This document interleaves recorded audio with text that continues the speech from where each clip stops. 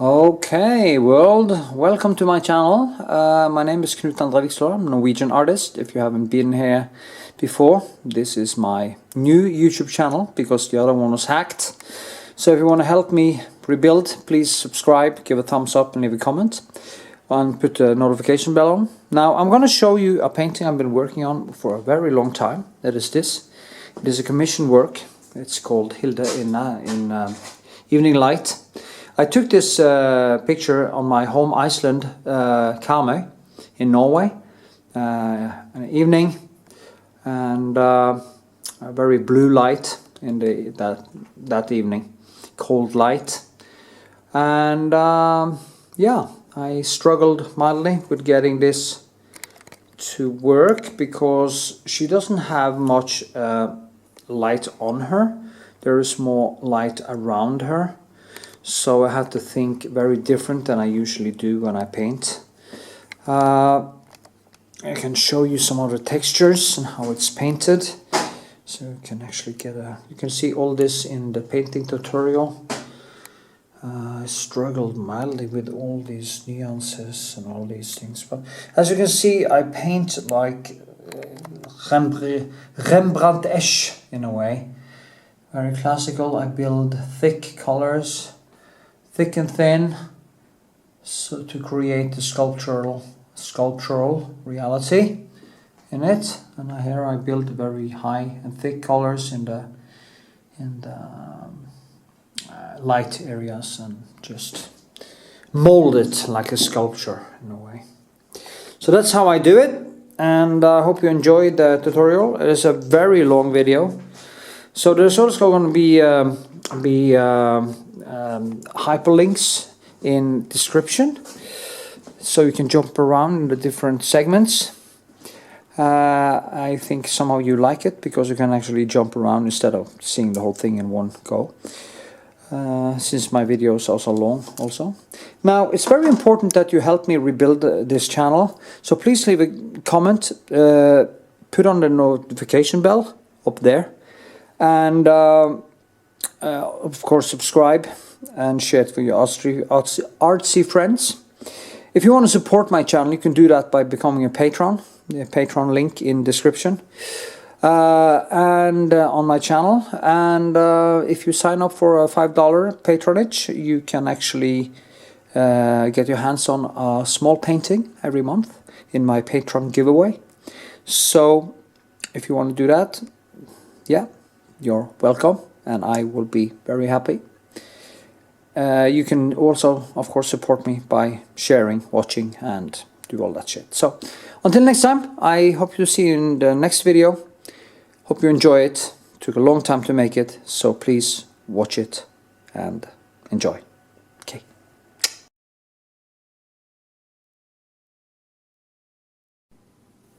So, I just wanted to show you how the canvas looks on the back side and how I build it up. So you can see these frames are bought here in Norway, and you just put it together.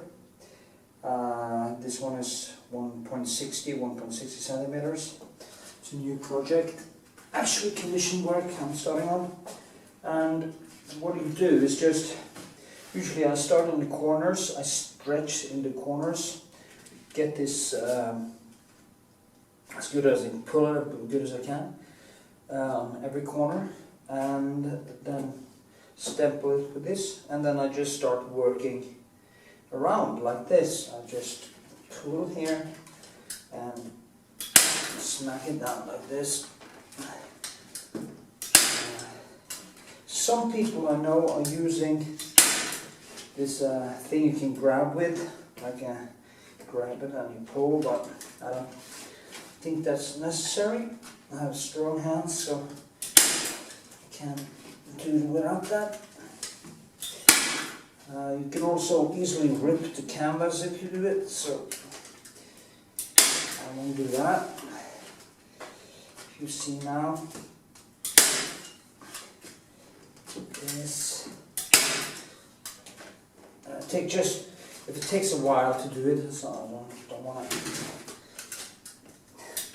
show you the whole thing. but I should put one more.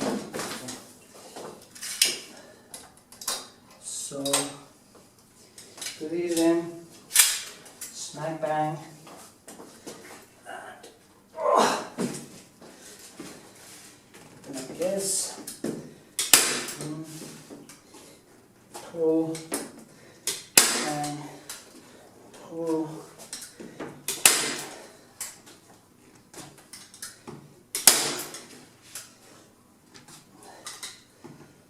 I remember when I was a kid, my father had one that was really hard and I had to use both my hands on it. Always makes me remember that. Okay, then stop, bang. Okay, what I do next is to, it comes with it, actually for free. Is these. This is linen canvas, and there's one layer here.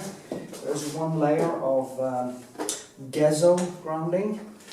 I'm going to show you, but I'm actually putting on 2 more layers because I want to get rid of the canvas texture, because it will always collide.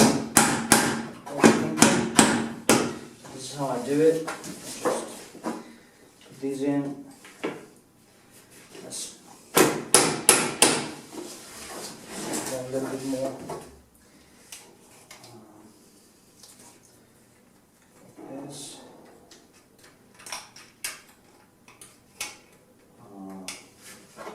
Salt here.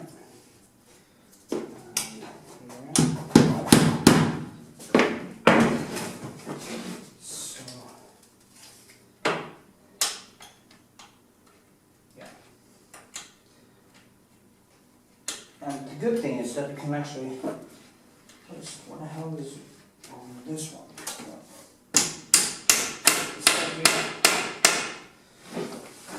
When you start working with it, you can kind of make it, stretch it out again if it becomes a little bit too loose. And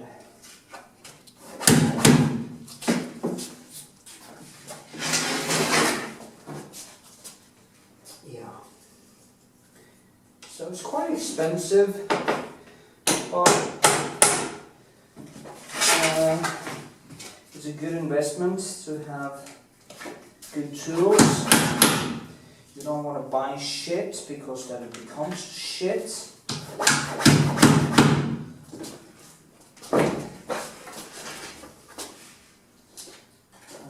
As you work on it, of course, I work quite rough with paint and canvas, so what is needed is that you can actually, when you get loose, you can actually get it back into like one surface. Now you see here, you see the texture. So now I'm going to put on the gesso. I'll do that in another room, so let's see in a second. Okay.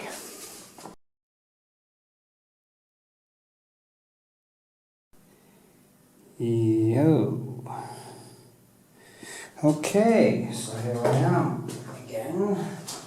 Now the lazur I'm using is called La Croix Gesso.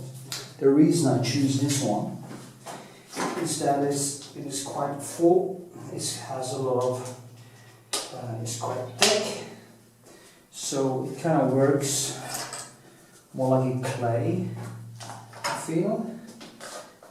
You see it's a little bit fluid, but not that fluid. And that's what I prefer. I just put it on the first layer. I just try to get into all these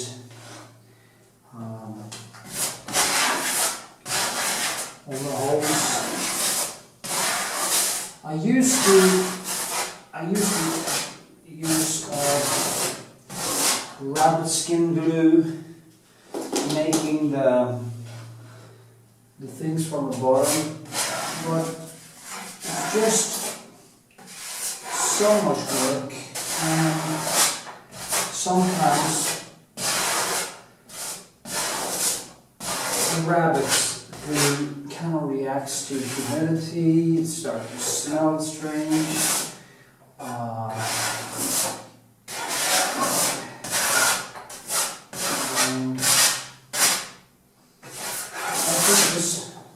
Synthetic stuff is actually better because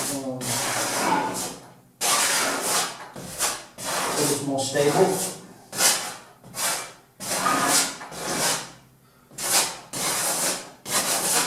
And if it isn't, I'm going to be gone already when it's not unstable, so the people who fix paintings can actually have something to do.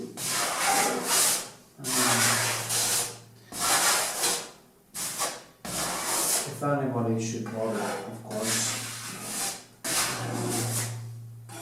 My goal is to get as much as I can done before I'm gone, so I'm trying to keep it simple.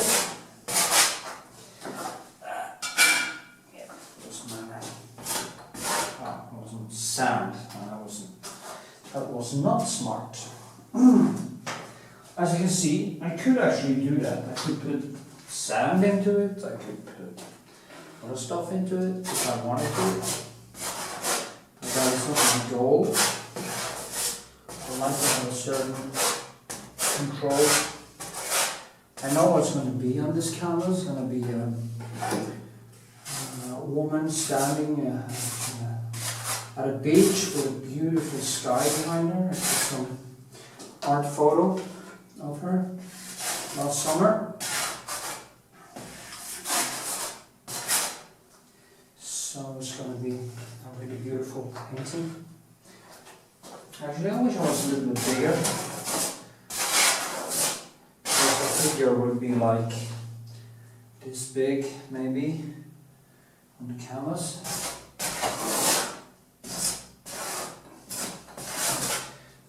But it is, I guess you get what I pay for, so.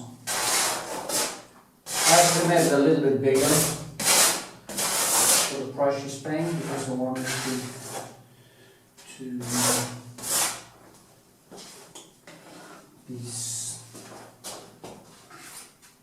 because I wanted the figure to be bigger, and I also wanted the landscape, so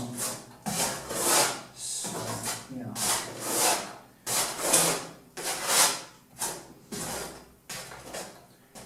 Let's see.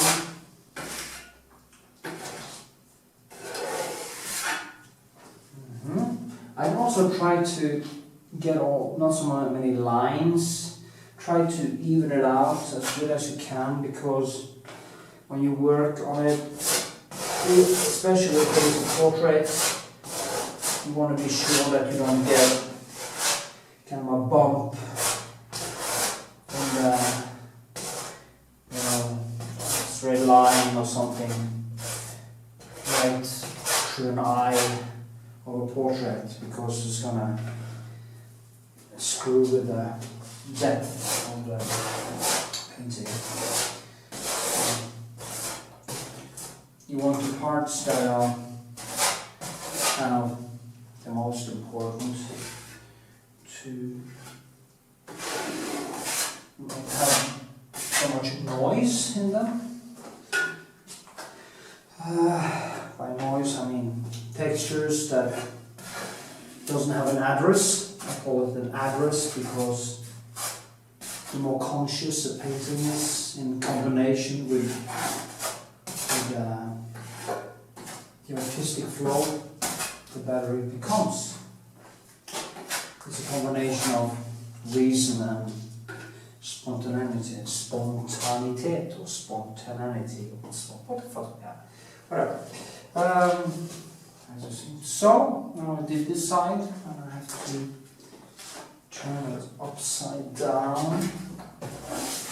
What you also can do, which I will show you after I've done this layer and it has dried for a couple of hours, I will show you how I do the next step, and where I also can. You can also do that on this step. You take, if you want to make some textures or something, you can take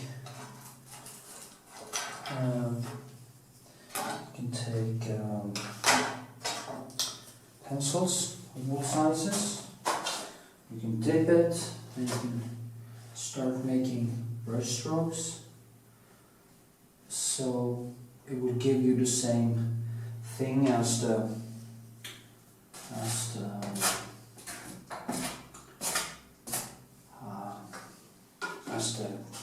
paint will do. But I would recommend that you do that on the next layer, and that you think through where you want it. Okay, if you have a cloud, or you have some stuff you need to build more to get the right light, get the sculpture dimension into it.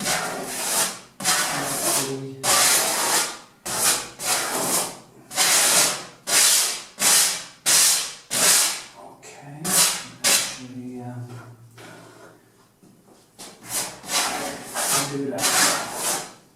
I'm going to do for this. Now you see how I work with it. I go back and forth. There are many things you can do. You can actually, when you put it on, you lose on your hand so you get some bubbles into it. And here it's like it's raining. There's many things you can do with a gesso. So I recommend that you try it out. I will also recommend thing that you, no matter what you think, try to cover the texture, because it is really hard to cover it with paint. I've noticed it's like it kind of sticks with you.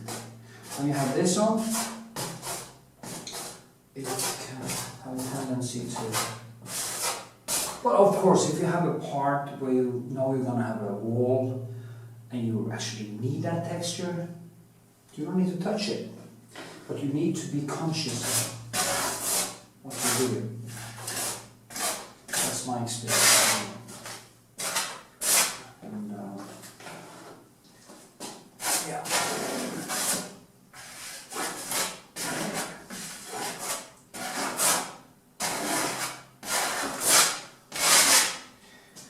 Videos have a tendency to become so bloody long.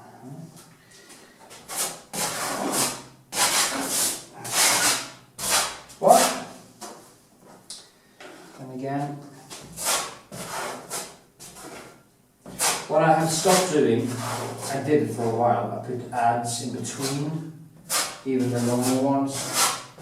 But I found out that the better way to do it was actually not to have any ads going, because it will ruin the flow. People told me that they like to just keep the videos going and listen to my when I talk about painting, and maybe watch a little bit. So when you put ads in between, it's really it really fucks with the flow. I would have hated it myself. It's like when you're dancing on a dance floor, you don't want a commercial break, okay? You just don't want it.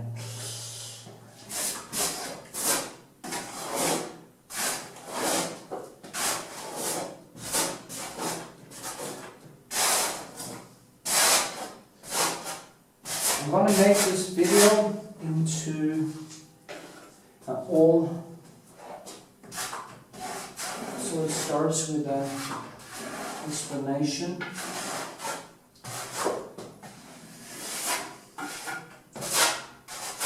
Like this, and everything I do. And I show you my paints, my pencils, how I think. So it can be a total instruction video where I show you everything. So every time I get a question, I can only refer to the video. If you do get tired of answering the same questions over and over again, especially since there are videos. I'm not earning much money on the videos, so, and people aren't donating much, so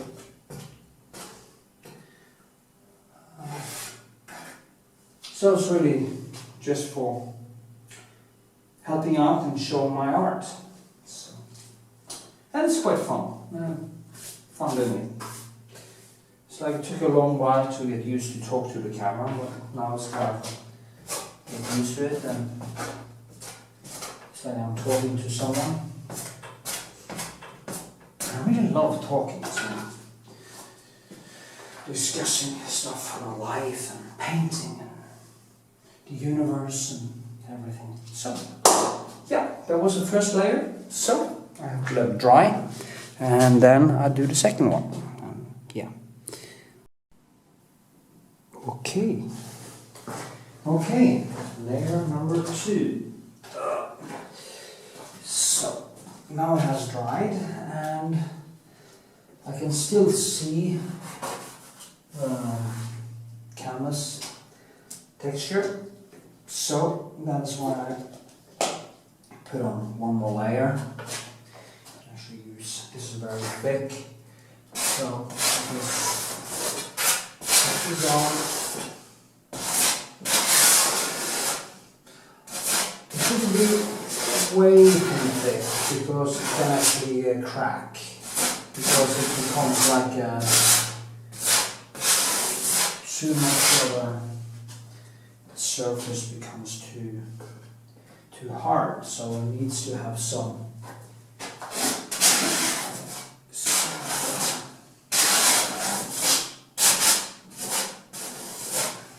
thickness, or not way too much. Enough so it covers the texture.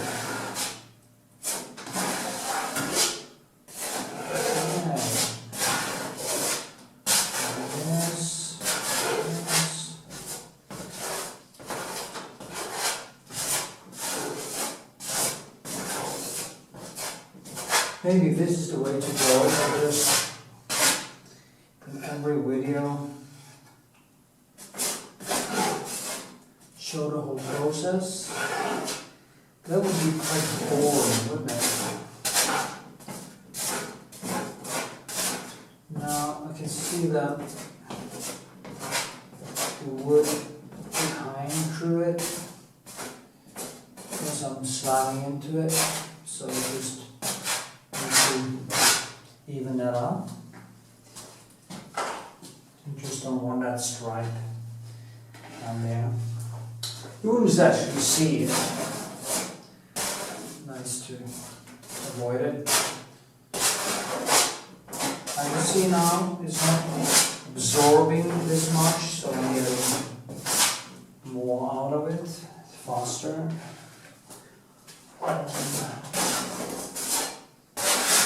I remember when I started doing this, I used these small ones, and it took hours to do this.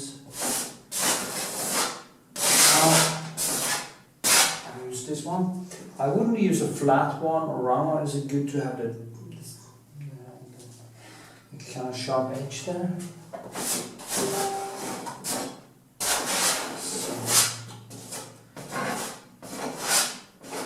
It's all done with experience, actually. It's like keep on doing all the mistakes and keep getting this question, how do I do this, how do I... Sometimes I don't even know how I do stuff, I just do it because it's like, I just know. So, what I would like to do is start doing some sculpture and more charcoal drawing and some aquarelle. And I have a couple of books I need to write, actually 2 of them before I die. I'm quite occupied with the death thing. It's always lurking on the underneath there. And I think it's a good thing.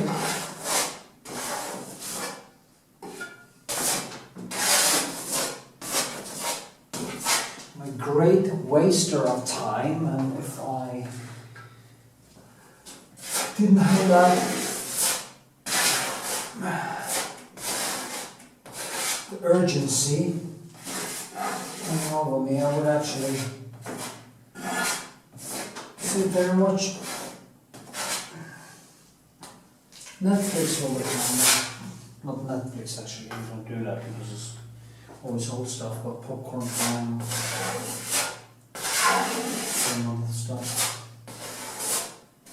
Not do anything. The beauty of being a painter is that it's not a job, it is life. It is my life source. It's what makes me feel I have purpose.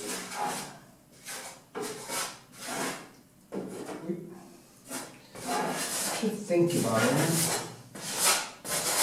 Everything will be dissolved sooner or later, even the universe. It's a long time until that will happen. The universe dissolves into subatomic particles, and the universe falls all the way down to absolute zero, and everything stops. Brian Cox talked about it in the Wonders of the Universe, and how entropy will make the whole universe cease to exist. For such a long time until it would happen. It is if you took every atom in the universe and counted every atom for 1 year, you would not have enough atoms in the visible universe to count the years until the universe will dissolve into subatomic particles. It's quite fantastic. So, this painting that I'm making now,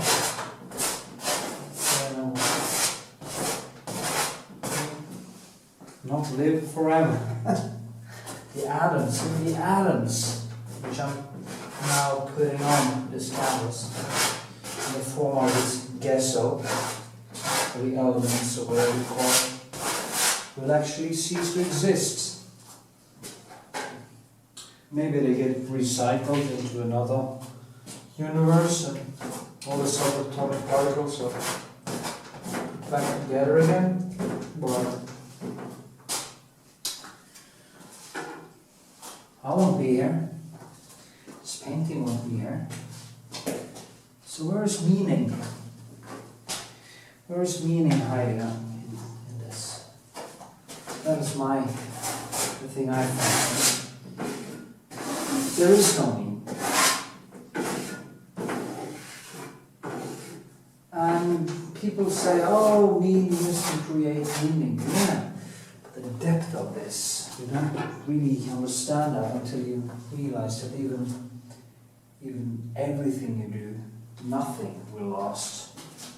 The sun will cease to exist, the planet will dissolve. But there's just in a short while, like in 4 billion years. And hopefully humanity has evolved into something really beautiful by then and colonized big parts of the universe as something else, probably. Well, so at least the memory of art, earth, human beings will still exist, even if we create super intelligent AI and we make spaceships and just send them out there to just better themselves and conquer the universe. They will have the memory of us with them out there. And I think that is a really beautiful thing. Gives,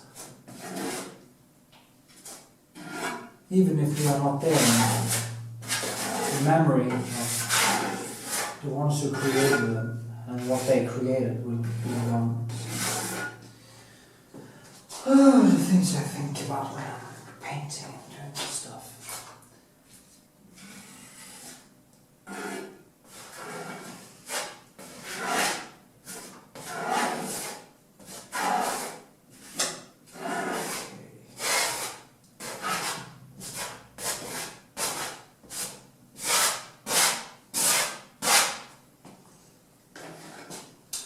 Now,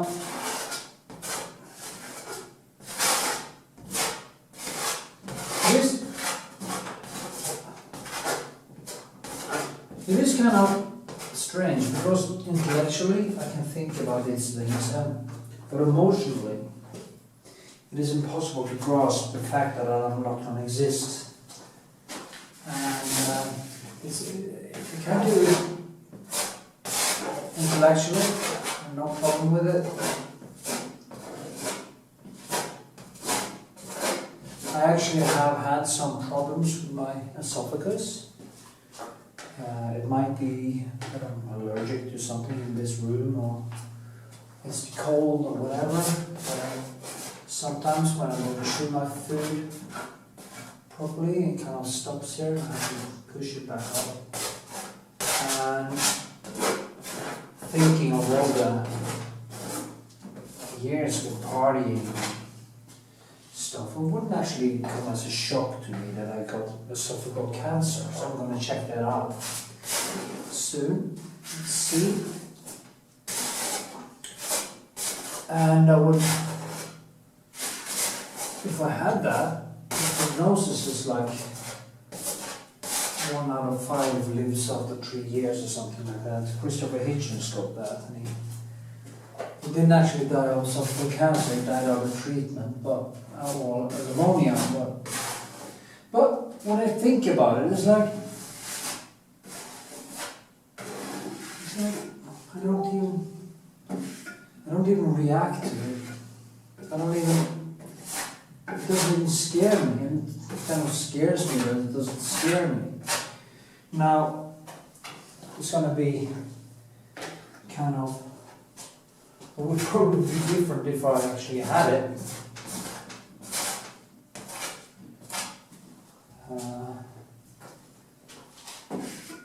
But in a way, because I'm going to die someday anyway, it doesn't really scare me right now. If I had cancer, I would make a survive or die video. That could be interesting. Could probably hurry me up to get as much as I could done before I went. Yeah, okay. So, I have covered the canvas with the Gesso. Of course, I forgot to clean this brush, so let's go. and they're quite cheap. It's not expensive, so it's very important. I have many of them because they come in small boxes. It's Da Vinci. It's kind of a...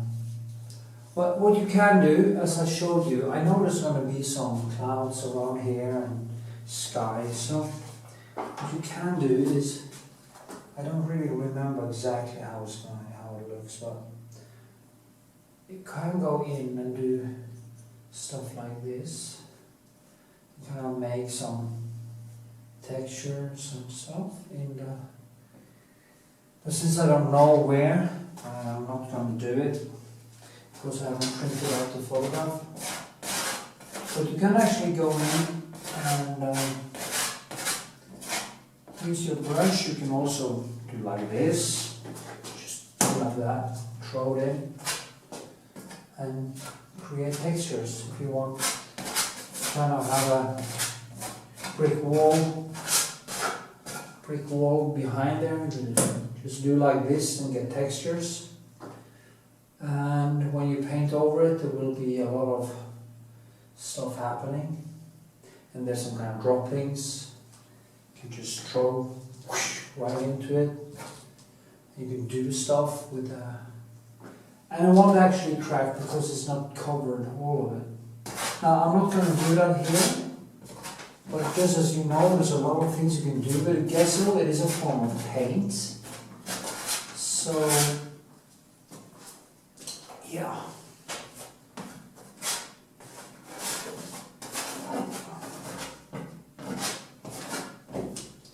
Okay, now I'm going to let it dry, and I'm going to paint on another painting. It's actually quite early in the morning, but I've turned the day upside down. It's like 9 in the morning now. I'm going to just keep on rolling, because then I go to sleep like in an hour or two. I'm just going to sleep for like 5 hours, and I'm going to go to the gym, and I'm going to hopefully start painting on that one tonight. And I'm looking forward to that, so that's what I'm going to do. Yeah.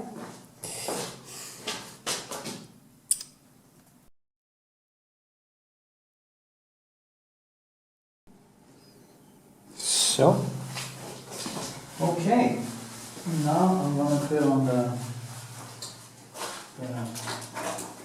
Raw-umber. Just take, well, I have to go in and open it up.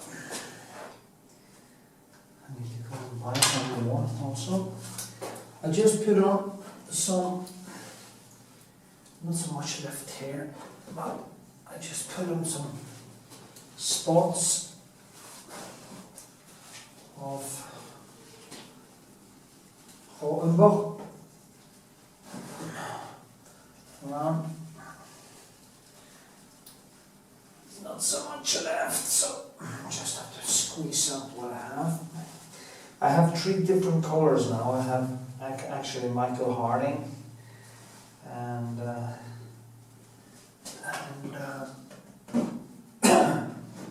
Vincent Newton and Old Home. So all of them are a little bit different. You can actually see, and that's strange because they should be the same. This one is more, the greenest one is actually Vincent Newton. And that is the one I like best to use as the background color. But I just have a little bit left. So, see how far I get. That's very annoying.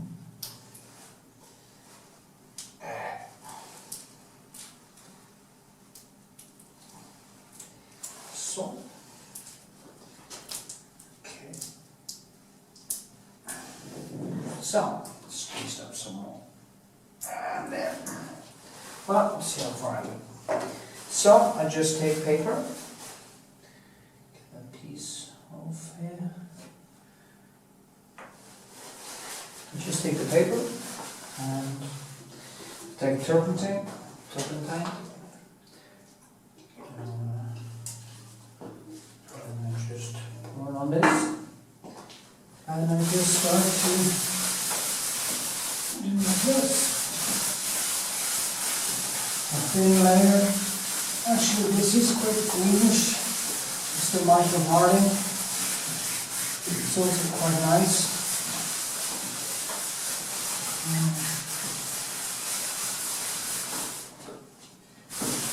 And it smells really good. Turpentine is not that dangerous actually.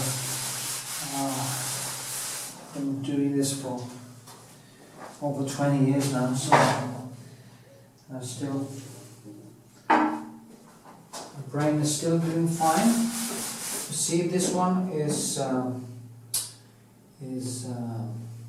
old hole, so it's the same color, but it has more reddish in it, and I actually do like the greenish more because it's more neutral, but it's what I have today, so oh shit.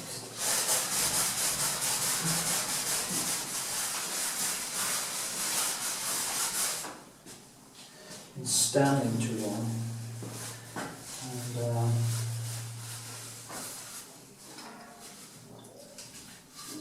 I have some little bit of arthritis after 36 years of martial arts, and sometimes it's sticks up. Anyway, as you can see now, it's more reddish, and maybe you can see it, I don't know. And this one again is more greenish. So I'm just going to mix them all together. You see now I pour a lot of turpentine on this. So it just washes them. And that way it just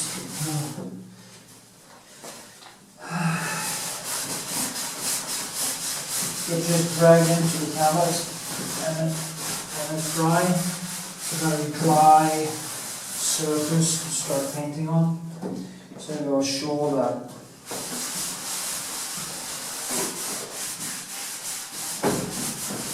the color sticks to the surface.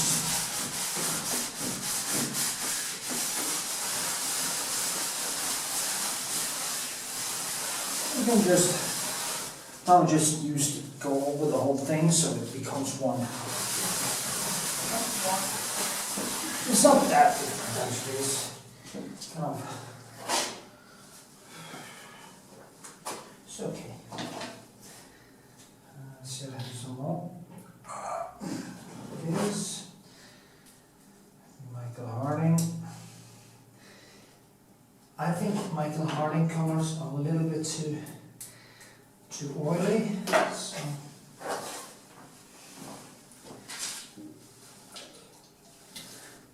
I really like the Raw-umber better. So I try to combine some of the colors.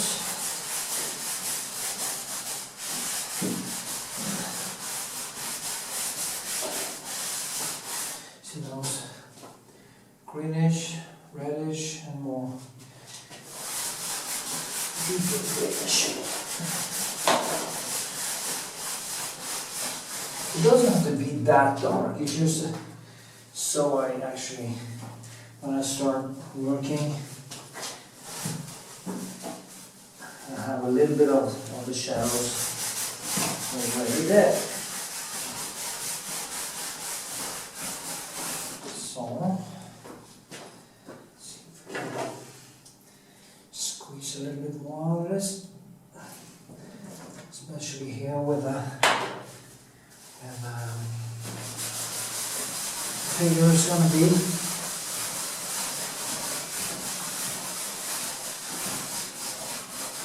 So now you can also see much of the texture of the process when I put on the gesso.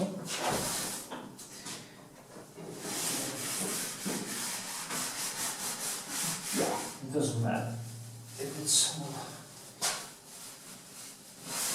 the same actually. If I had more color I would make it a little bit darker, but it really doesn't matter that much. So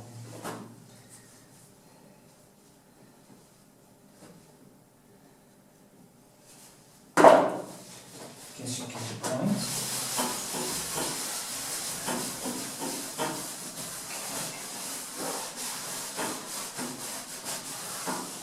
I'm just going to do it like this.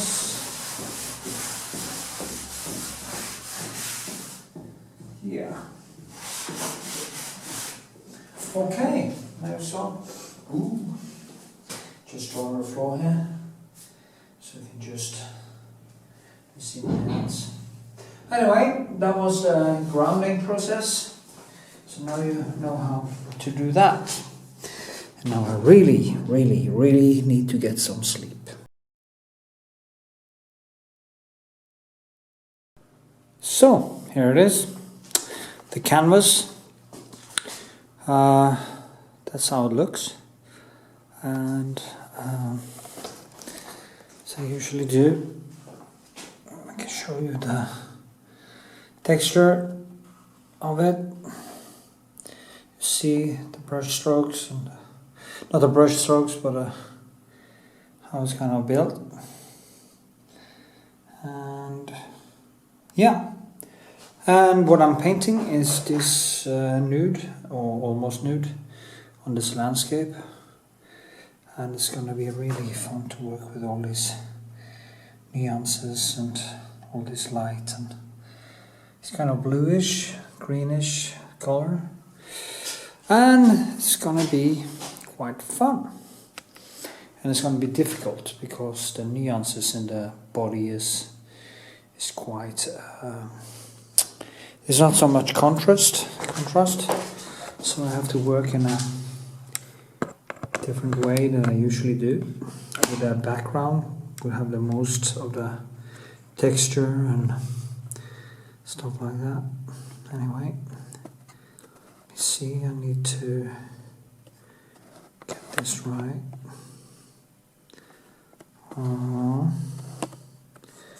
Really hard to focus there, I guess. Yeah, something like this.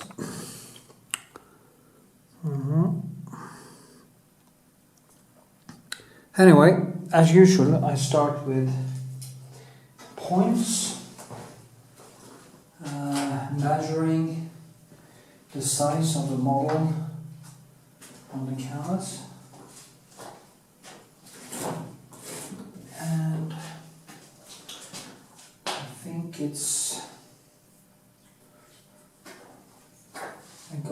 the whole thing goes in a little bit over, so it kind of starts down here, just put in a point,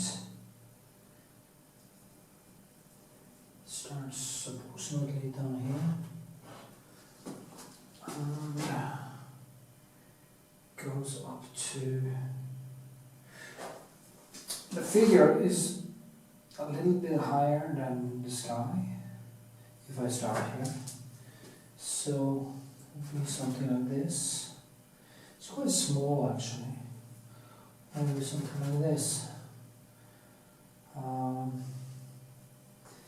need to see, because I need to think it as a triangle, and actually it's better to have the,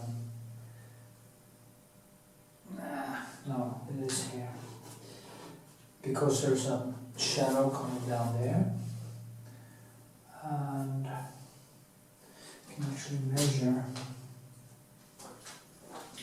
the stick or something.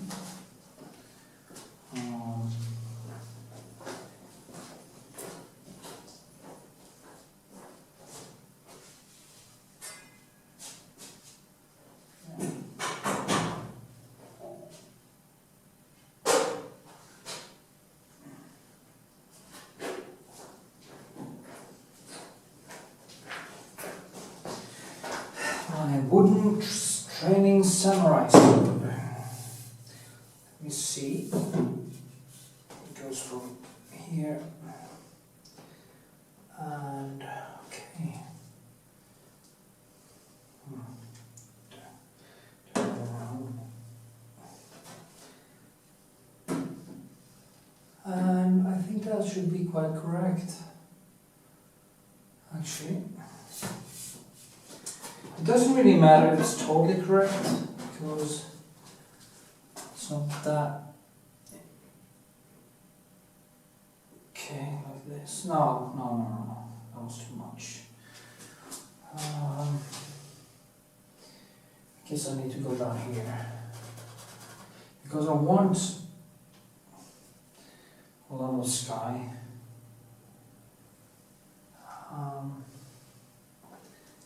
Sky is most of the beauty here, and there is such a intense lighting in the clouds over here, and so the figure is going to be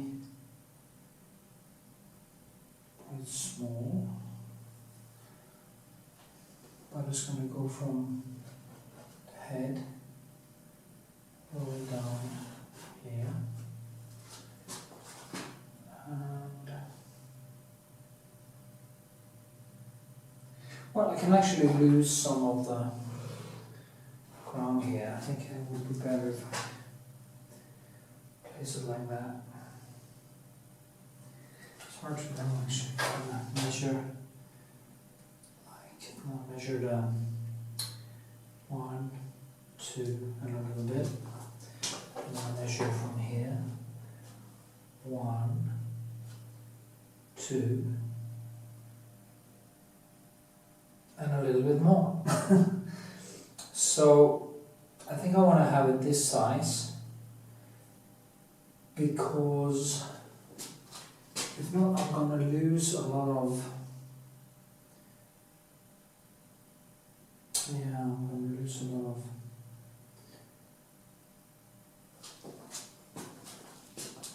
Room. Well, maybe it's going to be there. It's going to be 1 from here. 1, 2, yeah, and 1, 2. Yeah, I think that was better. No, I have to measure from there.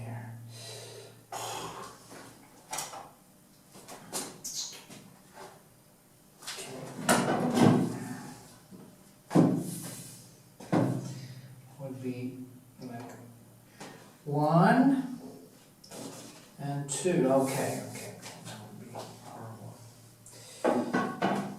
So I'm going to put it there. There. Do I need that much sky?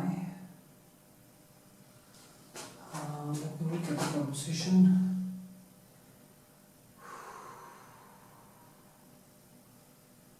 Yeah, I think that has to be it. So,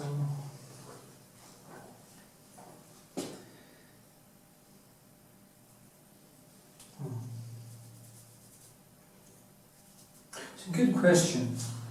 What's the most important, the whole picture or more of her? Now, I guess she would say more of her. So maybe this is the place to go. So it becomes a little bit more, yeah.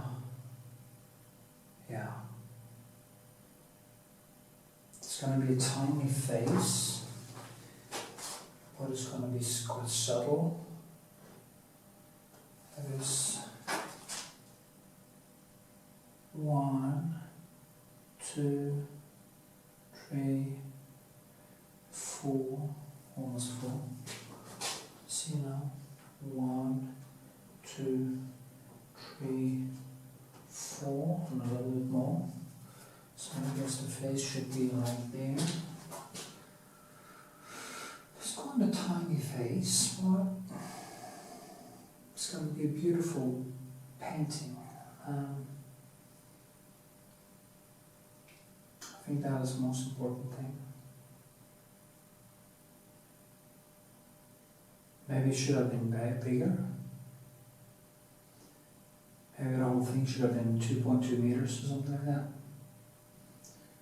But then I have to pay me more. So. Actually, she's getting a lot of painting for the price.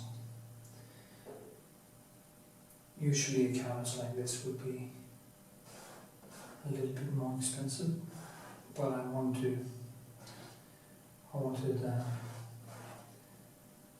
to be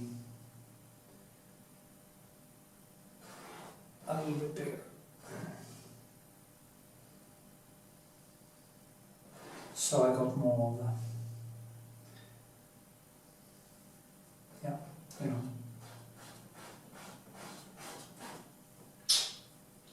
there.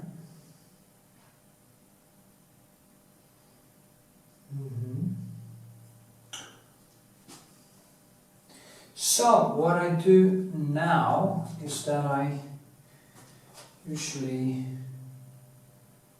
put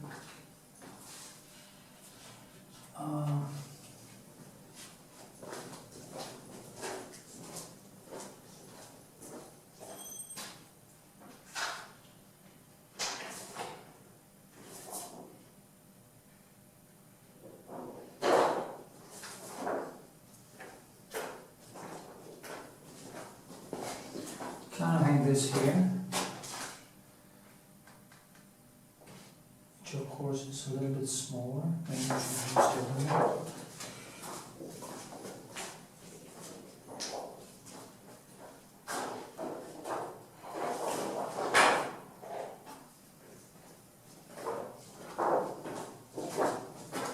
I think they're okay.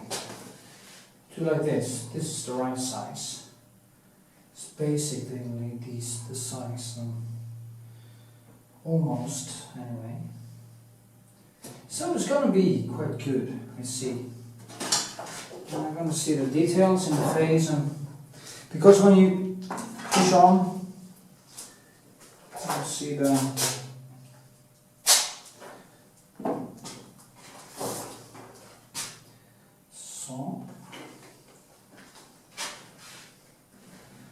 Place that here. Now it's a little bit smaller because this size, the leg will be like here somewhere. So it's going to be all the way down there, which means that I have to make it a little bit bigger than this, but that's okay. Anyway, that's how I do it, because then I can see the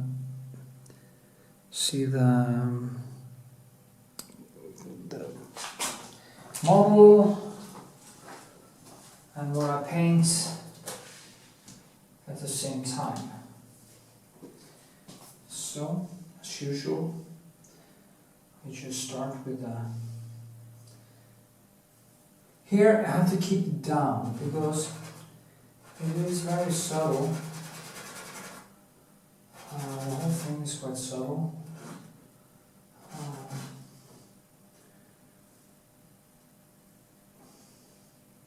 There's no huge contrasts or anything. Now you see here, yeah, this will be a little bit bigger. This, nose, lips, okay, something like that.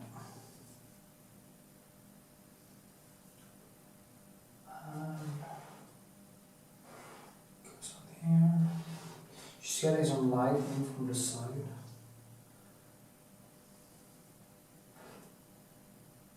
You see, I just put in points. Try to. Okay.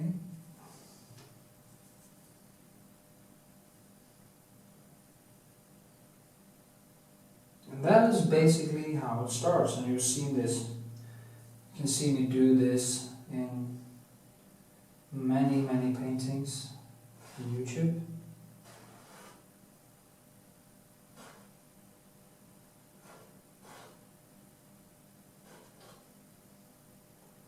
Eye, nose, mouth, hair, and she comes in with that beautiful hand and this thing.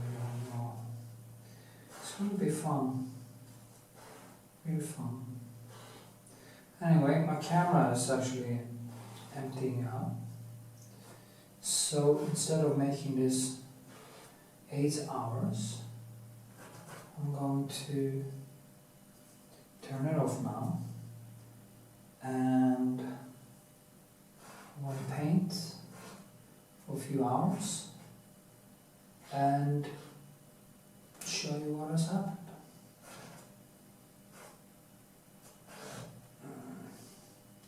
It's quite early in the morning now, so I'm not going to be up for another 10 hours. Which this would actually take.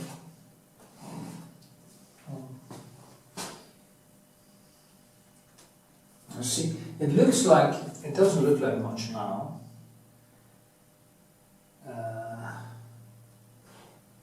It's just, I'm just placing stuff where it's supposed to be, picking it up piece by piece, putting it down, putting it in. And then I'll start to fill out the background. You know, she had comes something in here. There's an island behind there. So it goes down here. The water starts here, goes through here. More of this thing. And then it just keeps going. And there's something coming here, up here, all the way up here. So it just, oh, it's higher, it's up here. That's the stuff you do. So you see what I mean? And the beautiful thing is, it's the background. It explains the whole shape. And yeah. Gorgeous woman, actually. Really nice too. Nice woman. Girl woman. So, very beautiful.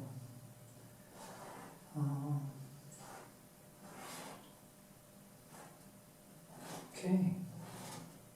Okay.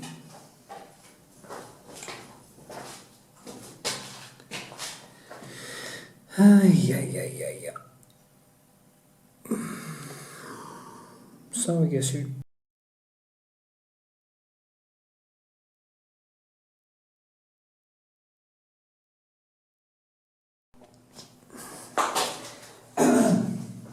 So a little jump here because I was fighting a lot with the nuances here to get that face kind of right. It's not right now, but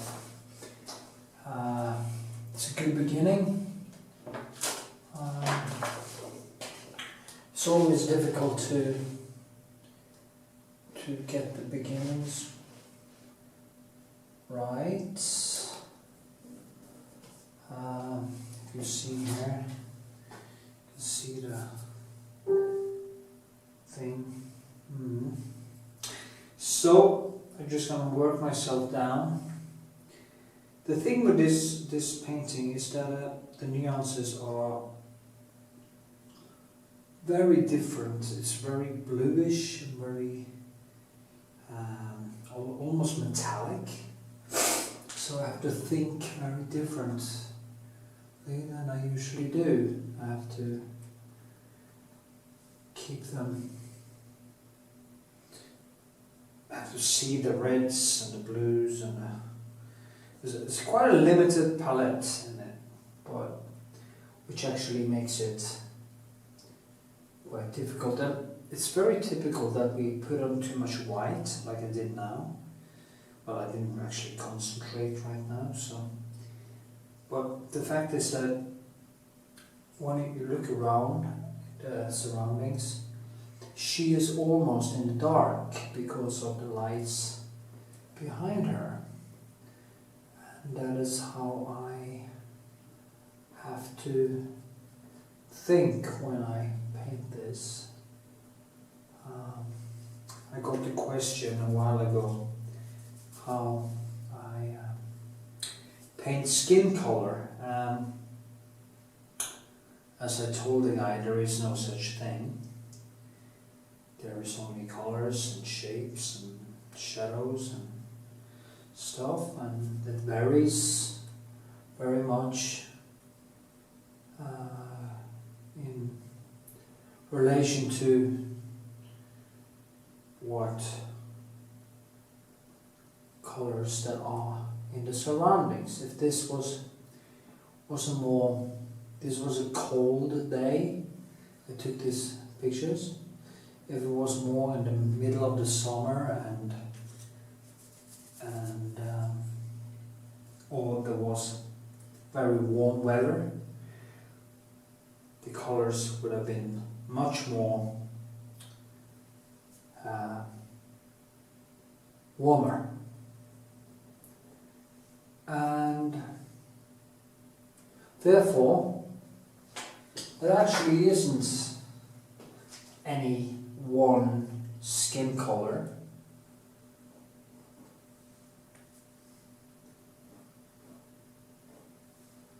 If you see here, I start to build, since the background is so bright, I'm starting to build thick colors in the background. So I start to build the surroundings almost like a relief. In the end, they would come out like this and come out there, and that would drag her in. It's the surroundings that would kind of drag her into the painting. And if the light were on her, it would come out of the painting. That is how I think anyway. So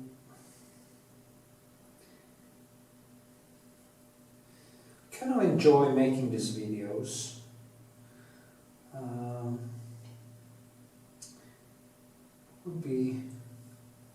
I actually think my channel is flagged because of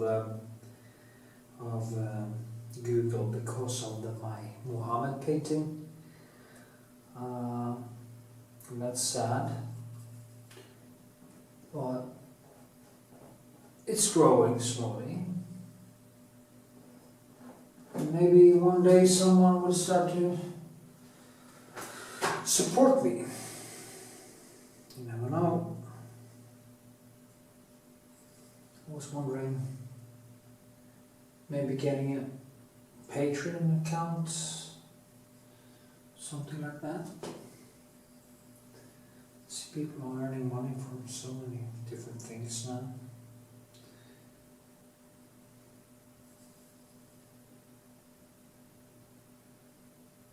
So, anyway, I get quite good prices for my paintings, so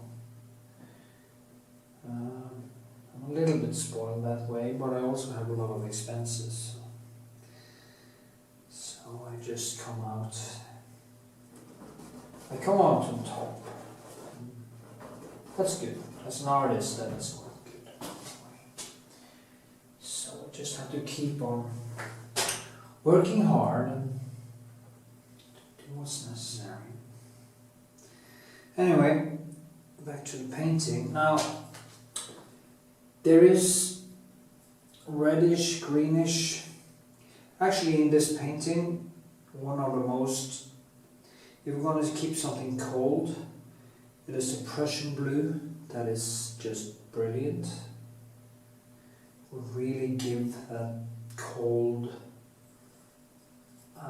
greenish, bluish color, and yeah, also make it a little bit vivid so it doesn't die.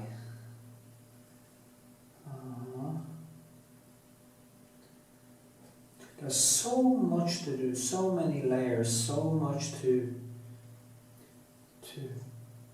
kind of think about and see. I think I want to make a small painting of just a face so people can actually see better how maybe I should kind of do it true like this so they can see how I build it, because now it's always from the side and it kind of warps the perspective in the video. Anyway, just gonna keep painting and I'm gonna probably keep talking in the next segment. Okay, see ya.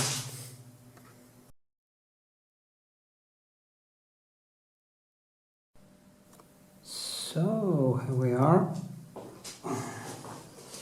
Okay, so you see I'm still building this figure and trying to get it right. That is the most important thing right now. There will be a lot of lights and stuff. What I'm actually doing is like kind of building the textures and pushing the shape, putting on the clay as I refer to it, making this come alive by increasing contrasts. Now I'm gonna try to go over all this and build in the landscape today. So a very thick color, some places, and then it has to dry for a few days until I start going back to molding the figure, because it's nice to have a more,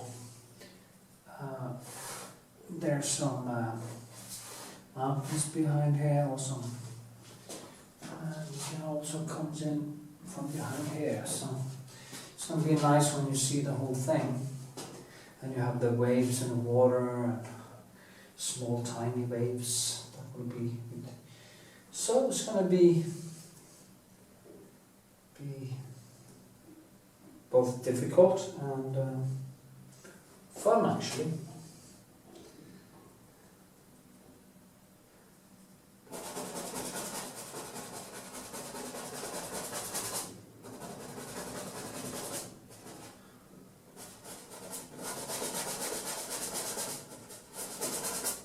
People always ask me how long a painting takes, and I never took the time it takes, and I also work on many paintings at the same time, and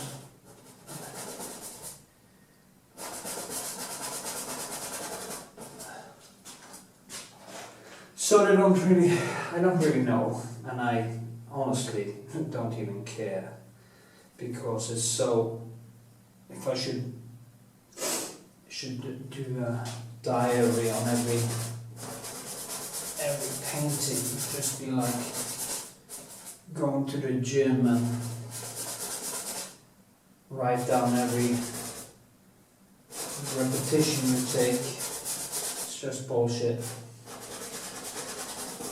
Sometimes the painting takes much less time than I thought. Sometimes it takes much more time than I thought, and it all depends on how much trouble I get into. I know I'm going to get into trouble in this one because the face doesn't have the usual contrast that I work with.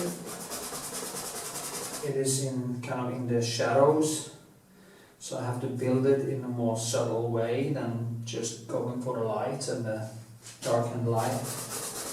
And the colors are almost the same, it's only nuances, so that will give me problems that needs to be solved, and it's only a very silent process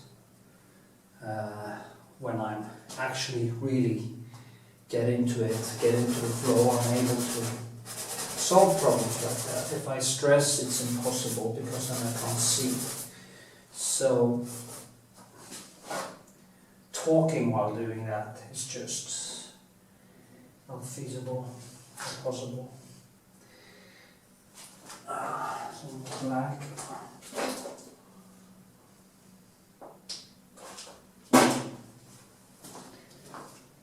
It's strange to feel how happy I become when I just put the pencil on the canvas and I start working.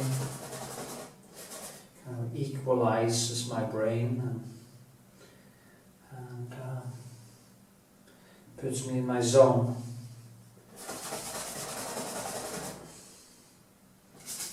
I'm also kind of be like the Buddhist pictured nirvana.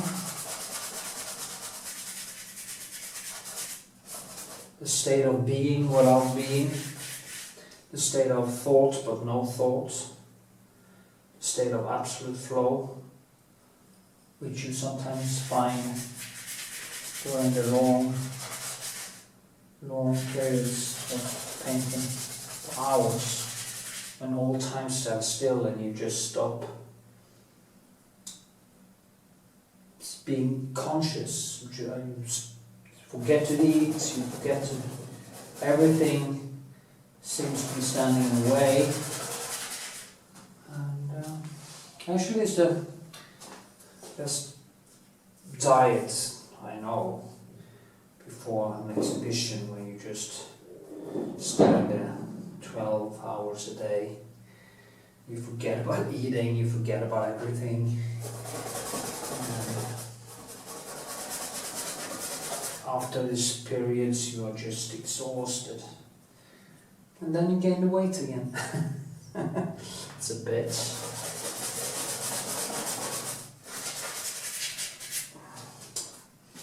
So, okay, I'll go back to the figure. I just want to... So, I have the photograph over there. And the nuances in this, in the cloth, is in the kraplak end of the scale, or the alzarin, but it also have a lot of blue in it. But you can't actually mix these colors. You have to first build the textures and where the lights are going to be, and then you have to go over it after that with lasur, with the almost aquarellish paint that just kind of emerges, just goes into the textures and becomes that fluid, becomes that fluid feeling that I want in this silky thing she has over her breasts. It's quite sexy.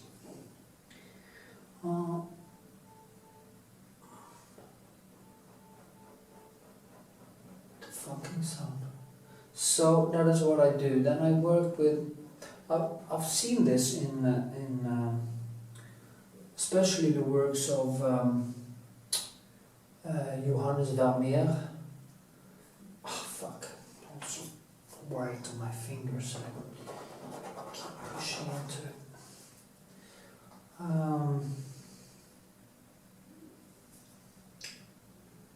That fluidness, you can see it in his best paintings. The textures underneath and then the extreme soft, fluid color he has put over it. Like I used, can I even use whites and build up these small things?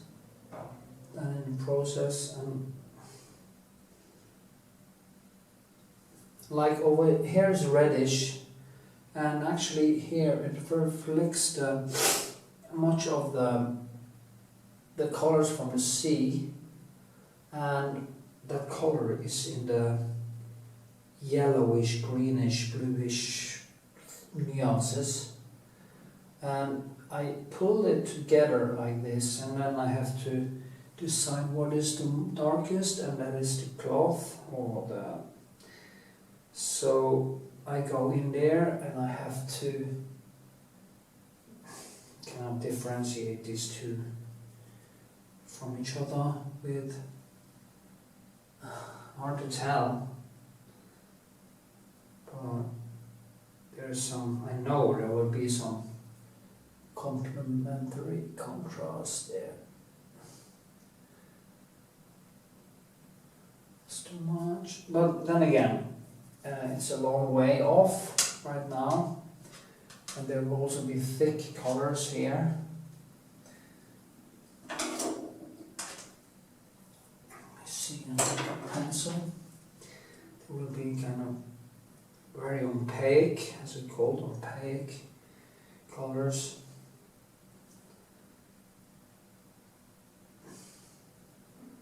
Here it will be very thick. That goes all the way in, but it stops there.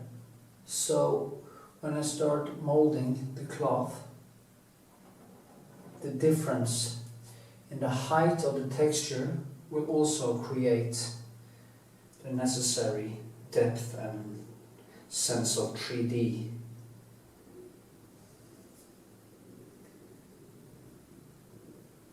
I've seen that in a lot of paintings of new beginners or people who have probably also painted for many years, but they don't really get that. That is why I always say in these videos, if you see the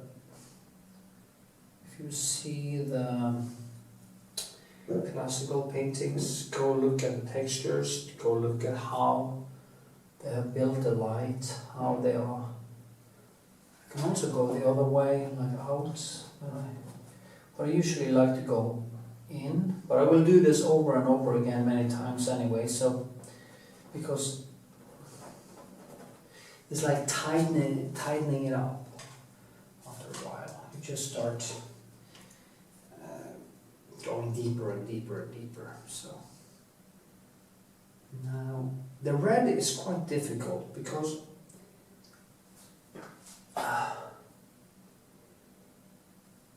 as I say, color mixed with white is not how color is reflected in nature. The reflection of form in nature is from light that hits a surface, and it's not a part of the surface, it just hits the surface and then it sends out the light that the elements in that surface or the color in that surface has from from the beginning. And understanding physics can actually be of help, because you can't really mix just blue into white and get the right potency in the bluish color. It has to be laying on top of a surface. First inside the surface, so inside the color, and then you go in later and also put a lasur, like a very aquarellish lasur, on top of the surface. So it kind of reflects not the light. So when the light hits the surface, the white underneath grabs the clean color and sends out a clean, a feeling of pure color. I hope that kind of explained it. Anyway, I'm going to turn off the video and get into my flow, put on some Coldplay. After all, it's Friday night, so I need to be happy. Okay.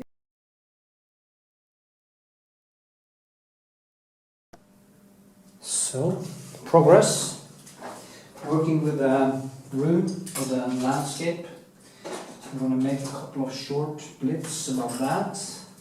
Now there's a lot of highlights and reflections and stuff. So in the highlights, I go in with the thickest color, as I say, thickest whites, and can actually put on.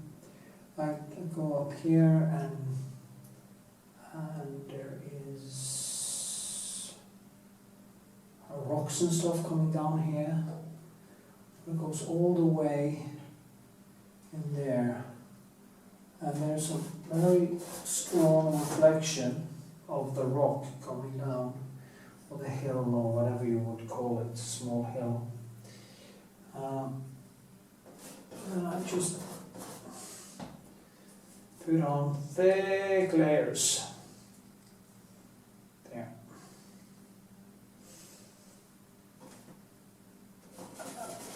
Just do this first.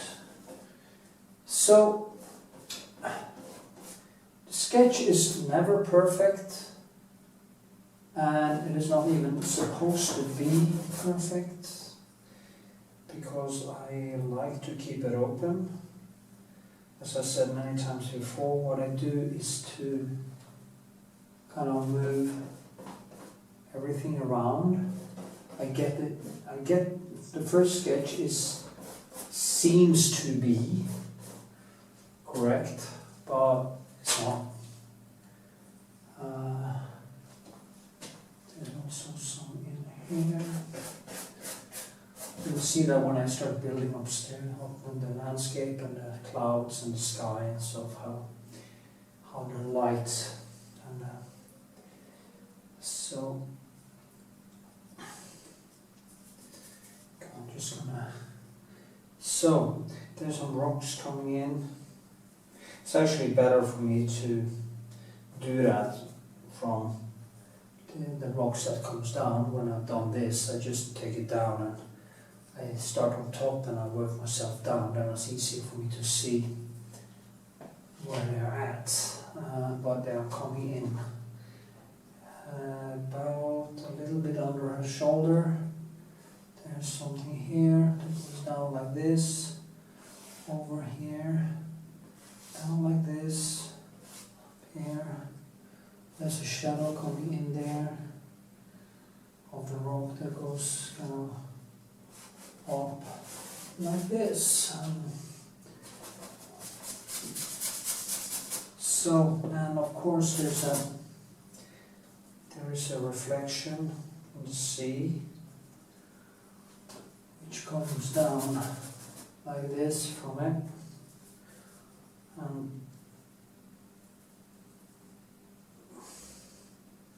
That is the thing with water, it actually works like a mirror, a distorted mirror. So I mean, that was why Narcissus fell into the water and drowned, because he couldn't stop looking at his own picture.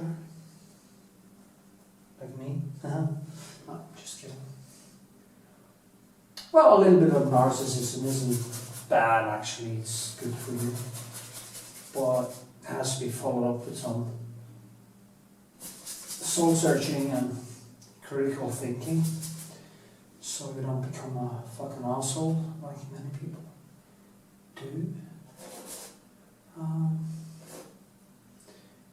People not too sure of themselves tend to become quite obnoxious, and I think maybe I did a mistake here.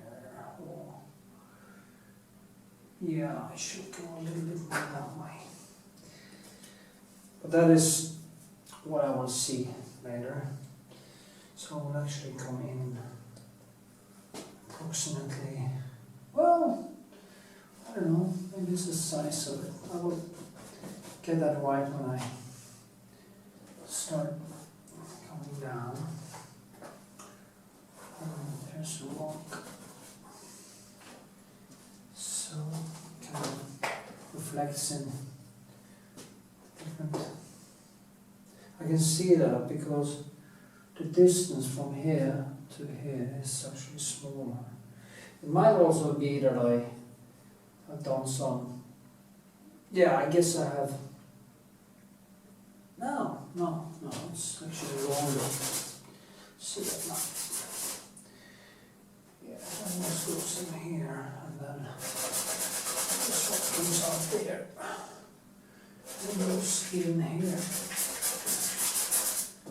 So, and there's one coming down here.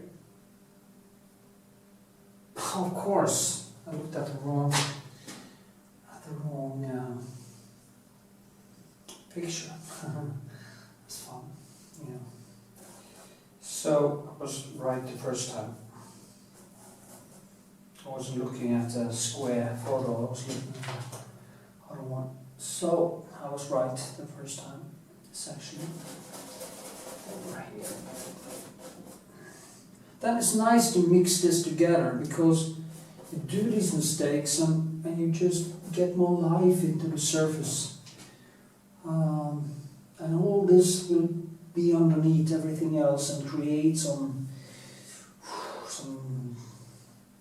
tension, some paintedness.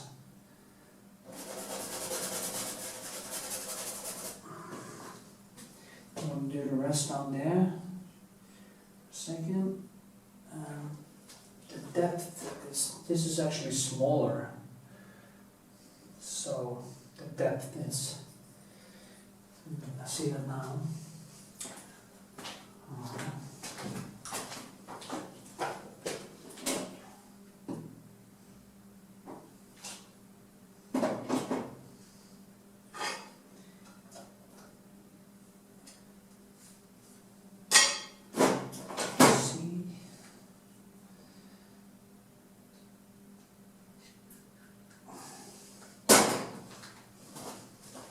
It is okay to get it a little bit right, because you don't want to spend too much time moving it stuff around also. And if you do really big mistake, it can be an exhausting experience too. If you kind of place the model on the wrong spot or something like that happens, it can be really time consuming getting it right. So I do prefer to get it a little bit right, but not too much. So,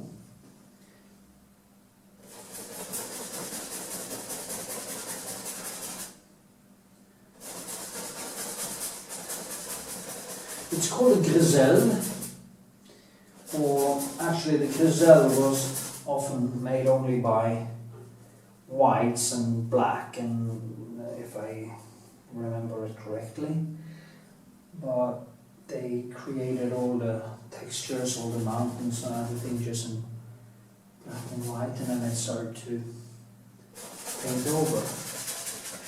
That is not the way I would do it, because it seems to me like a waste of time. And it will also only confuse me. I do not paint that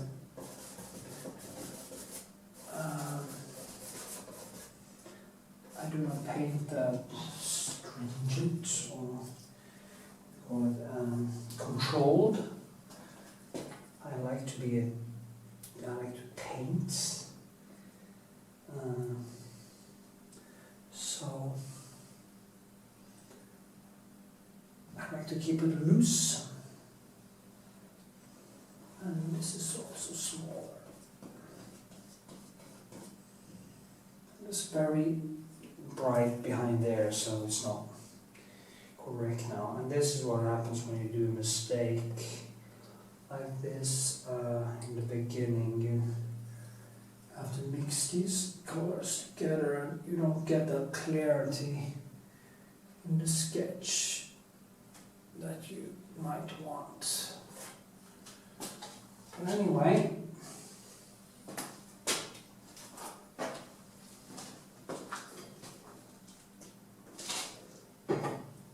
what could be fun is actually make a small exhibition of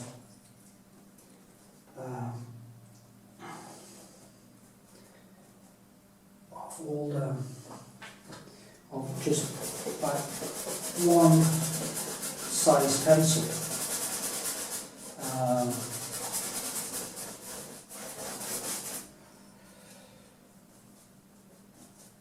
And keep it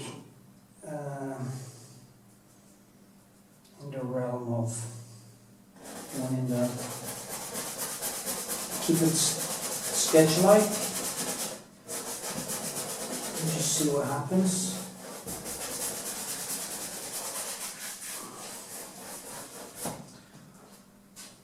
And I also have actually an old book, or a copy of an old book, of all the palettes of Delacroix, the Guy Delacroix. And I also wondered someday to make an exhibition where I use all his palettes to make one painting. And the thing with him was that he planned his paintings, and he actually mixed the colors and put numbers on them. And then he, in one day, he just started and went for a total painting binge, where he did his stuff. And of course, Delacroix's paintings aren't that detailed, but they are beautiful in the way they are painted. And I also think that Van Gogh took a lot of lessons from him.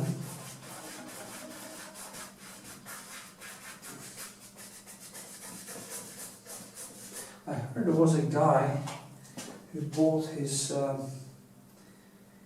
if it was a painter who bought his diaries, read them, learned from them, and actually burned them. I don't know if I heard that somewhere. I'm not sure it's true, but it's one of the impressionists.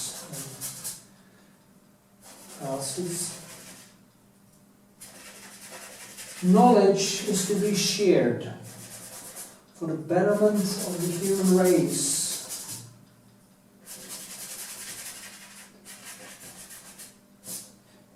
And giving these videos to people for free.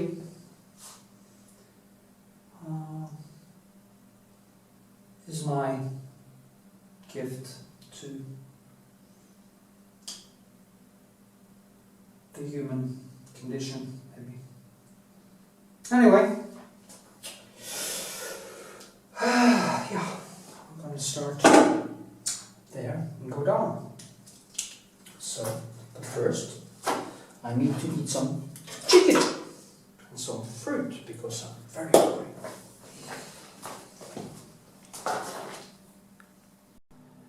Yep. Okay.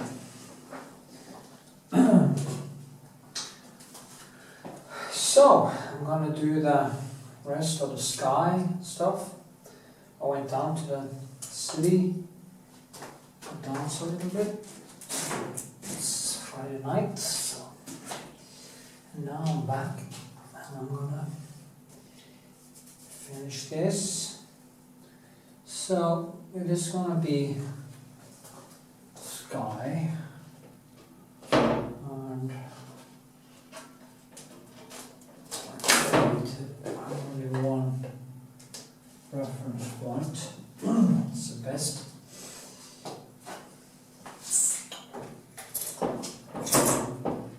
There's a lot happening in this painting, so I'm just gonna take some brief videos of how I.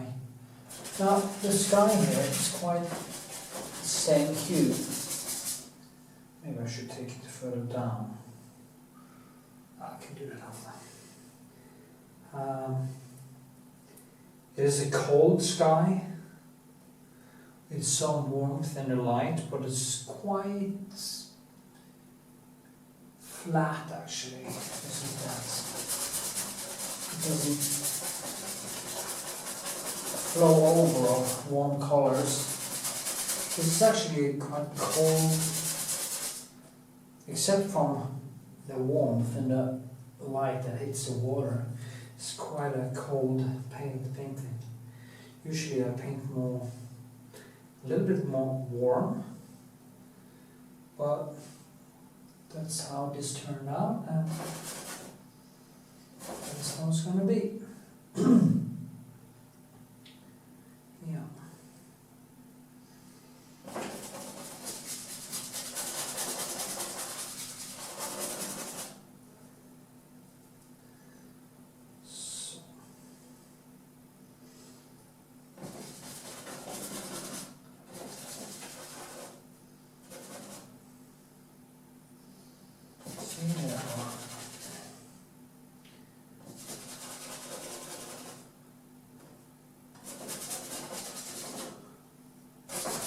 Funny how the brain is kind of just linking it together without there actually being a shape to it.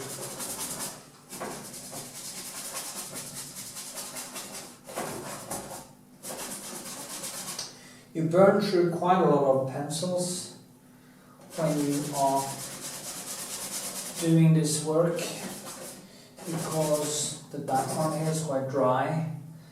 So, but these aren't so expensive. They are good, but not so expensive. It's a Da Vinci small package with Da Vinci, and yeah, there are clouds here. Some light hitting the clouds. That is over approximately here, and it comes grey light here.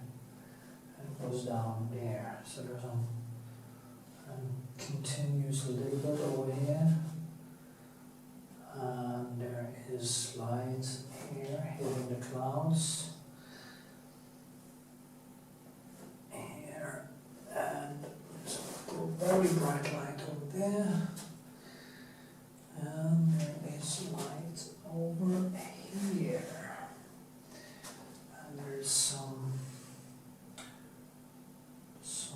clouds are hit by light over there. So that is approximately where most of the light will be. You can't see it now, but you will see what I mean later. It's going to be quite interesting. And there's one. There's a very heavy cloud coming down there. So we'll see later. So, and then again you have the rocks and the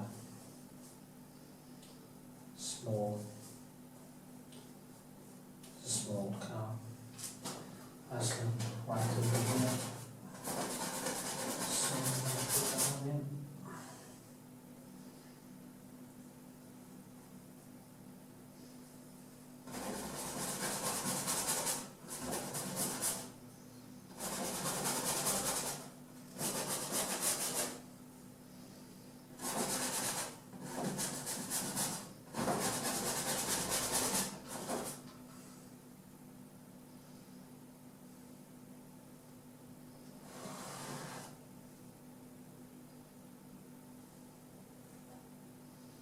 C comes in here, and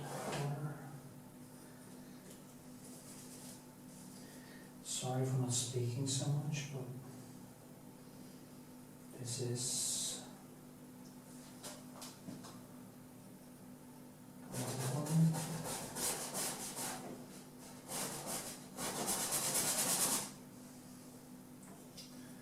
so you could ask yourself, why the hell doesn't he just work on the white canvas, put in the dark spots? I think it's better to leave it this way, because I pull that light out and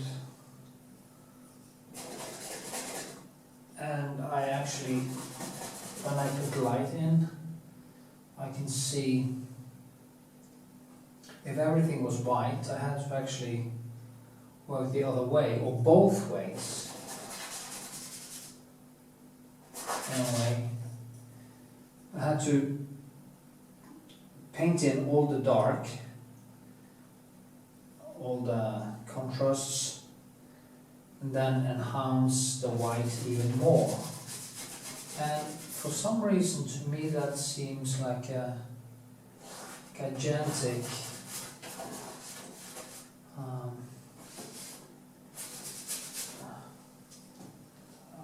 what do you call it? Unnecessary detour. Yeah, let's use that word, detour. It's easier to have dark in there. Like if I want to shape where the sky is gonna be over here, I just take some white and some greenish bluish, and I start looking at her.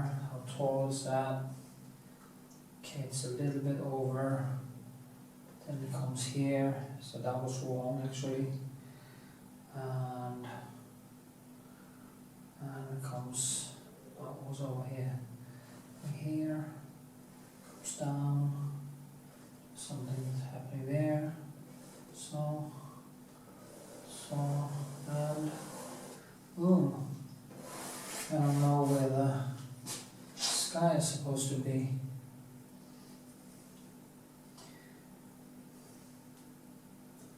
So then I go in here and just keep painting.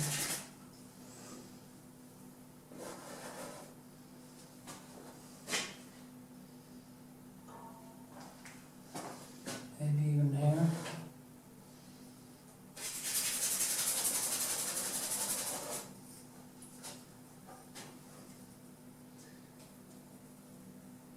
So I go in.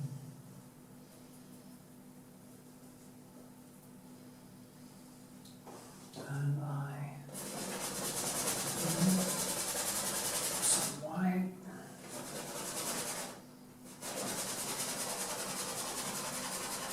See, I keep it down a little bit because I haven't decided where clouds are going to be. But I know there are some heavy clouds around right over her head.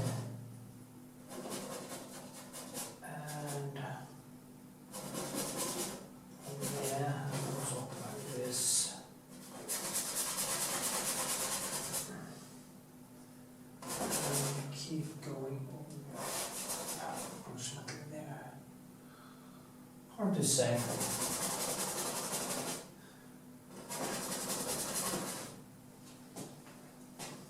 Yeah.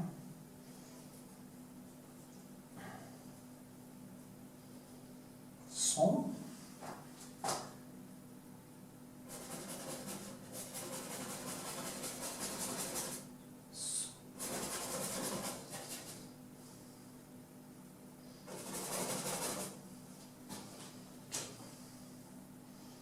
That became too dramatic. It's actually more light and more green in it.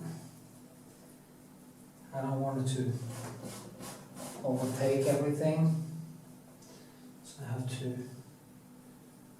get her off to the area.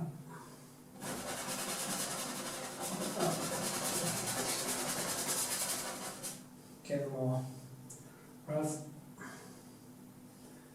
And there we are.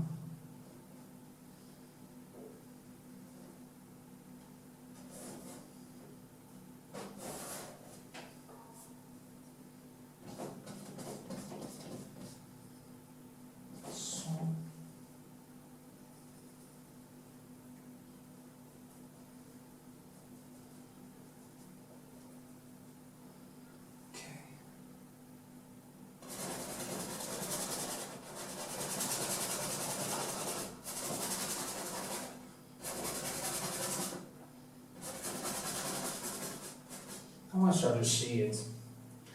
Start to see that it's because of that greenish clouds, it's more reddish in here. But you get the point. So I just keep on painting and feel some lead.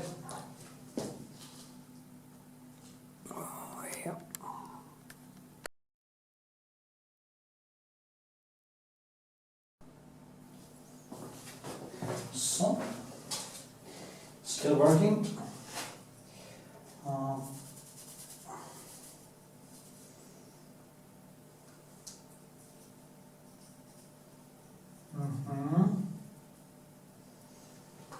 Putting on the lights all the way up here.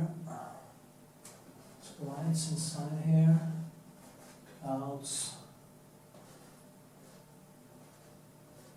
Do you know that the clouds in the sky has the same shapes as the clouds in space? And the reason is because of chaos theory, that everything creates, that the laws of nature is creating the same shapes wherever it is. It's like the brain is like a tree, the neurons growing the same way as a tree, the waves are the same in the sea as it probably is in space, the gravity waves. And it's all the same wherever you see it. And so it is with clouds. There's never, it's like clouds are like snowflakes. Snowflake. You will never find two clouds that are the same. Even twins who are basically genetically the same will, because of the difference in nutrition, differences in what happens to them in the womb, actually not be genetically the same because of epigenetics. When they come out and as they age, they become more and more different because of how the changes in the genome that happens during their lifetime. So it's quite interesting. And so it goes with the clouds.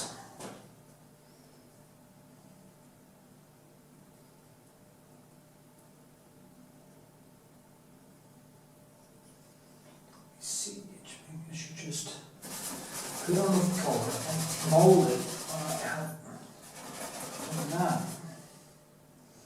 Because the it's easier for me to see. It becomes a little bit too chaotic now.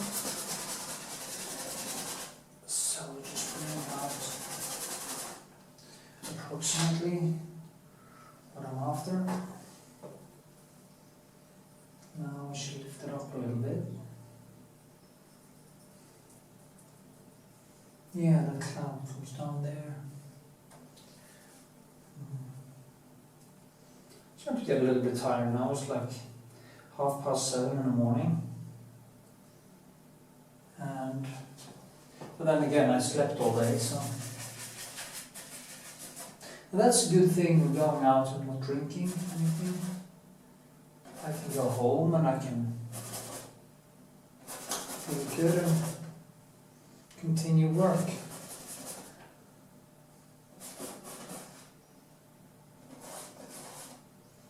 The time when I brought girls with me home every weekend is kind of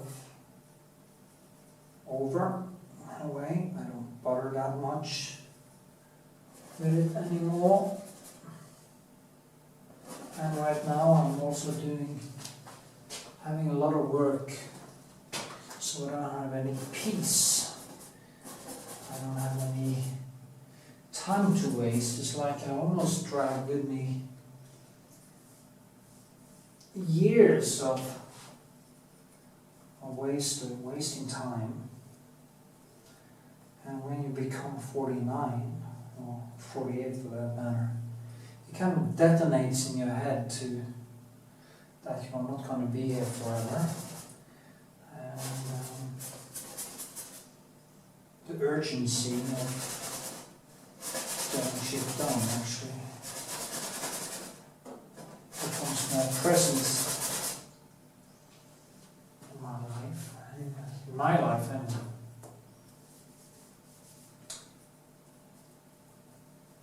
It doesn't really matter what I do while alive, because when I'm dead I won't know anyway, but it is what gives me a sense of meaning now. So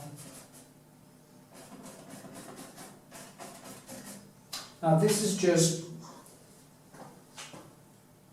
as I say, gazelle, the first layer.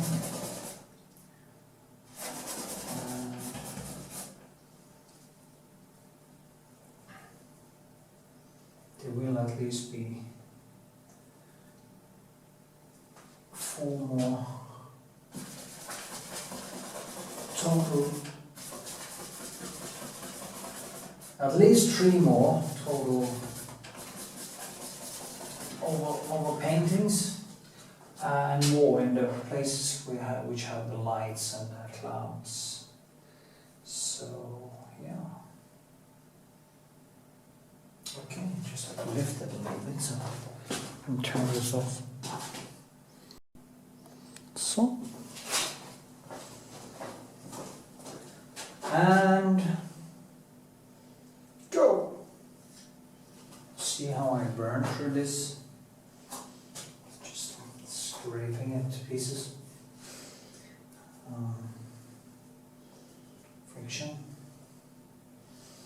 I just want to use the force, not like in Star Wars, of course.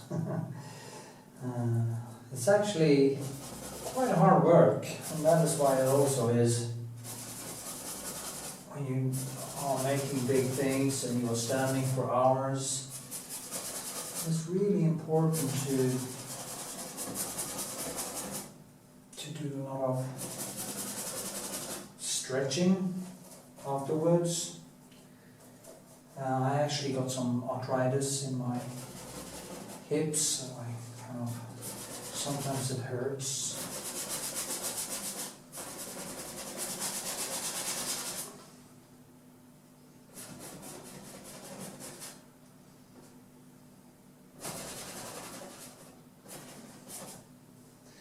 So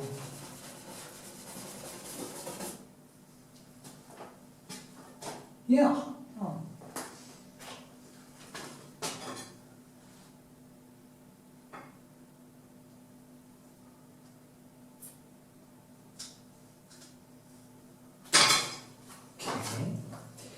So stretch after it. Some yoga or something. I actually have to because I still do my taekwondo, so a little bit anyway. So actually I do more boxing now because my feet aren't what they used to be. See, I'm putting in the lights now. This is just, it doesn't have to be so much color in it because I just need to get the opaque parts of the, to see how it actually becomes natural with a few strokes of the brush, a few colors, so you start to, the brain is starting to put it together as if it actually is clouds, because the brain seemed to be looking at the world through symbols for stuff. That we have a symbol in the head for clouds and for trees and for everything, and you see it in the paintings that amateurs do, that they, or in the beginning, everyone is painting symbols and not what's actually there, what they actually see. So that is the first thing you have to break down. And what learn people is to actually see and not paint almost like maybe paint a cliche.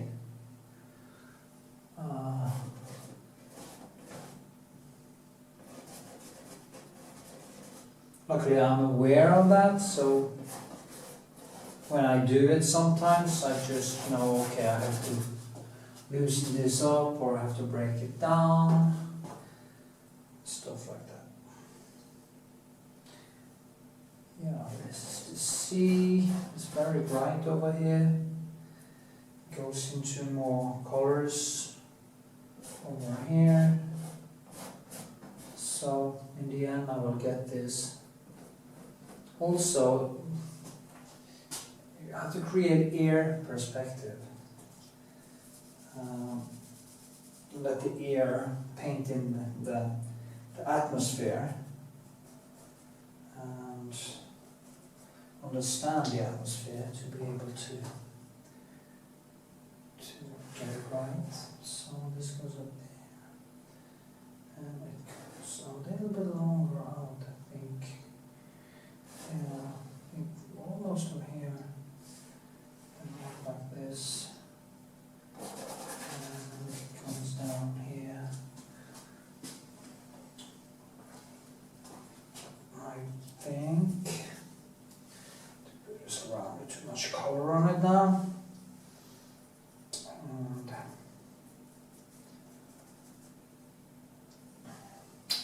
you see, I use some medium now because I'm laying such thick colors that I dip it a little bit so it will dry a little bit faster.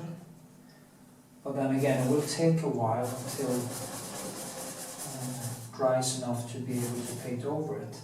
What also can be a good thing is not to let it dry before I put on the next layer, that I go over it and I mold it while the paint is actually wet, because it's easier than to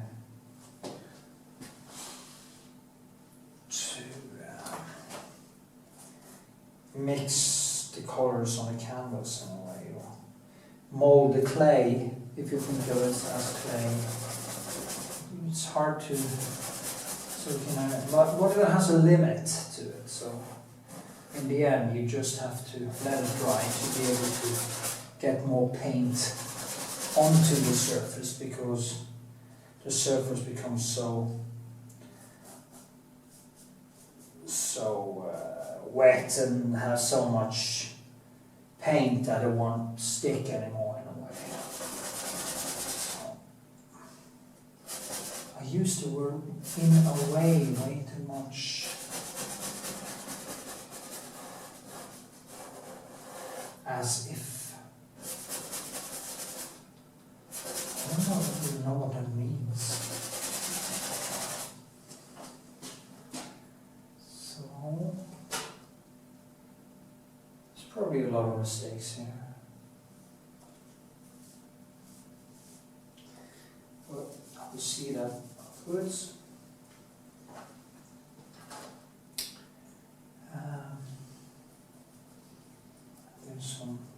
Some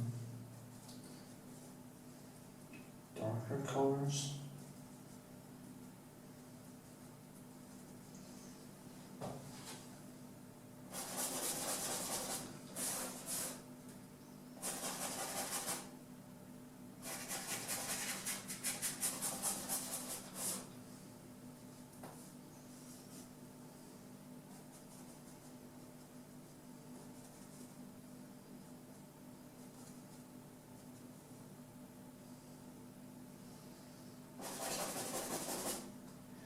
A little bit more lights.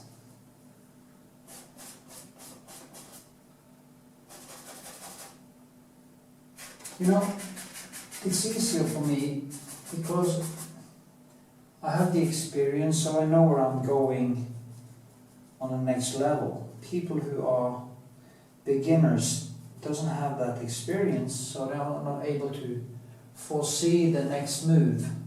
Almost like in chess, so that I build now kind of build a foundation of the work I'm going to do later.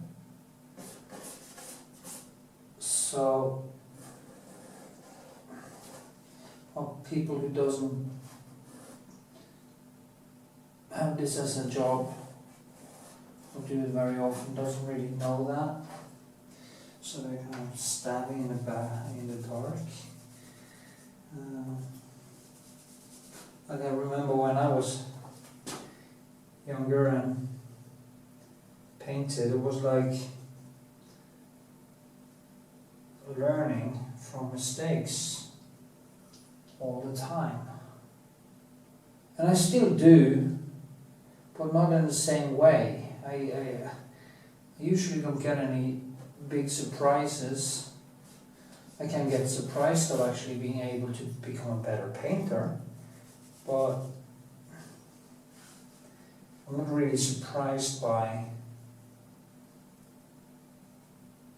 things happening that I have never seen before.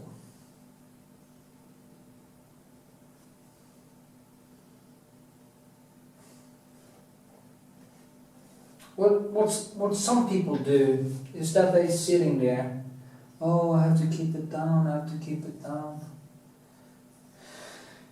And it doesn't give it any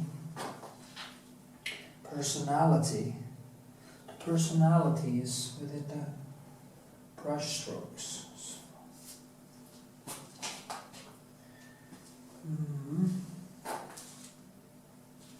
This is probably what we have to. Yeah, it's too big, so it takes. Is it too big? Maybe it's not big enough. See, my eyes are not working as well as they did. Getting a little bit tired. So I'm just gonna do the rest and go to bed. We'll do a different one tomorrow.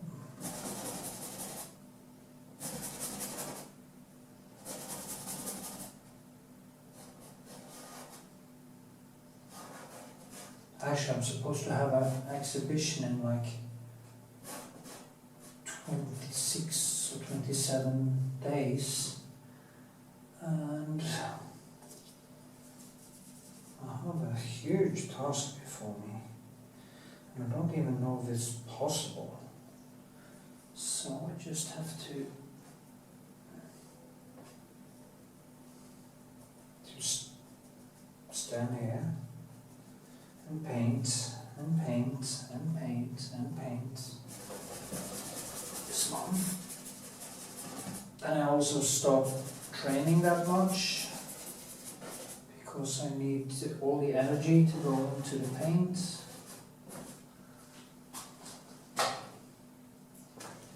Painting, as it's called. This is wrong. I can see this is wrong. So what did I do wrong? Oh, is it? Well, yeah, there's something that's not. That is what happens when you don't use a projector. You sketch. Just. Who's gonna finish this? And then I'm going to go back into it and mold it a little bit more.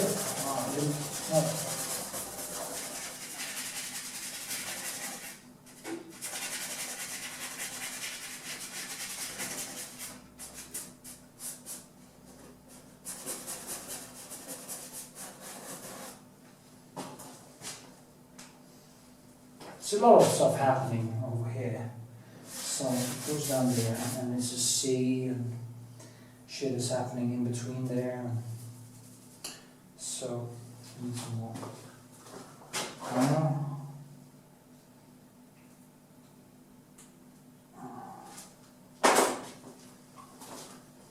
¿Qué pasa?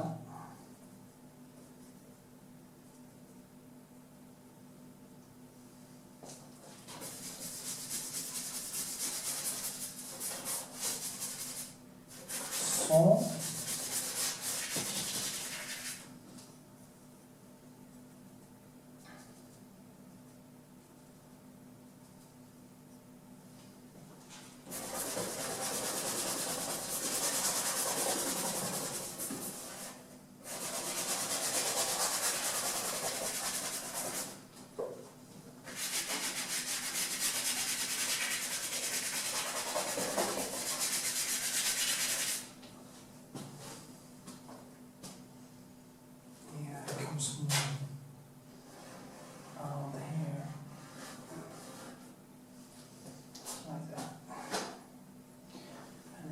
one on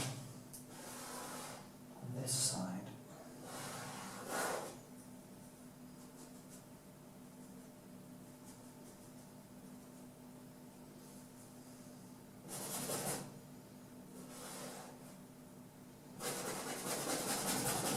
Okay, just going to turn it off now.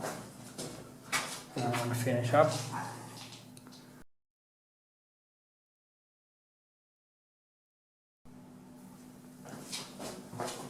Okay, so first gazelle is now finished, or not finished, but it's in and feels quite good. I see there are adjustments to make, quite a lot of them actually, but I will let this rest. Now it's like probably 8:30 in the morning, and I need to get some sleep for a few hours, and then I go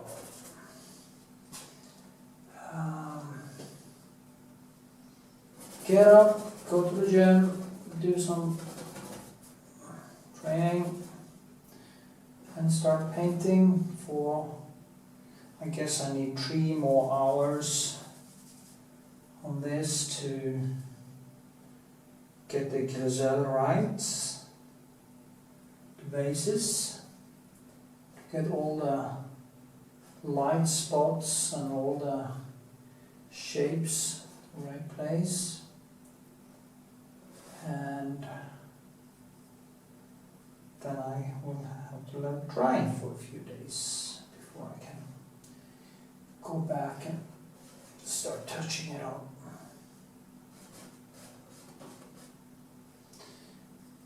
You can get a lot done in one setting if you are focused. And I have a brain that sadly isn't that good at focusing, so I have a lot of rituals to go through every time before I can actually get into the deep flow. And that's the struggle every day, to get to the point where things just makes itself happen. So, you know, building clouds. So that's probably the most stressful for me, stopping now when I'm actually in some blisters here. Third pencil I'm going to. And then finding back to that flow tomorrow. But the more you do it, the easier it is, and the more positive the experience is while you paint, and the more you do it, the easier it gets. So that's why I just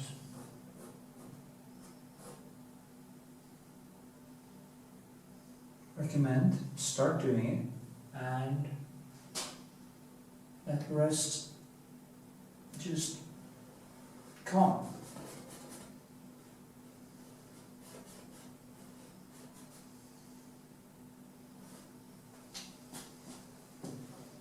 So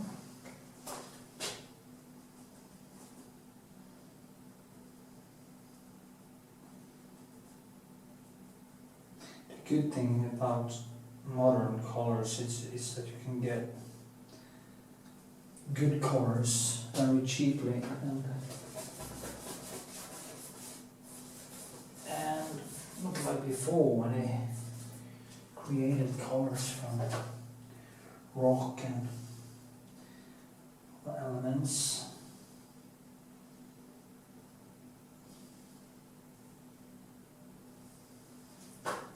Actually, I've had crushed blueberry. Becomes in a way like a Prussian blue color.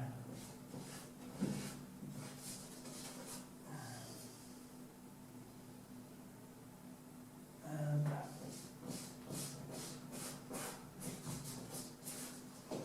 okay, I'm starting to feel that my tank is now empty.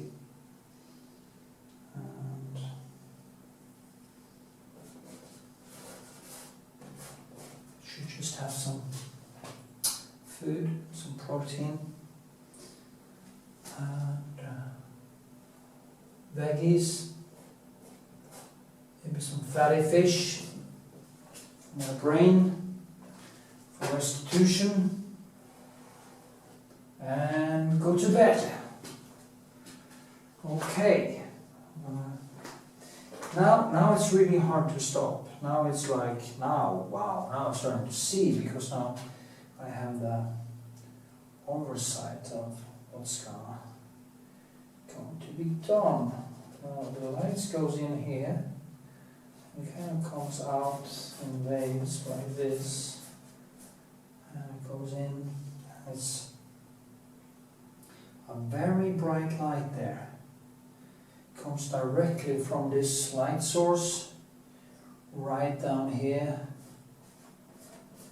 and also touches, you see this one will be here, and you have the mountain or the rock there, which you will see reflected in the sea. So I took quite a lot of nice pictures of her, but because of all the things that happens, it would be easier for me to have the sun in her face or the light in her face, but because of all the things that happens around it, it actually becomes not all about her, but also about all the elements and all the colors and reflections. So, you know. Okay, I don't have any more of the dark color, so I just stop now. And I will rest my brain and continue tomorrow. Tomorrow I'm going to work with 2 paintings. First this one for a couple of 2-3 hours, and then another one. So I must not sleep all day. Look at my hands and my broken brushes. Anyway, thanks for watching.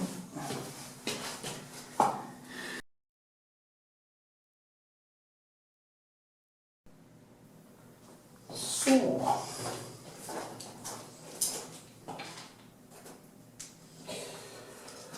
I'm in the fix.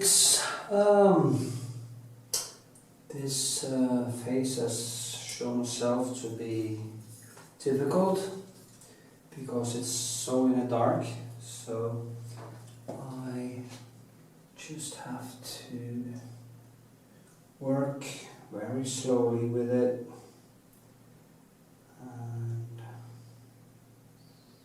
try to slowly figure out how to do it.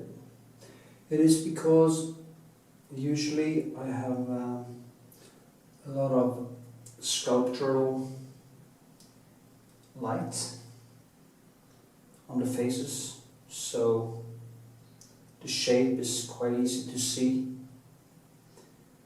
But in this one, that is absent, so it's only the nuances are very all close together, which means that I have to work more slowly. I can't use all the other tricks in the book, like pressing the shape with the texture and stuff, because it's kind of almost the same texture. And what can happen then is that it becomes very stiff and it doesn't feel natural. So you just have to take the time and try to see all the nuances, the different colors, and like the nose and eyes too bright now, but it's kind of reddish and then it's greenish and it's kind of darker colors. There's no actual details, it's only nuances, and I need to get all the different nuances to in a way fit together. And I can also see her teeth a little bit, and that is really difficult to paint because my brain is telling me, oh, there's some white teeth over there, so we just put on white, but that's not how it is. It's kind of, you have to keep the eyes together like this and just try to myse, I call it myse in Norwegian, so I only see the nuances. When there's no detail, you just have to paint. No detail, you have to forget that it is a face or what kind of object it is. This is not here, it's just color. And so of course now it's stiffer, I'm going to loosen it up after. And in the end, everything will just flow together like in the photograph. But it's a very difficult process. And for me, with my extremely critical mind, just can't let it go. I wouldn't let it go now anyway, but even if it becomes nice, I will probably have the feeling that I would like to start all over again, as I usually get. You know, is this darker? Is it so? Just need to. So this is how. So this is slow work, and what's also the problem when I stop with this, I forget to do the rest. So I'm going to paint for tonight and tomorrow on the body, and no matter how it is, I'm going to go back and I'm going to work on all the landscape so I kind of bring it together. And then when I do that, my intuition takes over, so I start seeing the whole thing.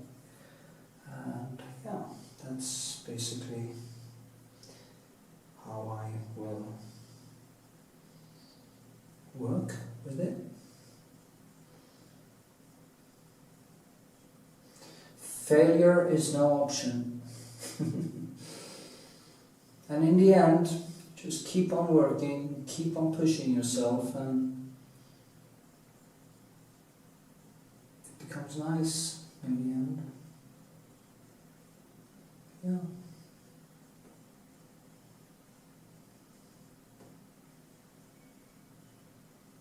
So.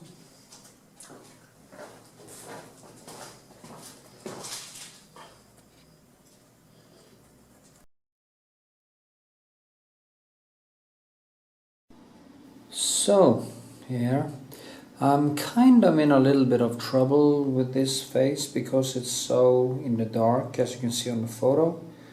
And I've also done some mistakes, so it's a lot of different things I have to do to get this right. I have to be very careful with the nuances, and I have to work very slowly actually with all the different nuances. I actually try to, yeah, you can see. There were some people who asked me if I could show more how I painted a face, but this is maybe not a good, to make all these extremely, when her face is so in the dark, it is, and there is nothing to hold on to in a way. It's just a bunch of nuances which I so I just have to do it in kind of small directions and build it up step by step. I need to calm all the way down and just start to dampen down all the different nuances, because there is no lines here actually. There's only, like behind here, it is actually more reddish. You see, I have to make these things just glide into each other, because if I get fooled to think that things are brighter than they are, everything just starts falling apart. It's like here, I need to move this one, and how do I do that? Well, I have to kind of pull.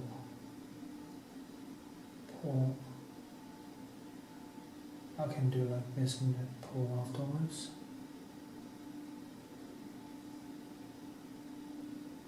And it's going to be darker down there. It's a very slow process. It's not usually how I paint, because I can paint rougher if I have more contrasts. I can be a little bit more rough, but since it's very hard to see how things really are here, I need to take it very slowly.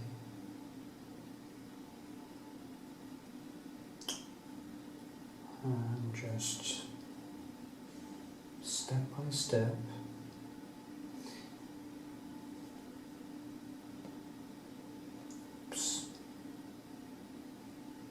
I need to get my glasses because it's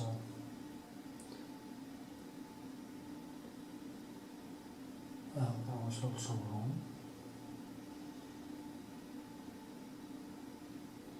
I'm using a lot of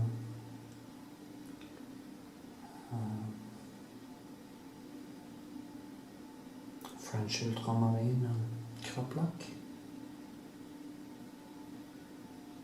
to keep it down. You find a lot of that and I use something called Naples yellow, which also is it's more like a broken yellow. So I try to get everything down.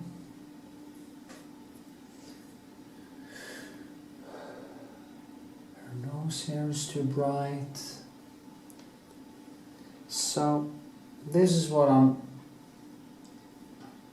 there's light up here, there's no light there, because that is what we do. We tend to, and I put in too much light here too, because there is not really white there. It's just a different mix, but violet in a way. So I have to go over it again and tone it down. And then I can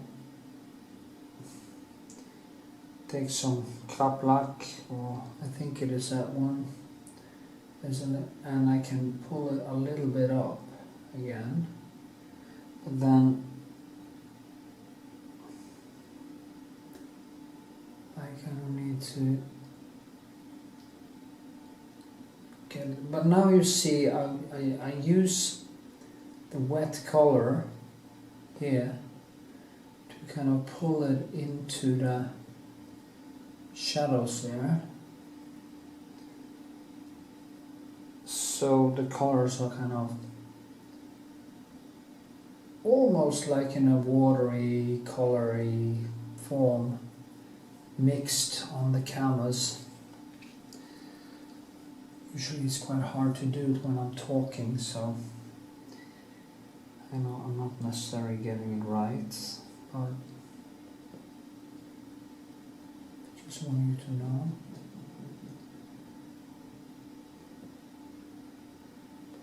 To get it closer to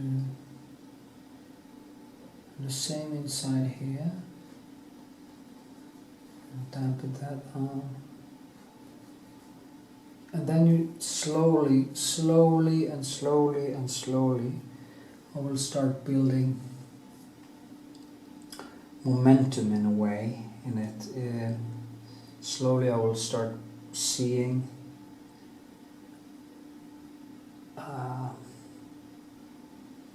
the connections in the lights and everything.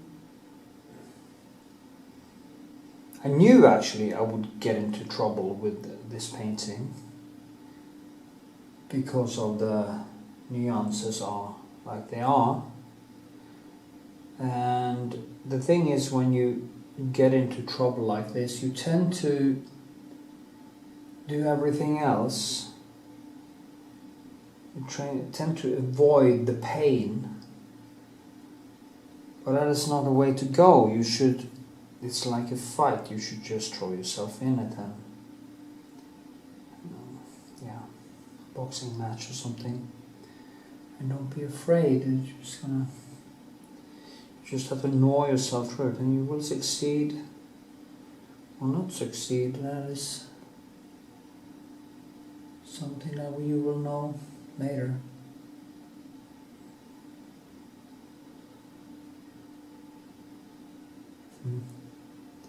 There's so many colors I start to see when I'm standing around like this.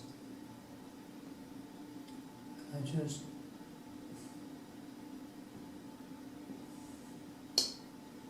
look at the best of Vermeer's paintings and you will see that he has been very, very good at kind of pulling the colors so that there is no lines, only nuance. And that is what I'm after here. That is what this has to be, because I can't. She's also she has a very sexy face in the photo, but here it tends to be a little bit too stiff. And of course I want to do stuff with the nose and everything, but I see I have to, since it's quite tend to become stiff, I need to use a lot of time to soften it up so it actually start to look like the photo. That is the only way to go.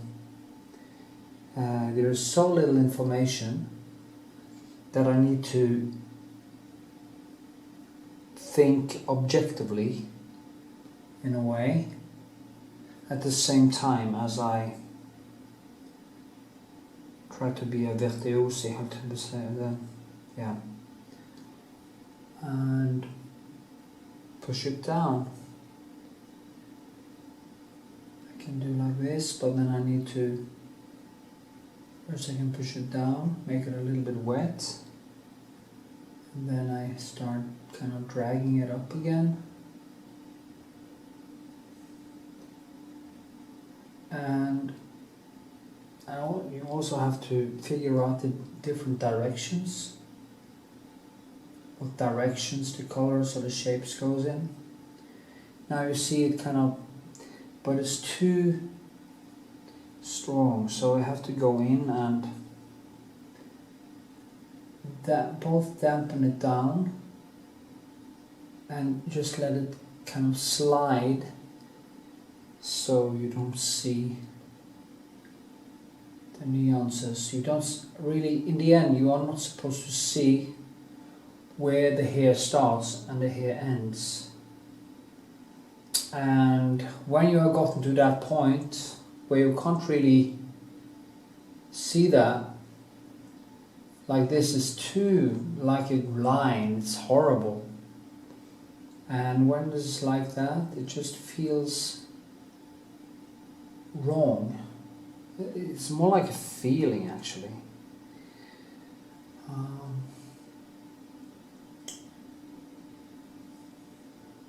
Yeah. And the good thing is it comes light on here, so inside here there is dark and there's a line, and you have to kind of myse, as it's called in Norwegian, so you can see all the beautiful nuances. And yeah, and I get this in, that in, and I just keep molding.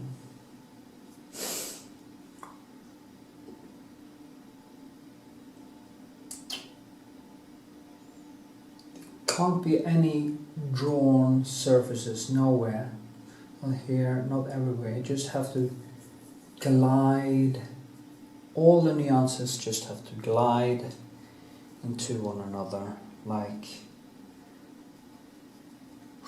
a breeze of color.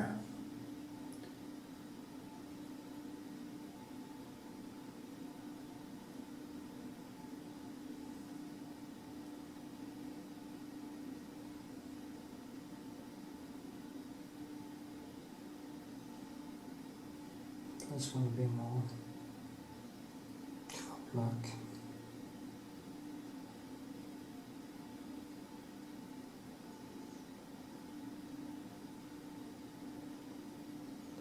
Must be toned down. And it's very hard to get the right color here, because the color in the photograph is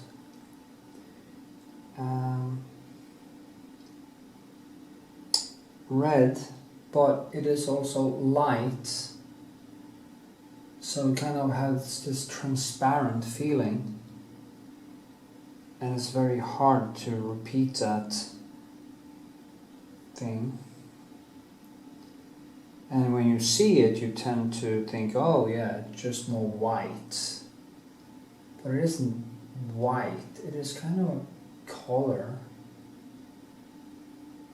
It is a color, but it's not kind of a color, it is a color. But what color?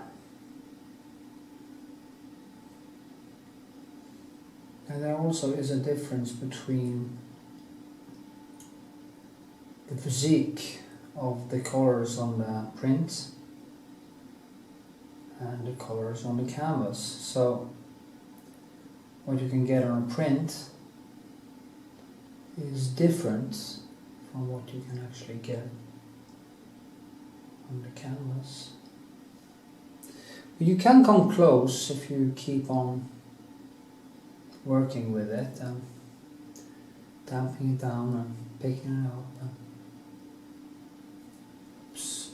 Anyway, I'm going to film a little bit more later so I can see the difference.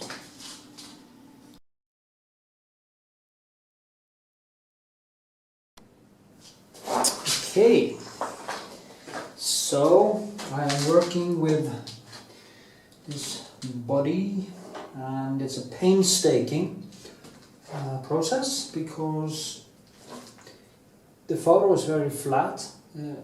I can put on thick colors here to build a sculpture or sculpture it, but I have to, because there is no, usually when I paint there is a lot of colors, but here is all the nuances extremely close to each other, so I have to think very differently, and I have to work like this in directions and just keep kind of dragging it back and forth, trying to find the right color. It's difficult because oil color will act differently than it does with physical color. Of course, it's physical color there too, but okay, probably get the point. You get a sculpture dimension when you put on paint. So I kind of just try to differentiate the different shapes and stuff, like here. It's darker in there, so first I go in with a darker color. Of course that is way too dark, as you can see. I can also sculpt this a little bit. But then I go in and I use basically some of the same colors as here. I just go over it like this. So I kind of push it up and down until I find it. And it's very limited. It's blue, some black and reddish, and some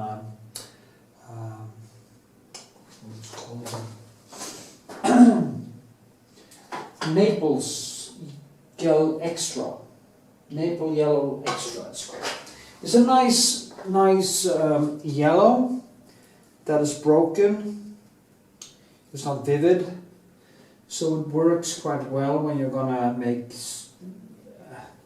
darker skin colors with caplak or other reds or even blue. You can get it to whatever you want in a way. You just have to learn how to use it. It is like the first time I used Prussian blue. It was like dropping blueberries on a white a white dress or white shirt, you know. But then you slowly learn how to control it and which colors to. Yeah, I can also do like this. Which colors that kind of breaks the vividness of it. And if you want it to be vivid, like in here, it's actually Prussian blue. So I take very thick with very thick, because Prussian blue has a greenish hue to it. So when I want it to be really vivid, I take it like this and I kind of build it, and inside here again, because there's some waves that are more in the red, I take my Krablak, very much white, and I put on top of that again. So I get this complementary, if you can see, complementary effect that really gives it room, and yeah, gives it a bang, and I'm after a bang in my paintings. I don't like paintings that are lying inside. It's so nice, it's so... No, let it come out like the Night Watch of Rembrandt, where the spear just points right out of the canvas, because he used techniques like this. He was actually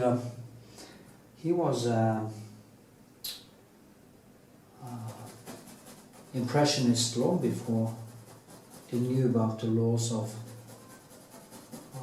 nature, the colors, color circle and stuff like that. It was intuition, I guess. So, yeah.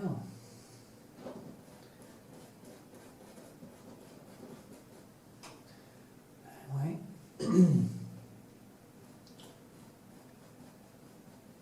And I want these lines to just line into each other. There's not going to be any lines in the end. They're just going to be all these small brushstrokes kind of woven together.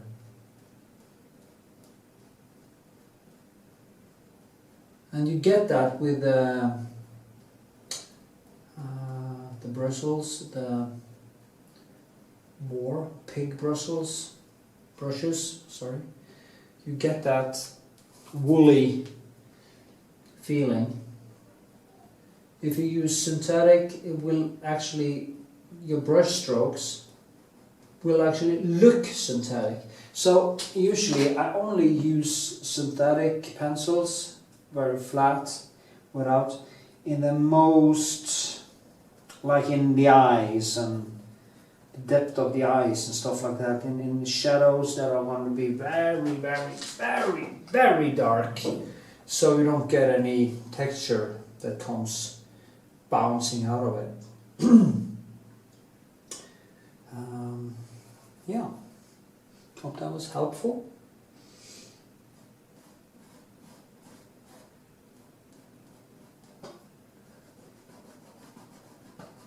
Yeah, gonna keep on working. Okay.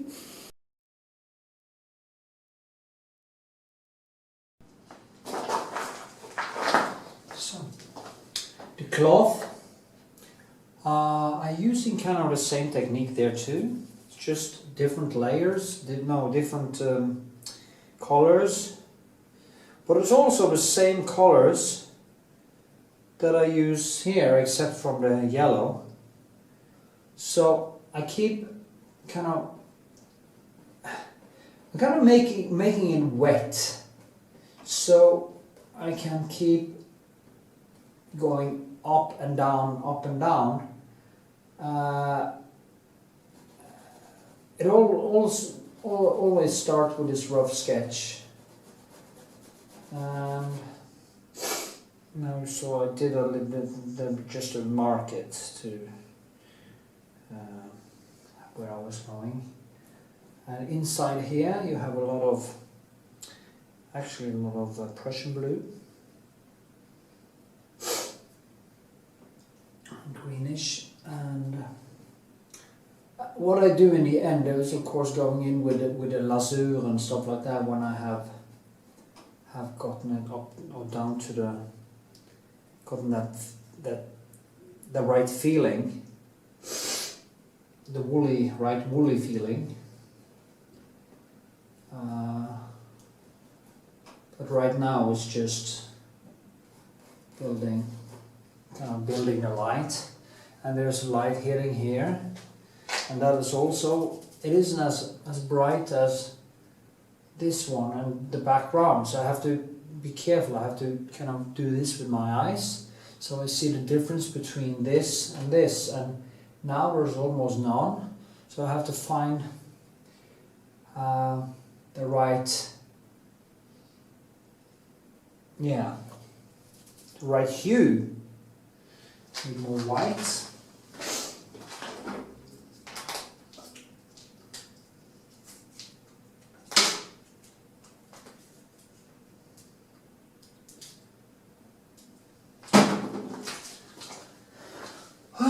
Okay,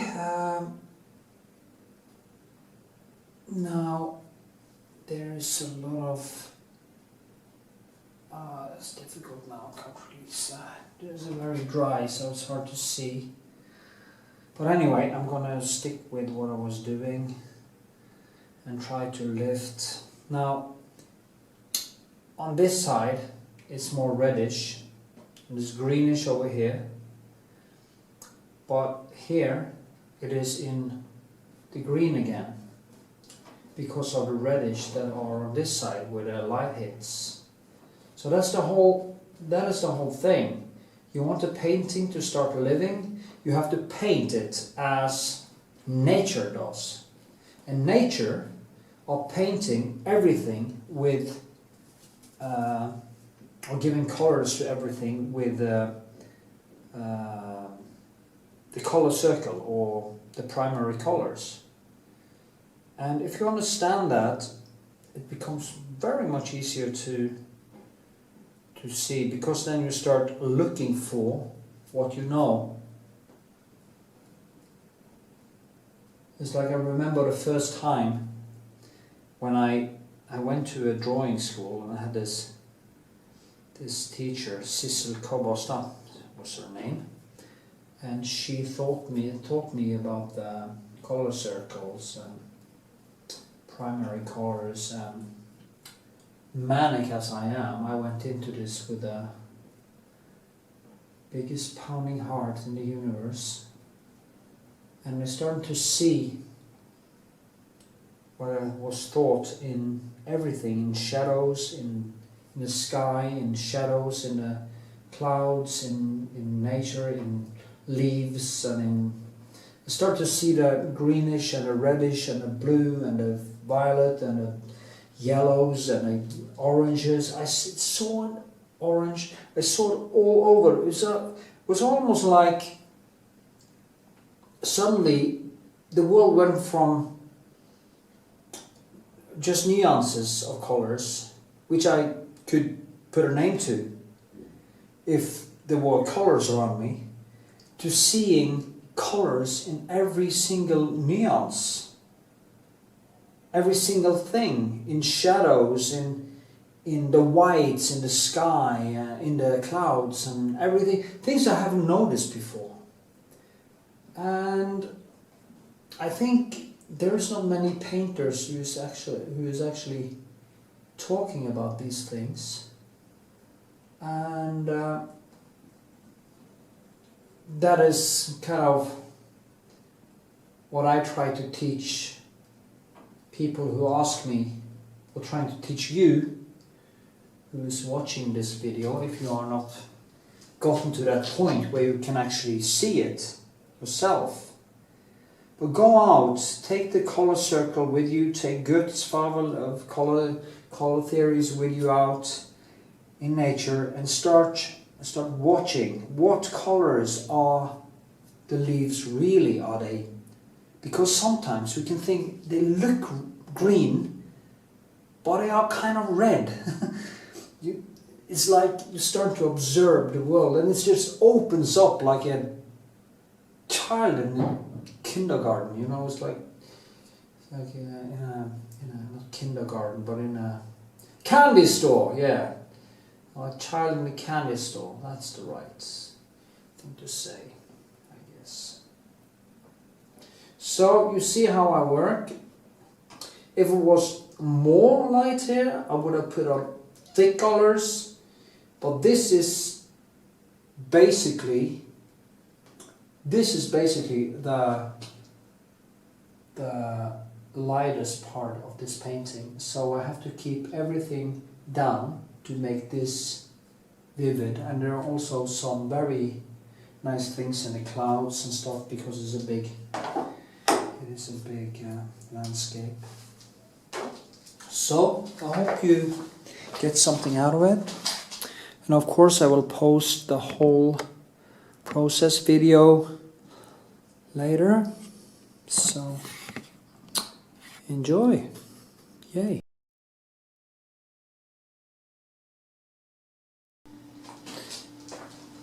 Okay, now I'm working with this hand, and it's the same thing over and over again. It's kind of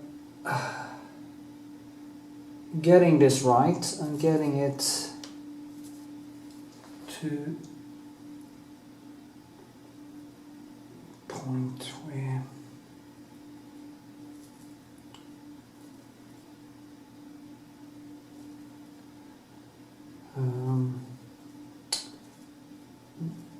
this photo is so flat, as I said before.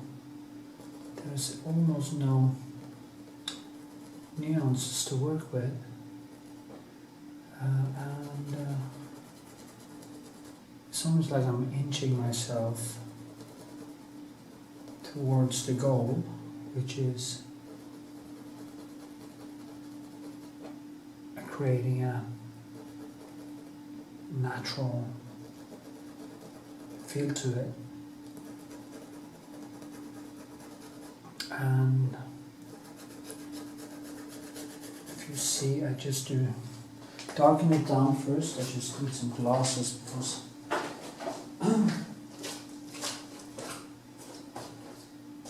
where the hell is my glasses?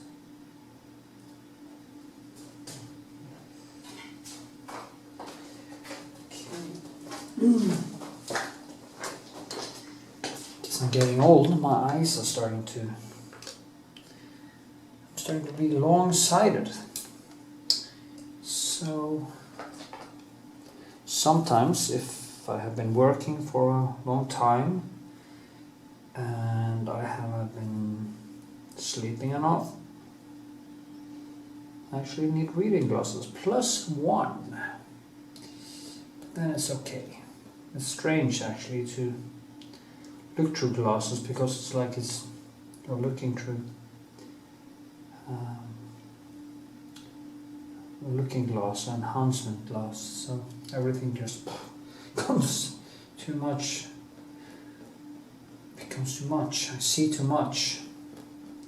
I don't want to see all the textures. I want them to be created by accident, because when I see them too clearly, I tend to start to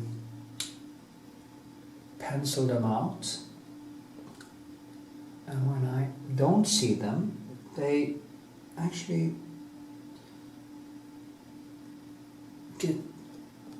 can stand in their own light as choices when I'm painting in a way.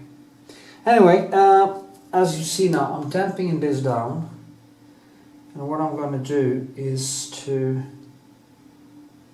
I can show you why I do this afterwards.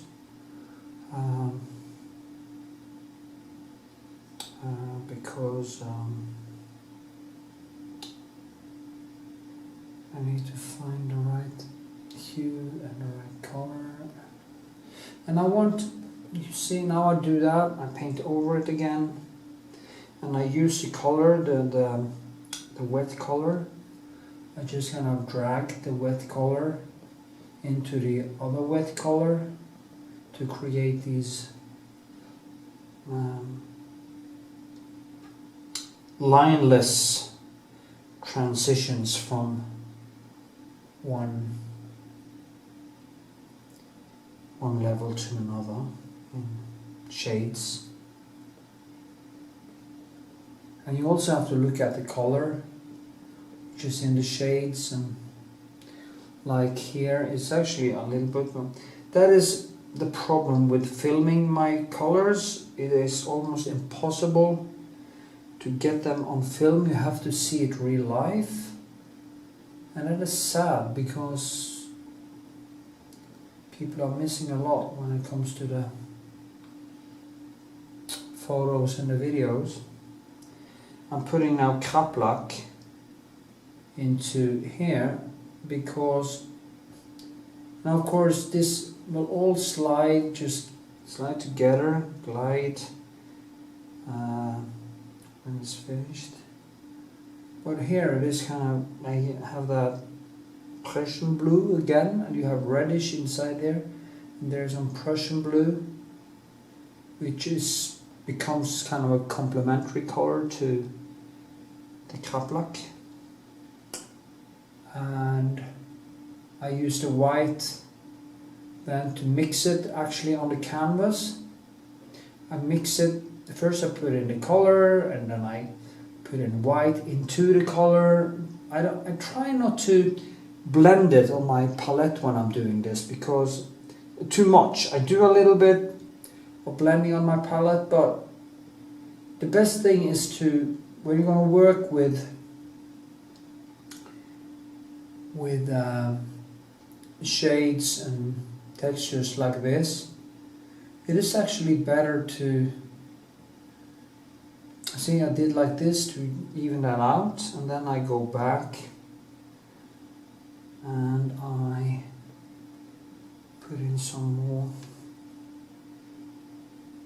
Then I use my French ultramarine and Kraplak to push it down again, so it keeps the red, but I kind of push it down. And I can do this in many layers. I can let it dry and then I do it again, and I will slowly come closer and closer to the real hue and the real color I'm after, because here too is, you always get different, you know, like here it's it comes out again. Sorry for my quaint English sometimes, but just have to live with it. I think I'm getting better actually. The more I talk to myself, the better I get. Well, I'm spending a lot of time listening to lectures about philosophy and religion and science, and also painting, but mostly science and philosophy. Painting is kind of something I do, so I keep learning from my mistake and observe. So, but I also listen to art documentaries, and it's always in English, so I guess I'm learning English by listening to that. And actually at school I was a typical ADHD child. Well, not typical, I wasn't totally out there, but all my friends were like kind of crazy all over the place. And I wasn't good at school in that sense, but I always had a perfect pitch, so I could, I have a very good pitch when it comes to rhythm and language and stuff, so I actually got better grades in English than I did in Norwegian because I'm lousy at writing Norwegian because I have some dyslexia, which of course comes with a territory when you have some of that stupid diagnosis, which actually just bullshit. This bullshit diagnosis called ADHD, which I choose to call the warrior gene, a genome that used to give some people in the tribes the capability to go a little bit further, press themselves a little bit further, and that is a great tool, but now they call it a disease. No wonder. I mean, if you feed children with sugar and they don't sleep because of social media and data and movies and stuff like that, are awake all night, and you feed them like sugar all the time, parents doesn't even know what to feed their children. It's fucking ridiculous. You're not going to get a good effect of that. You're not going to get a child that is in the zone, as we say, or find peace. It's going to be all over the place. Luckily, my mother was very good at making good food and healthy food, so. And there was a lot of love in my family. So, well, it's actually a lot of love in my family, so I guess that dampened the effect of what I call the warrior gene.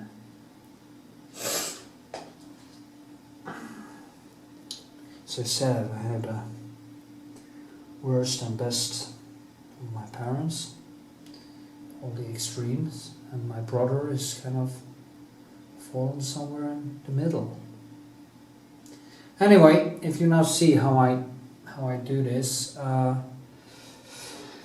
it is, I have to keep it down and I have to lift it up and I have to keep it down and lift it up, and there's some lights coming down there which I also have to get in the shape of it. I need to do a lot more with the shape of this hand. I actually now had done some mistakes, so I just need to get these mistakes fixed, and I hope in the end, because I'm really battling with this painting, I'm not used to having this less contrast to work with, so it is a struggle, definitely a struggle.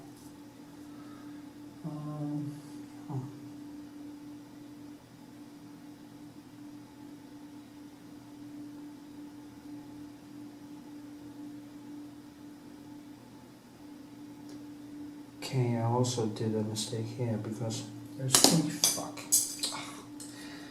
Take another one.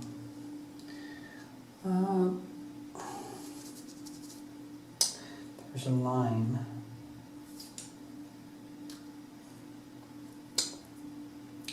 There's no line. Okay, sorry, I didn't mean what I said there.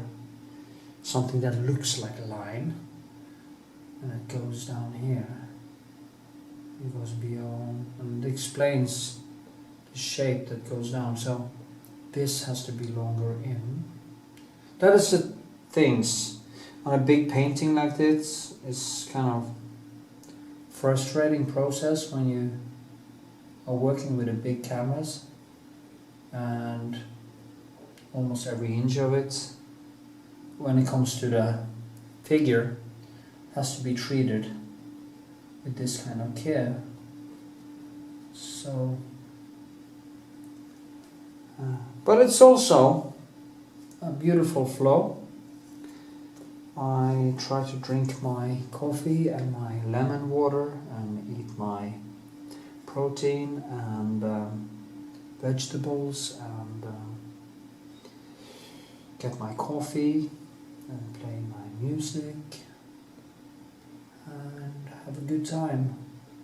Because when you get into the flow, it's very important.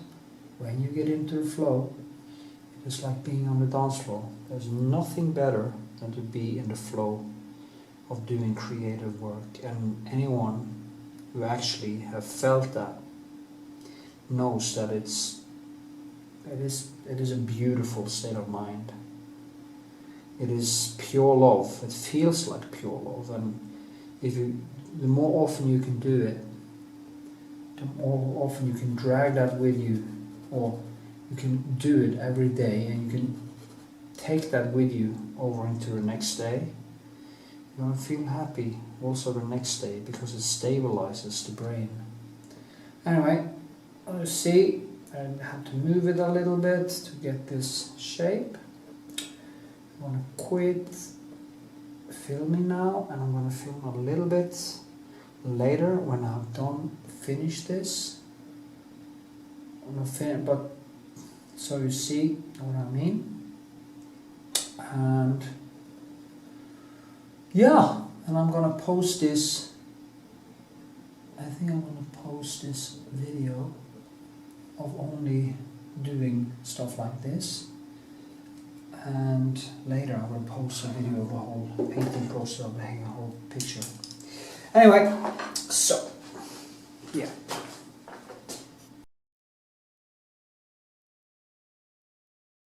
Okay, I'm going to trying to finish this beauty. I will first do the retouche vernice, so I can actually see the colors better, and then I will do a glaze, and then I will start work with the whole thing. I have had some problems with the face and body and stuff, but it's actually important to just clean up the whole thing, that you finish. If you get into trouble in the painting, I would recommend that you do all the surroundings and all the other details, so you get a better kind of overview. So you don't have a lot of things that disturbs you, a lot of unfinished business. It's never good to have a lot of unfinished business in a painting when you're going to do deep detail. It's always good to clean it up, because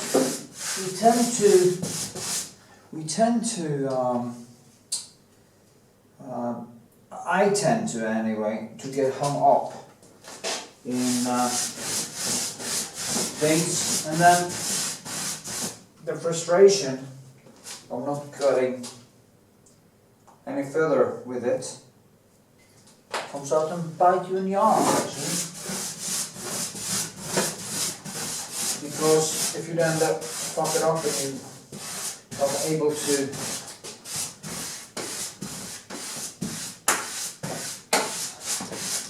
manage the details you are working with, you feel you have lost the time, and you start procrastinating, you start to avoid it.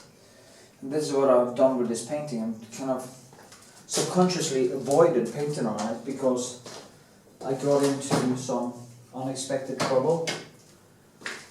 But not painting on something doesn't solve anything, it just makes it worse. I'm going to let it dry for a while, and then I'm going to go back to painting. Do the glaze and then start painting. Yes. Okay. I'm going to do some glazing now with the Scape, and as I move down I will do more glaze. I just want to have some glaze in it, not much, because I don't want it to be too slippery. It's not really glaze, I just want to shake it up a little bit. It is a glaze, but I'm not going to overdo it. So, yeah.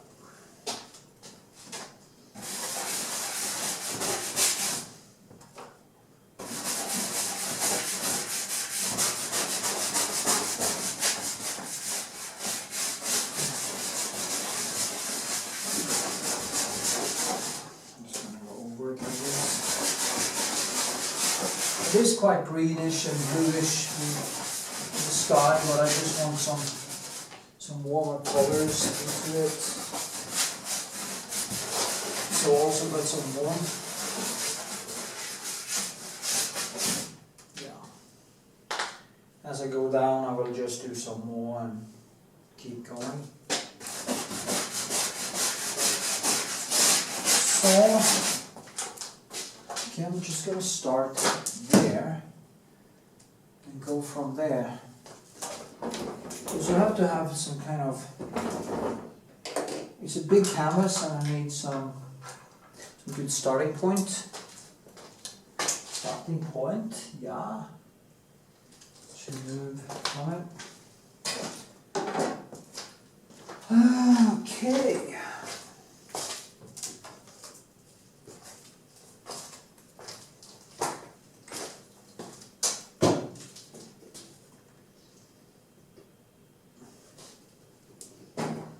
So, I'm going to use this big palette,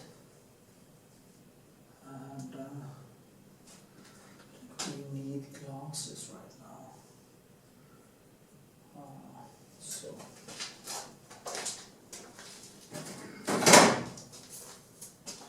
also enough textures in it. So.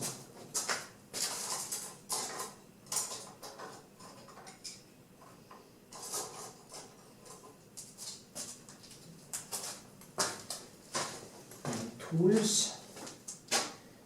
I'm going to use some longer pencils here. Yeah. Just do it like this.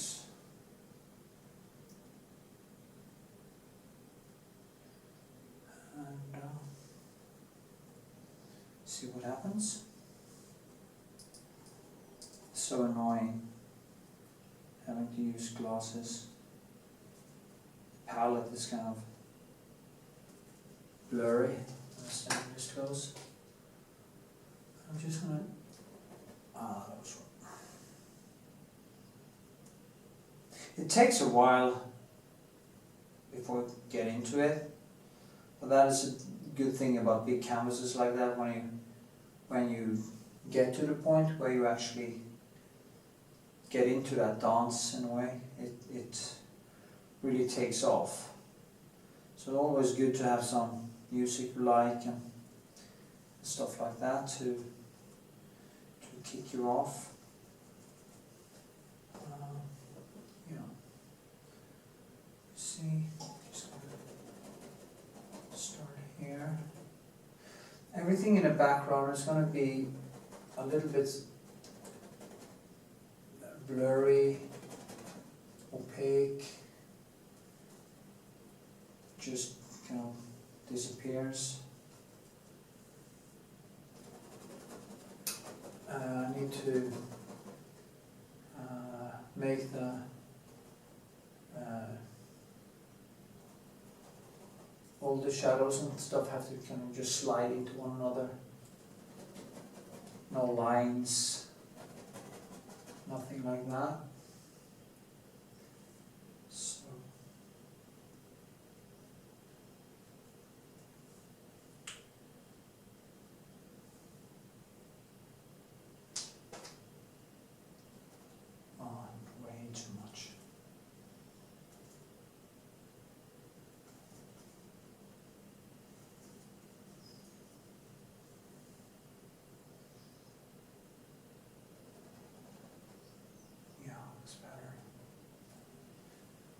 It is more in the red zone.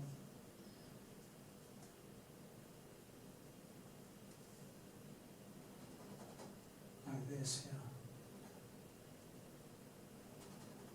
It's also good to use a round pencil on the clouds. Yeah.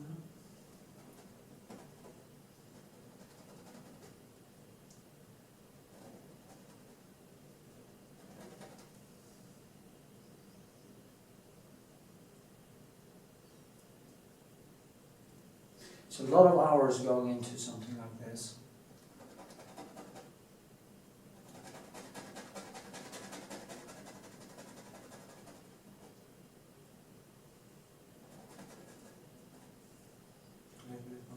brownish.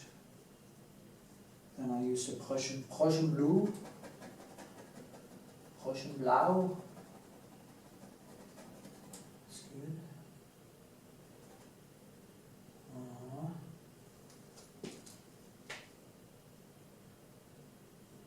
And this is actually, that was wrong. This is going all the way past this one, from here, from this one, all the way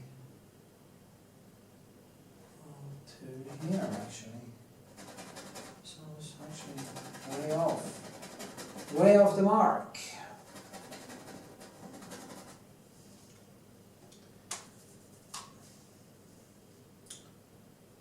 I'm just going to bring the background back up again. The good thing now is that the paint I put on by mistake now becomes a part of the background instead, and then I just have to add in some more reddish or something like that to make a contrast for the greenish and bluish here.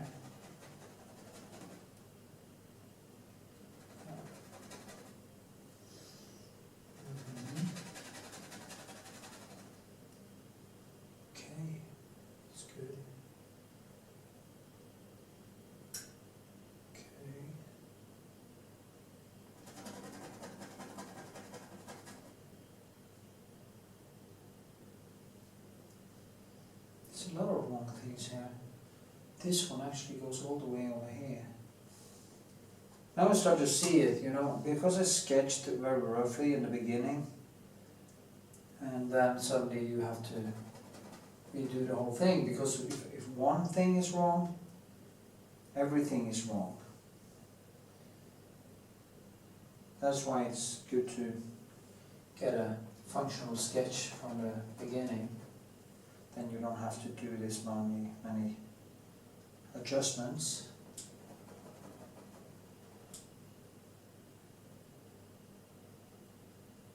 Yeah, it's better. Because this one is coming all over this one.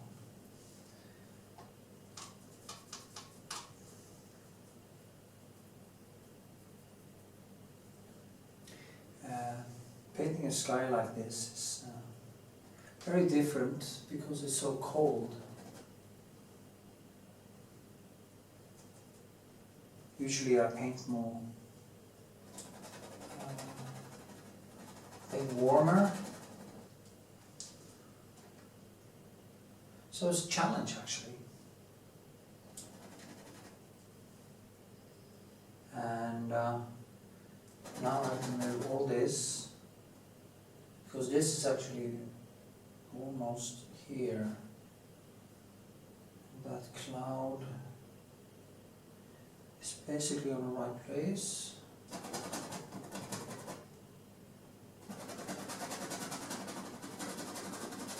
So.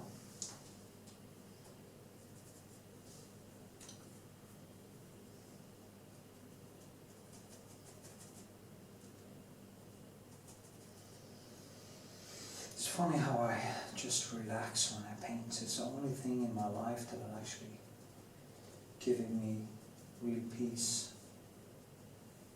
of mind.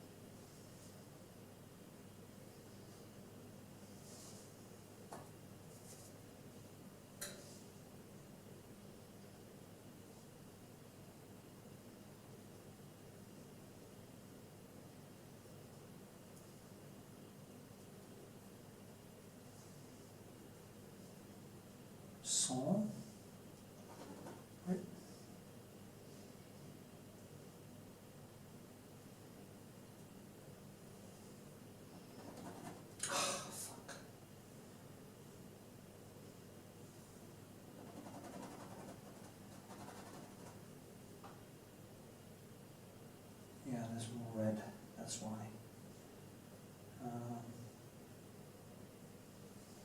It's not easy to see the warmth, it's kind of warm there. There's a lot of red in it.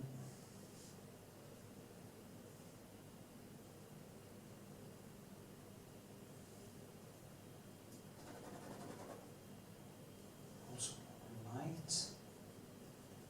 So it's quite tough. Like that.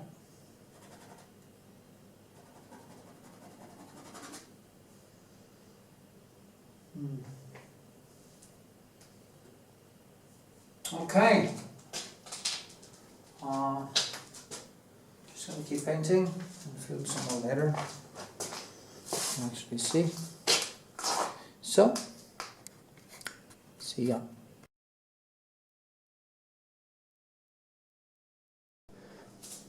Okie dokie. Here are we again. More white. Yes, nice and white. Burning through a lot of white. I'm gonna put out of white soon. See, I'm trying to work all over the place actually. Yeah.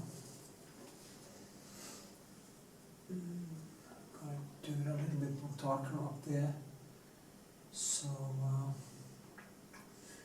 it becomes a little bit more light on here.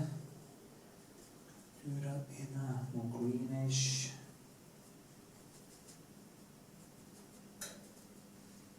Type of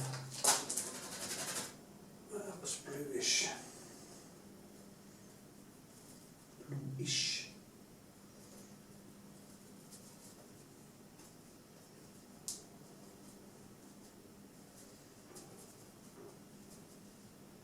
So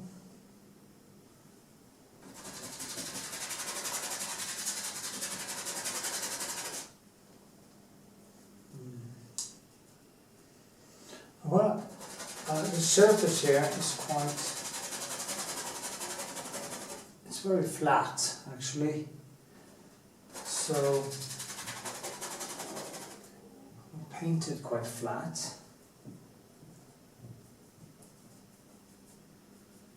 Because when you paint it flat, it actually will give the highlights more of a punch. Do that.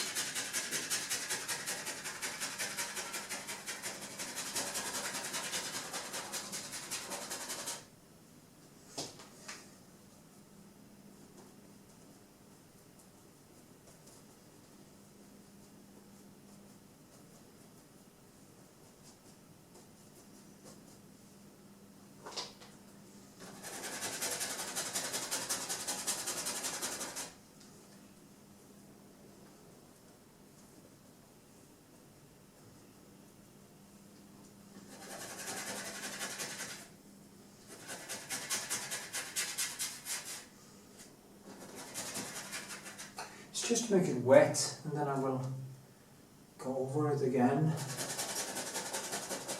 few times to try to put in some more neons, some more yeah, just some more basically.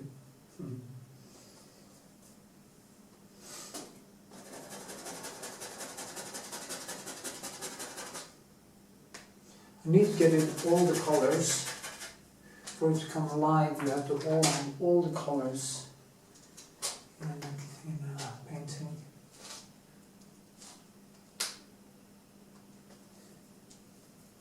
But also I want to avoid chaos, so I will try to keep it down.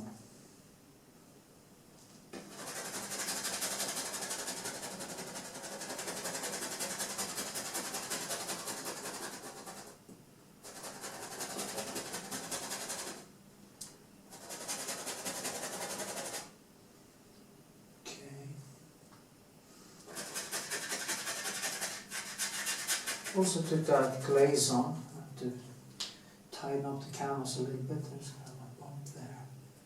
That's not nice.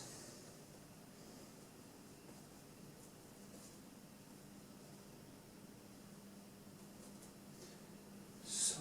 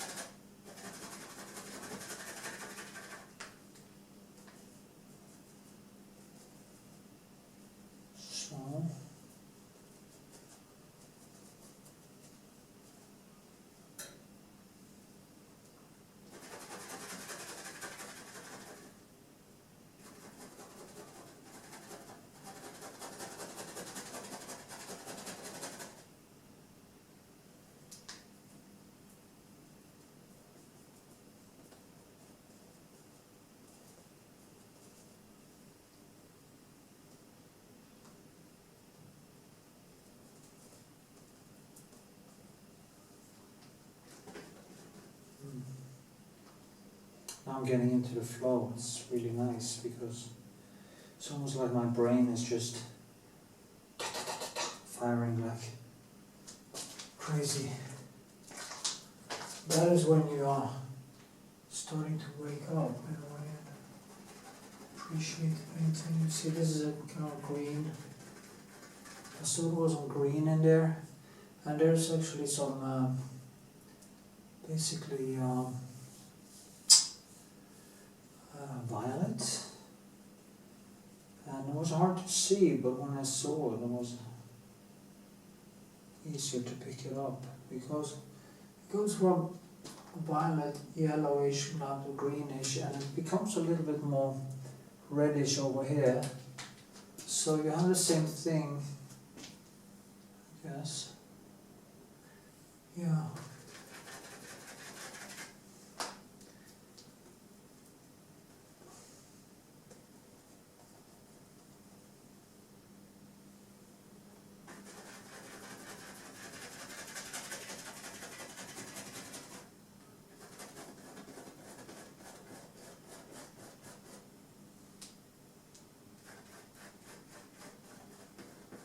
So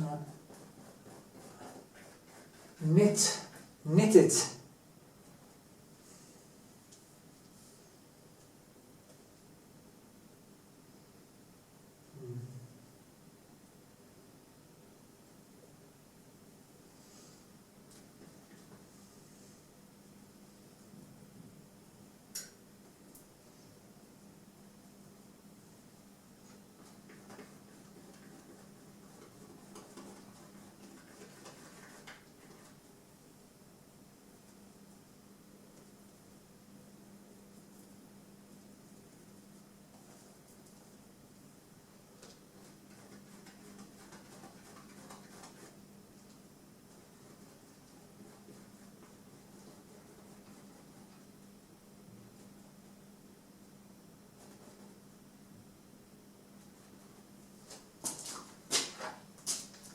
Yeah, that's a good start.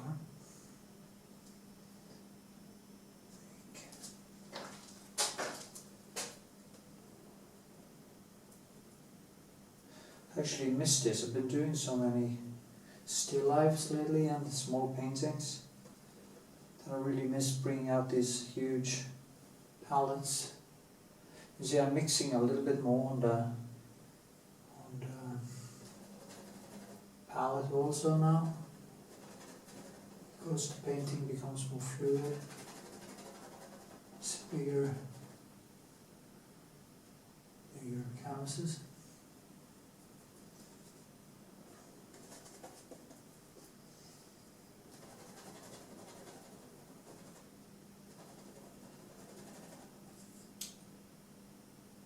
Well, I don't really. The problem is the palette. It's getting a little, if I could have it like down here. But it depends basically on if I've slept, if I have what I've eaten, and some of that stuff. If I eat a lot of fatty fish and I keep my blood sugar nice and smooth, my eyesight gets very much better, and intermittent fasting helps a lot. So intermittent, no, whatever.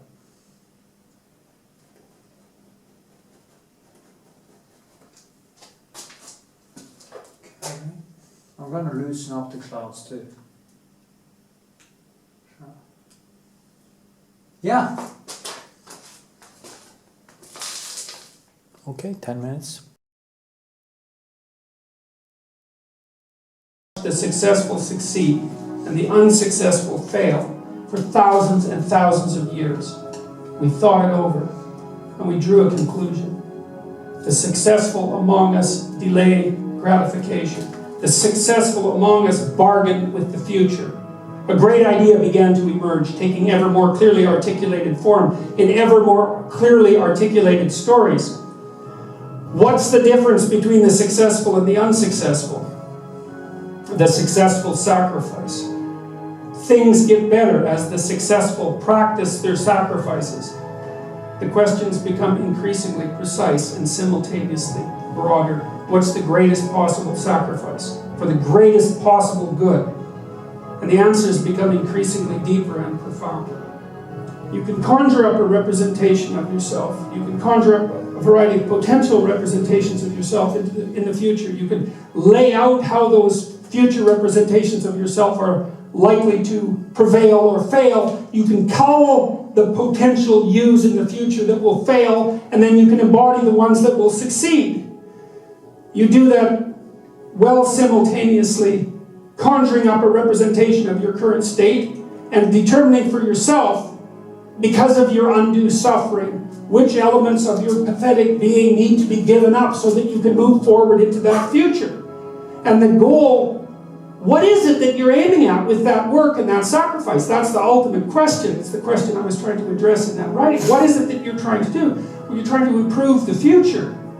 We believe that the future can be improved. We believe that it can be improved as a consequence of our sacrificial work. And so, once again, what are the limitations? What are the limits to that? What are the necessary limits to that? I would say we don't know. I would say as well that that's actually something that the entire corpus of biblical stories is trying desperately to articulate, to figure out and articulate. Right? We conjured up this remarkable idea. The future exists. We can see it even though it's only potential. We can adjust our behavior in the present in order to maximize our probability of success in the future. How best to do that? Well, the idea is something like, don't hesitate to offer the ultimate sacrifice if you want the future to turn out ultimately well. Now, obviously, that idea is clothed in metaphysical speculation and religious imagery, but it still remains an intensely practical issue, right? What is it that you could contract for, let's say, if you were willing to give up everything about you that's weak and unworthy? There's continual hints of that in the Old Testament. right? Because what happens with Noah, of course, is that he establishes the proper covenant with God, the proper contract with being, let's say, and thrives as a consequence. And then Abraham does the same thing. There's a strong intimation that that's how the world is set right. That idea develops and magnifies as the stories progress into something like the concept of heaven on earth. The notion being that the proper sacrificial attitude produces a psychological state, and then a social state that's a manifestation of that attitude that decreases the probability that the world will careen into hell and increases the probability that people will live high quality, meaningful, private lives in a society that's balanced and capable of supporting that. And none of that seems to me to be questionable, really. I also don't think it's anything that people don't actually know. You know, people have told me many times that when they listen to me talk, they're hearing things that they already knew but didn't know how to say. It's something like that. And this is one of those things that I think is exactly like that. I mean, I think it's at the very core of our moral knowledge, which is our behavioral knowledge and our perceptual knowledge. I mean, let's get this straight. Moral knowledge is no trivial matter. It's knowledge about how it is that you orient yourself in the world. There's no more profoundly necessary form of knowledge. Well, it's predicated on something that's exactly like this. We know that we have to make sacrifices. We know that we have to aim at what's good. So then why is it that we don't aim at what's best and make the sacrifices that are necessary in order to bring that into play? I think it seems to me that in some sense that's self-evident. The question is why we don't do it. But there's answers to that too. Life is hard. And it hurts people. It's rife with limitation. And some of it's arbitrary. And it's no wonder. And some of it's unjust. And some of it's worse. Some of it's malevolent, which is even worse. And something I haven't talked about at all in this lecture. It's not surprising that that combination of vicissitude can turn people against being. But I think even when that happens, and even when people have the kind of history that if they revealed to you, you would say, well, it's no wonder you turned out that way. The people who turn out that way still know that it's wrong.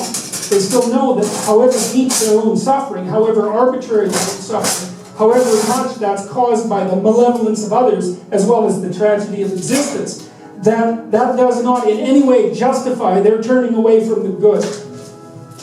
And I believe everyone knows that.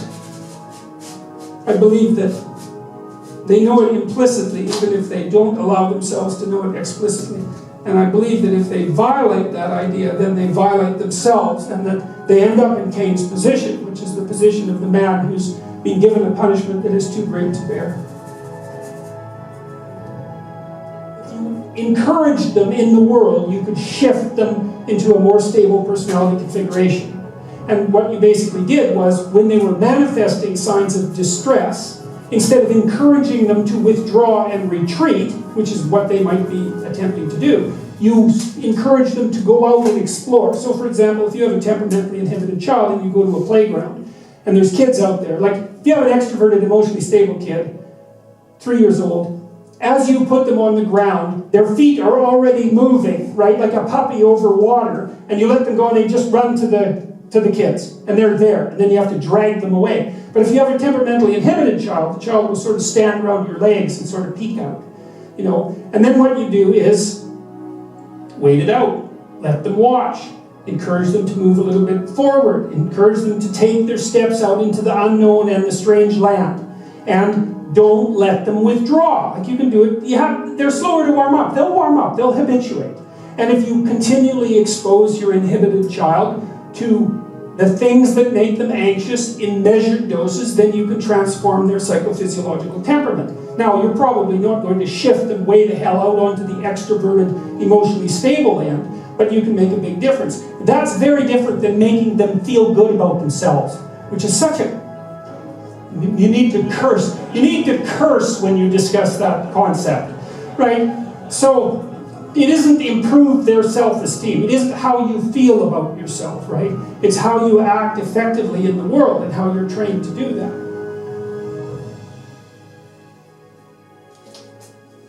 Then you were talking about negotiation, right? And you said, well, you said something like, don't people who feel good about themselves, aren't they able to negotiate better? And negotiation is actually a practical issue to some degree. Like, the first thing is that you have to figure out what you want. Because you were saying, well, it's not merely rational. It's like, yeah, that's for sure. You have to bargain from a position of authority, let's say, not power. Authority is a better word. But you don't have authority unless you know what you're talking about and unless you can say no. And you can't say no unless you've set yourself up with alternatives. So when you go to your boss and you negotiate for a raise, you need to have the sort of CV that enables you to go find another job. And you have to have your CV prepared. And you have to have looked for another job. And you have to be able to get one. Because then you can go in there and say, I'm not as productive as I could be at my current level of remuneration. It's not reflective of what I'm able to do. And I want this, and this is what will happen. If you give me this, this will be the good things that will happen. And what do you think of that? And the person is going to know, even by the way that you hold yourself while you're having the discussion, whether or not you're someone with options. And you can't fake that. Well, you can, but it's not helpful. Like, it just doesn't work for very many iterations.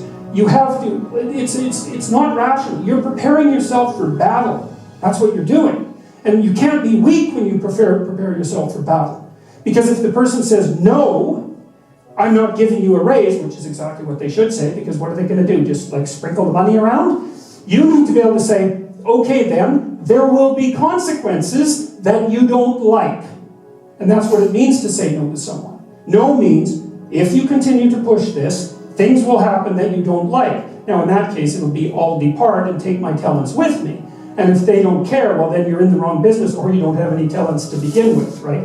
Which is, so in order to negotiate properly, you have to put yourself in a position where you can push back as hard as you're going to be pushed on.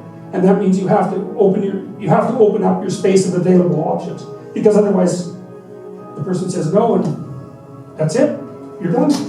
Well, you'll lose then. It's as straightforward as that. Now, with regards to the self-esteem part, is practice on small things. Because you build the skills, forget about the self-esteem. It isn't about being confident or feeling confident or any of that. It's about knowing bloody well how to negotiate. Start with small things, you know? So you'll notice that there are things in your relationships in particular that aren't the way you want them to be. And that you could see how could be improved. It's like, figure out how they can be improved, negotiate with your partner, make the incremental improvement. Keep doing that, you'll get better and better at it. And then you'll be able to go out and have a harder negotiation in the world.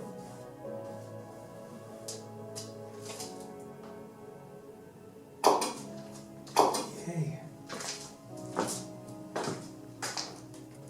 So true.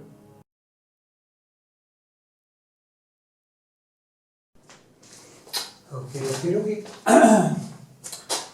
I am now working myself through this.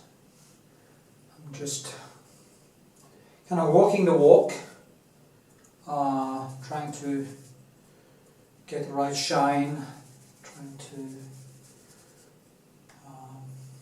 kind of twinkle the details and stuff. Maybe I should do some glazing here, so everything falls into place. That's also quite smart, actually. So,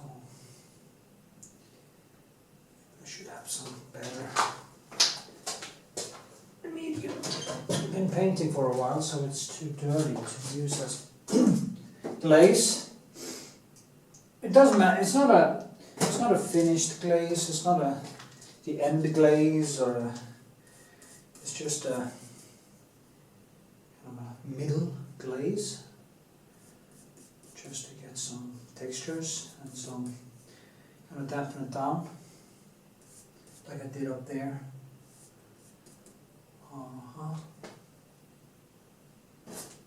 See here, it's quite fluid. We'll just put it into the textures. It's very thick colors here. It's a lot of texture. I've been building, moving hair back and forth, fighting.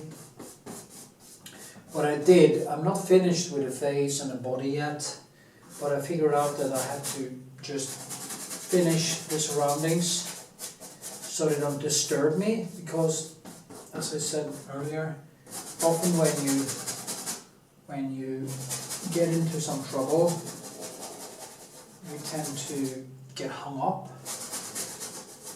and you don't get any further. You just do the same thing, working on the nose and all the time, and I can't get it right, and the time is just,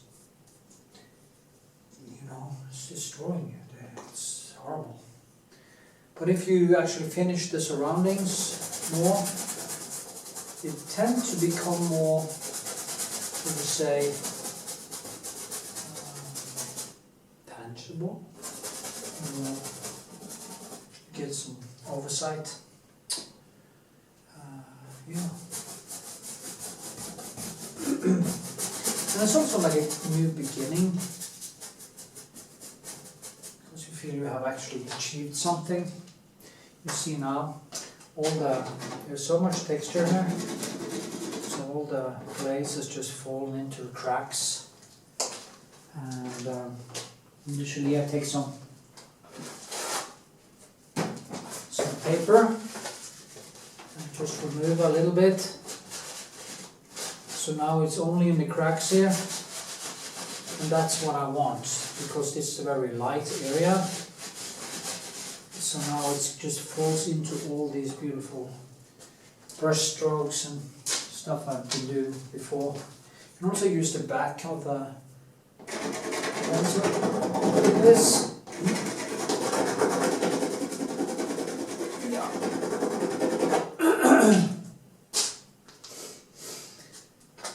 Okay, do some here. It's like 7 in the morning now. You can hear it in my voice. So.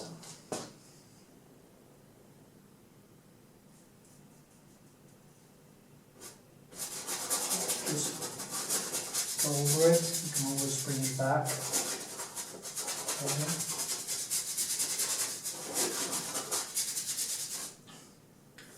And there's also some red hair, so it's actually a good thing. Yeah.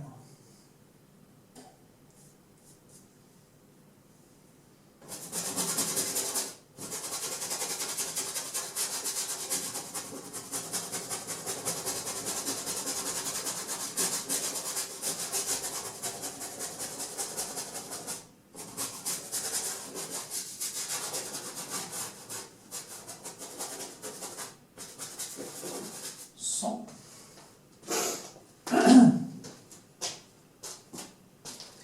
Let me see. We didn't do that.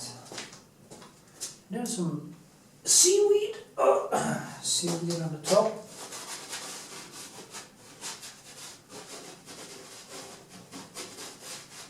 So, yeah. There's some very bright light.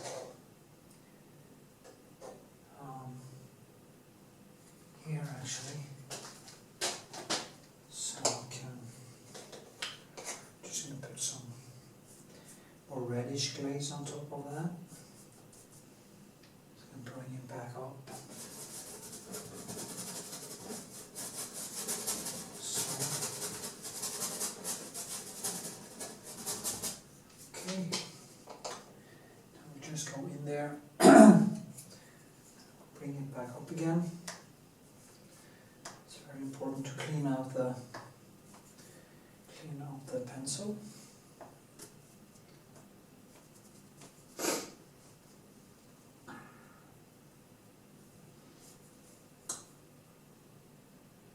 Kind of reddish color, bluish. It is a very bluish photo, bluish thing.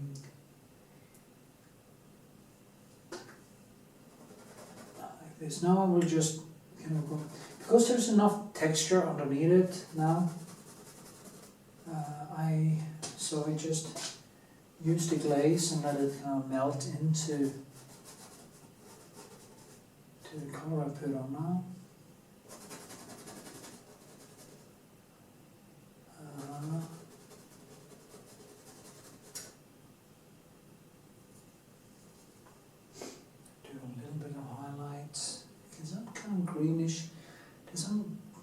yellowish, greenish coming from the clouds. So I'm just putting some cadmium yellow. Eyesight, this is a bad today, actually, because I got some sleep last night. It's very important with sleep, actually. So now with some cadmium, lemon cadmium or whatever it's called. So that now mixes in with the red, and I get that kind of that impressionist effect where you just put the colors beside one another and they start to kind of work together to make this, make it jump, make it live, make it alive. Song.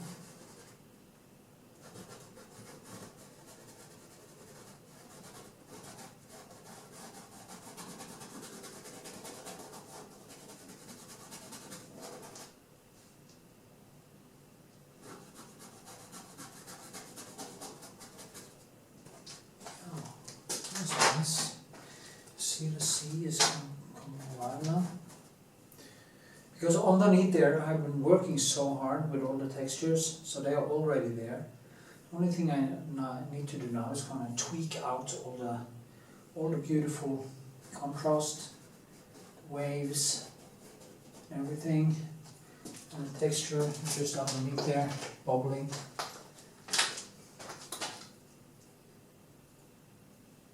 Of all the paintings in the world, it's actually strange that we make more. I almost ask why bother? And to that question I will just say every person, every human being is an island or Iceland of consciousness and subjectivity. And that subjectivity can add more beauty, or you can add more shit to the world. And I think if you work with paintings and you are creative and you treat people with respect and maybe help some people, I think that could be a small contribution to a better world. It's also a contribution to yourself, because doing something with your life is actually respecting yourself, not just others, but respecting. And that is something I've been thinking about lately, because I've been doing so many mistakes in my life. So that I didn't respect myself. I didn't respect my time. I didn't respect the limits of my existence. And that is kind of strange to think about now.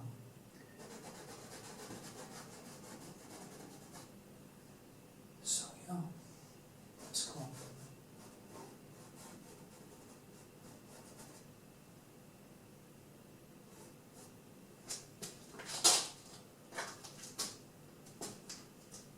I mean, respecting yourself is to do things that matter.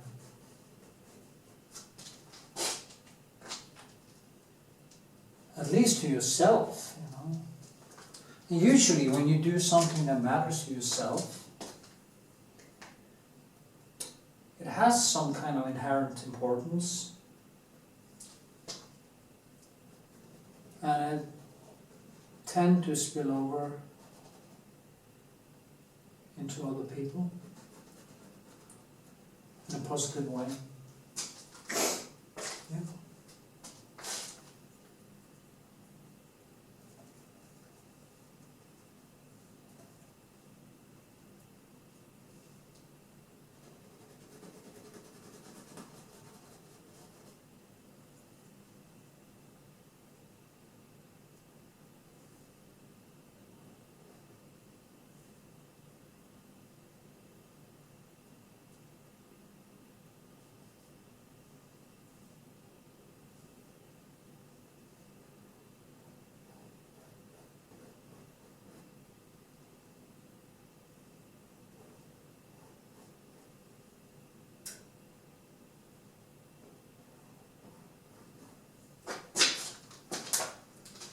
And I also need this, need to get the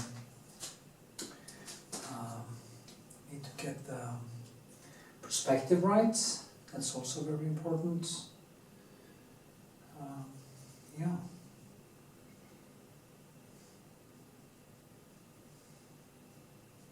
It's nice to work with a big palette. I've been doing so many small paintings lately. Now I'm coming back to the bigger ones.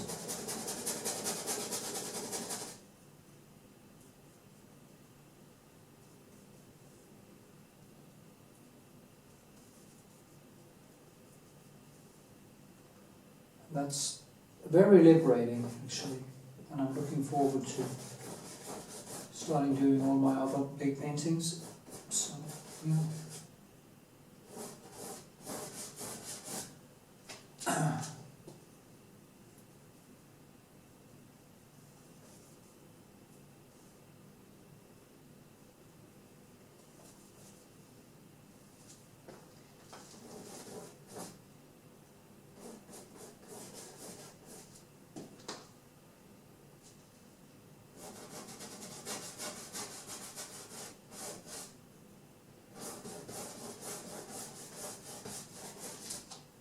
See now. And that thing is actually, yeah. I would like to have this a little bit higher up now. So I'll just do that, and I will film a little bit more later. Yay! 14 minutes is good enough.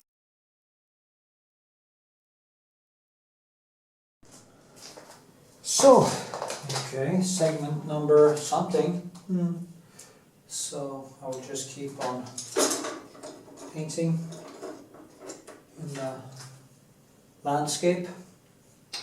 Do some waves and some lights in there, and just work myself down, and then I will start doing the body. Yeah. Maybe go over everything one more time before I do that. Anyway, I'll see what happens. So that is what I will do. And yeah, I like these big palettes here. So let's see now. Difficult actually. It's quite subtle, the water. Bring it a little bit closer, so here, so I see better. The good thing about being long-sided is actually everything becomes clean.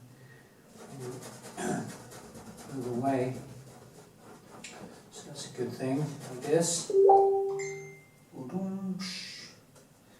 This is my mom again, my mom. So typical. So typical.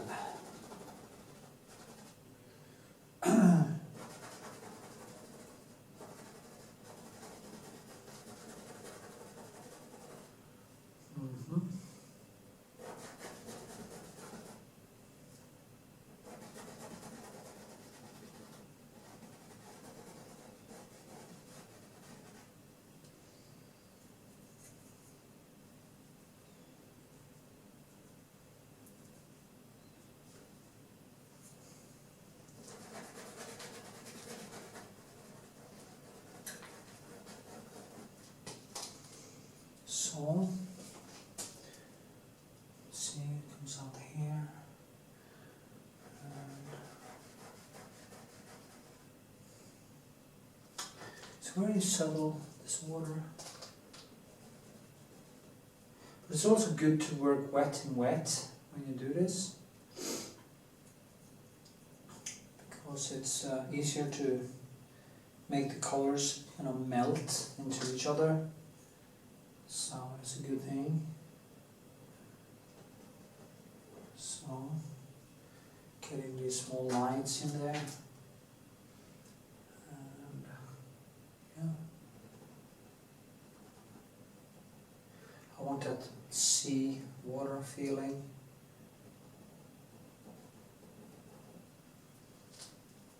reflections, and yeah, it doesn't come out like that. Actually, it's totally different.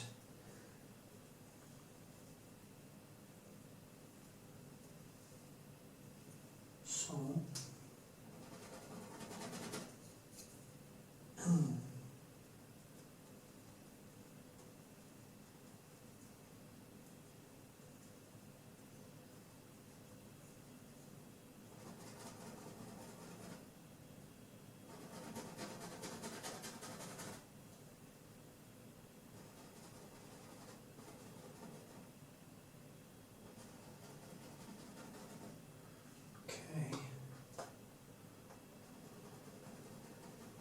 The thing is to make this,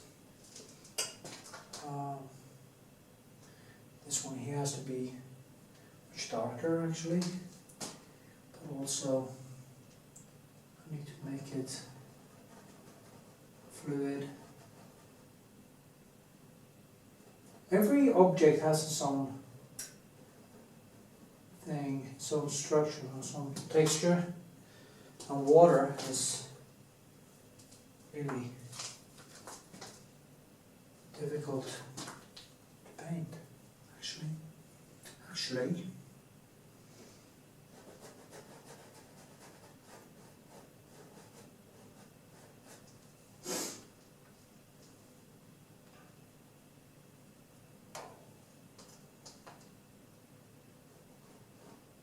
There comes one here to measure the distance from here into. It's about here, I think. So it goes in here, and some highlights. You have to. The only way I can see how is to kind of hold the pencil quite light and just let it flow, basically like water. But one has to learn as one goes along how to do that. So, yeah.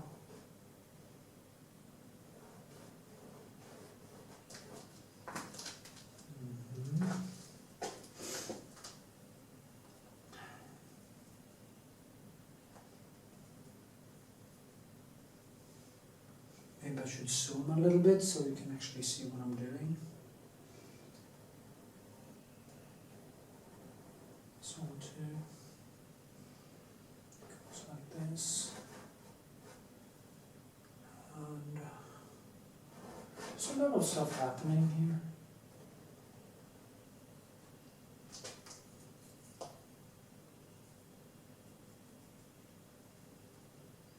It's a lot of black and French ultramarine, some cobalt. Cobalt is a very expensive color.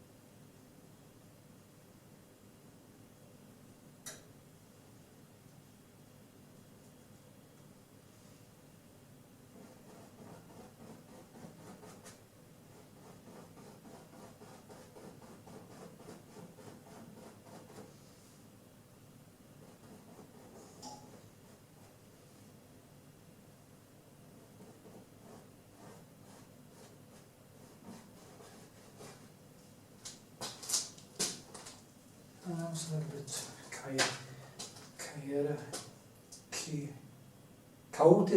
chaotic, chaotic, as it is in Norway.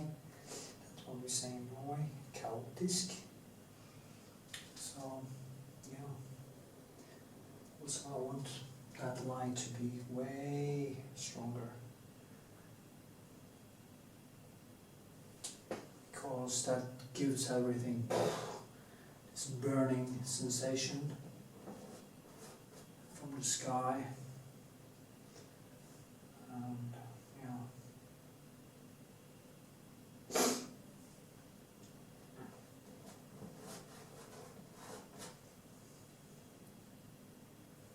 Lighting in my studio here is not the best, so sometimes it's a little bit hard for me to see how the colors will react in a different room. I used to have a bigger studio, not a bigger studio, this studio actually bigger, but the place I worked was a little bit higher up to the roof, a little bit higher at least. And it was kind of bigger space, so the lighting was more spread out, and that gave me a better oversight of the, or better spread in lighting.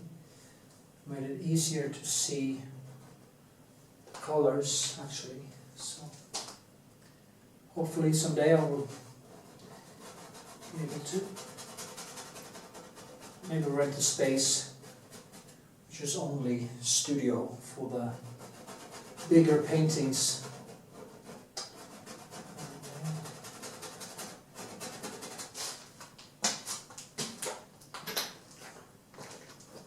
That would be great.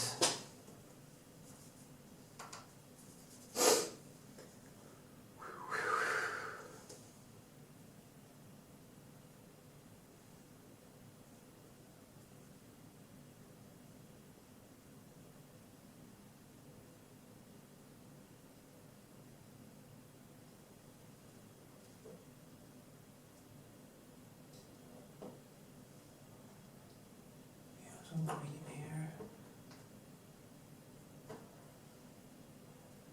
There's red, green. There's so many beautiful colors in this, but they're all kind of subdued. They're not kind of popping out.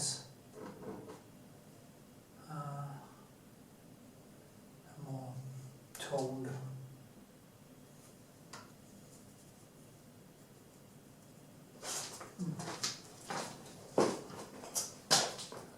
Zoom a little bit.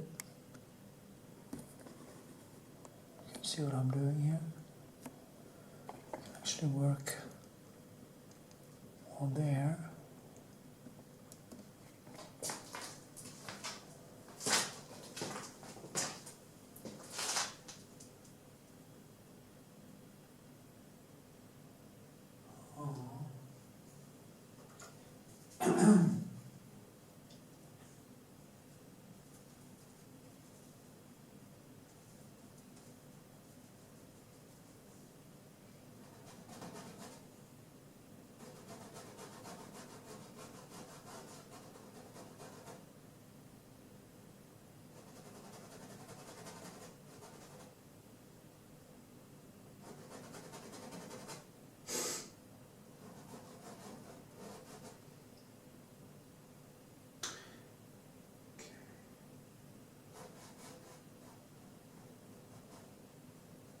Problem is if you put on too much white, as I've been saying before, actually you don't get more light, you get less. The white has to be focused also in the same way as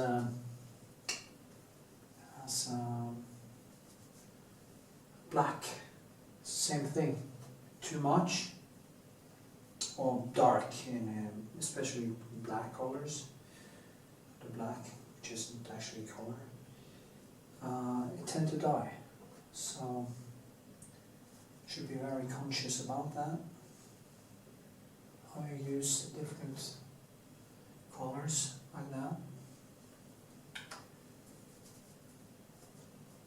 You don't want your painting to collapse.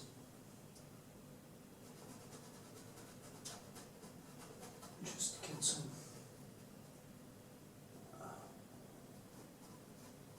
texture in this. Kind of make that ear perspective, as it's called in Norway.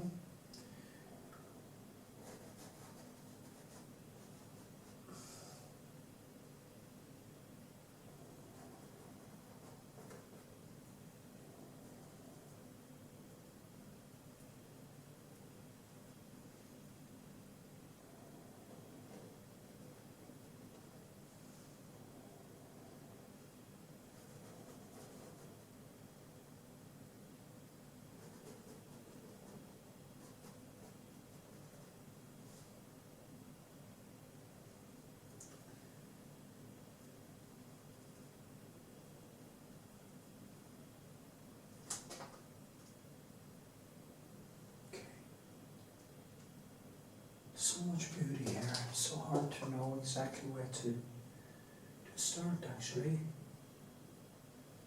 Because there's so much happening in that seawater. You just have to tweak it.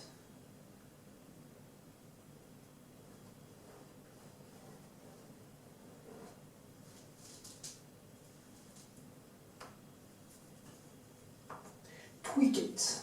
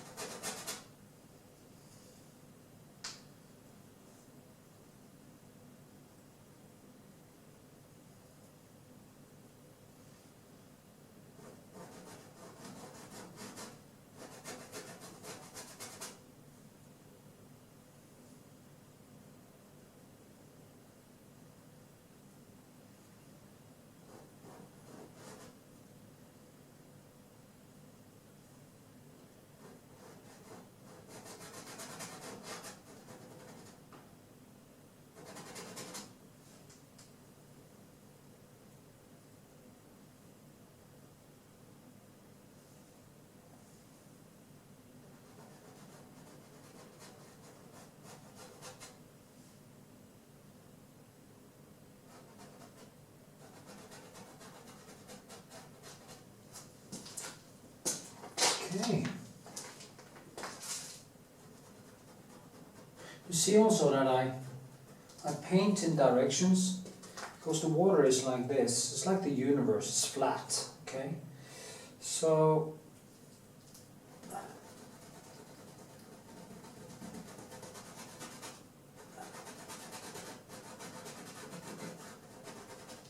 I mean, if you're gonna paint a Spacescape, since the universe is flat, it would maybe even, and it's like a sea. You know, the universe is like a sea. And it has gravity waves in it, in subatomic particles or whatever it travels in. I'm not really sure. I guess scientists are not really sure about what the gravity waves actually travels in. But you can see the universe is like the sea. You get the same waves in the universe as you actually get in the sea. So to paint in the physics of water, you can't really paint this way, you have to paint that way. You can do this and that, but the main things has to be basically in the right direction. When it comes to a cliff, it's different. You can go this way, that way, and you can build it in kind of geometrical system. But when it comes to water, it is flat. It is basically, yeah, so, yeah, just a thought, you know. So when I love science, it actually explains to me how I have to paint it. Of course, you can choose to go against the rules of nature, but then you will have great problems. If I did like this now, it doesn't work. I need to go this way. And then I need to get this to go into, basically I have to paint the sea water this way. Even the shadow has to kind of slide into the water there. And do like this, but I need to do like this to get that feel. Also, when I do this, the brush strokes will kind of, if I did like this, it would stop that Luftperspektiv, as we call it. The Luftperspektiv. So there's a lot of stuff like that you have to think about when you're painting. when I'm stuff that I think about when I'm painting. And I have an extremely scientific mind, and to me painting is basically like doing science. It is being confronted by my own lack of experience and lack of training. It is an empiric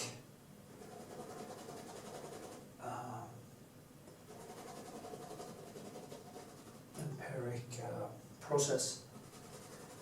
When you paint figurative, you have to also not just be an aesthetic and a poet, because the poetry basically shows in all the brushwork and all that, but you also have to be a scientist to make it work.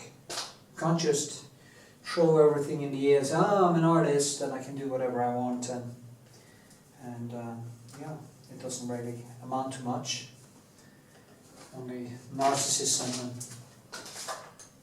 basically subjective babble. So yeah.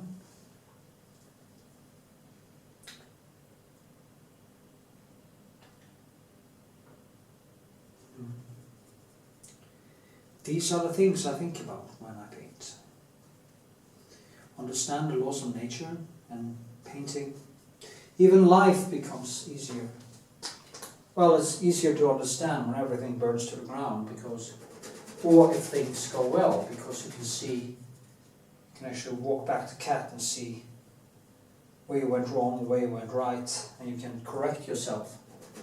But if you never admit to yourself that you are, as everybody else, linked to the laws of nature, you will actually never learn anything. You just keep on banging the same drum, and in the end there's nothing left, just chaos and personal destruction. So, okay, with this I will rest my case.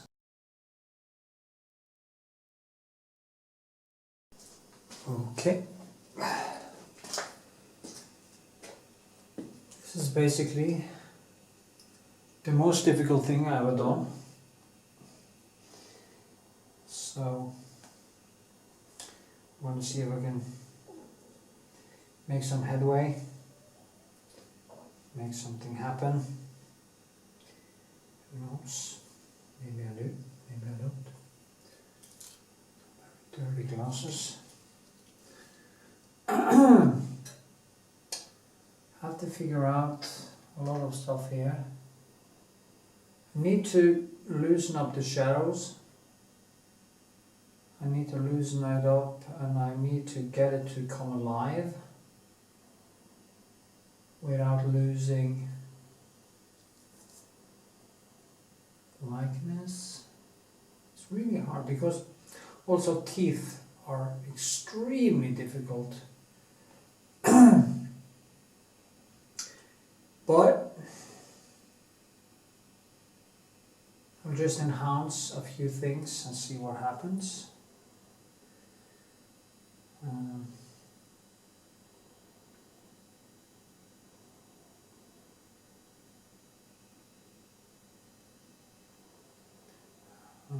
We'll see.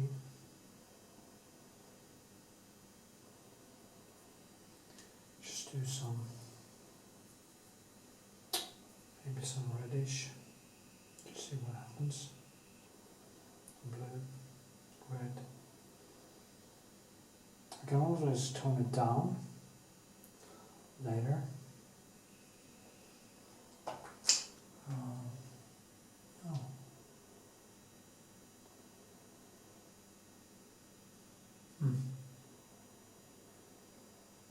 So difficult. One has to have a sort of foresight,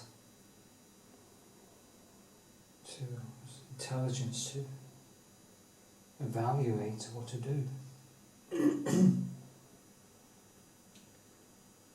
Yeah. Just gonna do stuff. The thing is, I need it to be a little bit cleaner in the colors, because of all the other things here is quite clean. But I don't have to be that clean that it dies, or that it can become almost kitsch-like. No, kitsch is not clean, that's one. Well, it is a difficult task. Yeah.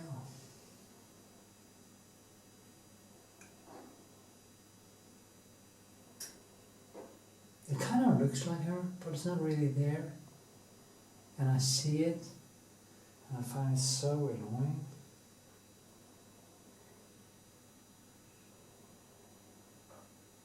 But I think I'm going to be able to do it. I'm just going to calm down and just keep touching it.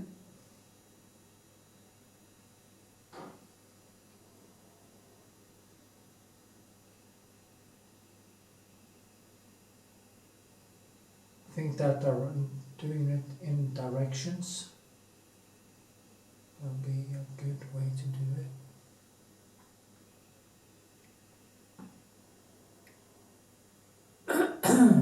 Yeah. Zoom a little bit.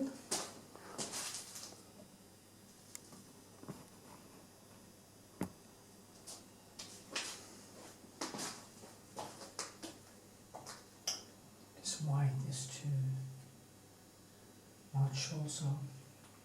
What happens sometimes is that you work so long on something that it kind of stiffens up. And there are no real neons in this one. There are just tiny, tiny, tiny differences between. It's almost like it's totally pixelated. And I just have to get it to become natural. But I'm gonna make it.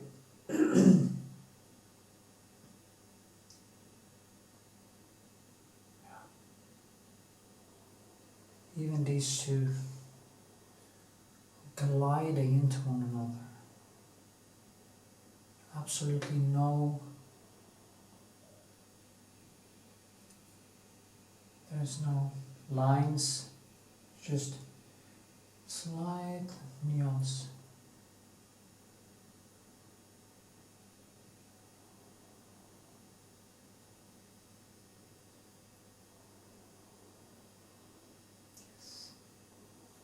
Lips goes all the way down there. The cheek is more in the dark.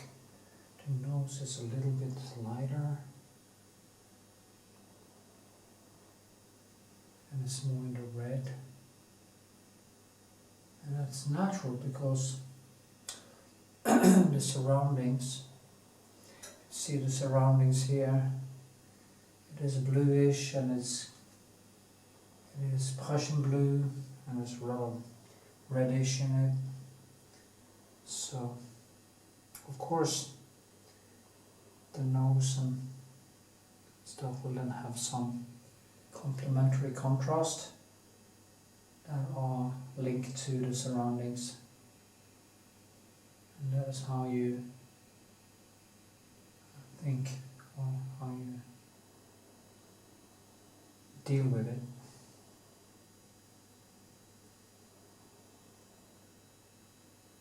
Oh, shit.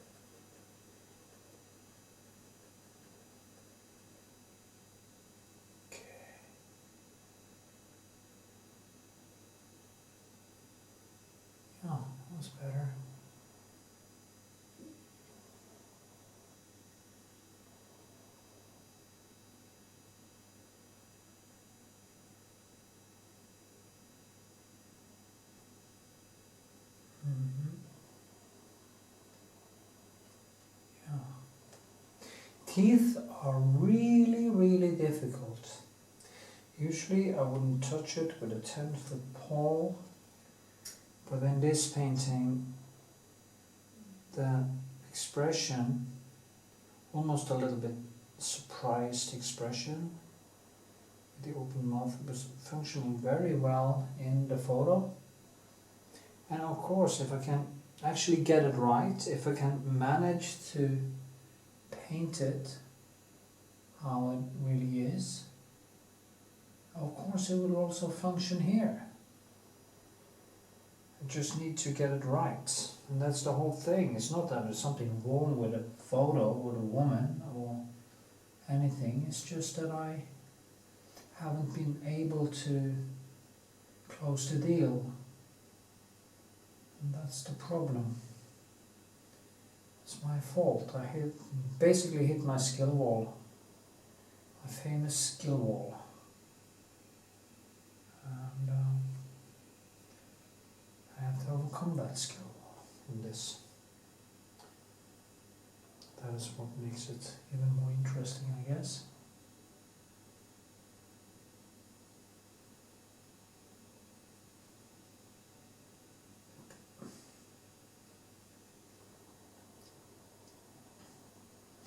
I'm also going to use very actively the mirror, paint for a while, and I'm going to look in the mirror.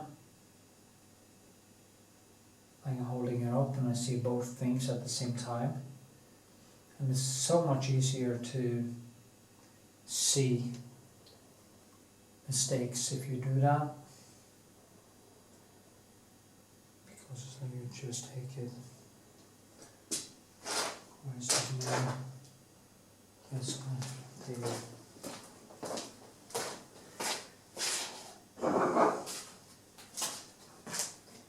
Just take the mirror and you look at the motif, what you're painting from, and at the same time. And at least I can see that I'm on the right track. Some adjustments to do, but I'm getting there slowly. Yeah, and that's the way you do it. You just look at both of them. It's almost like getting some kind of an objective distance to it. It overrides your own subjectivity.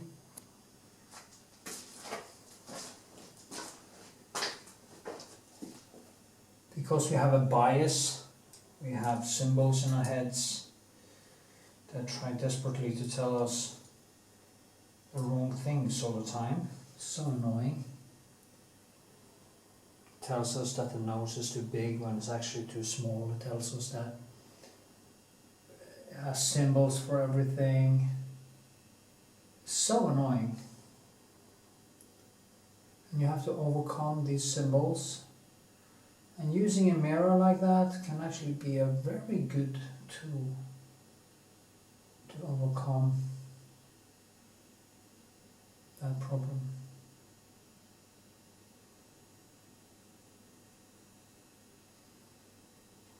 Yeah. Okay, I will paint for a while and then I will film some more.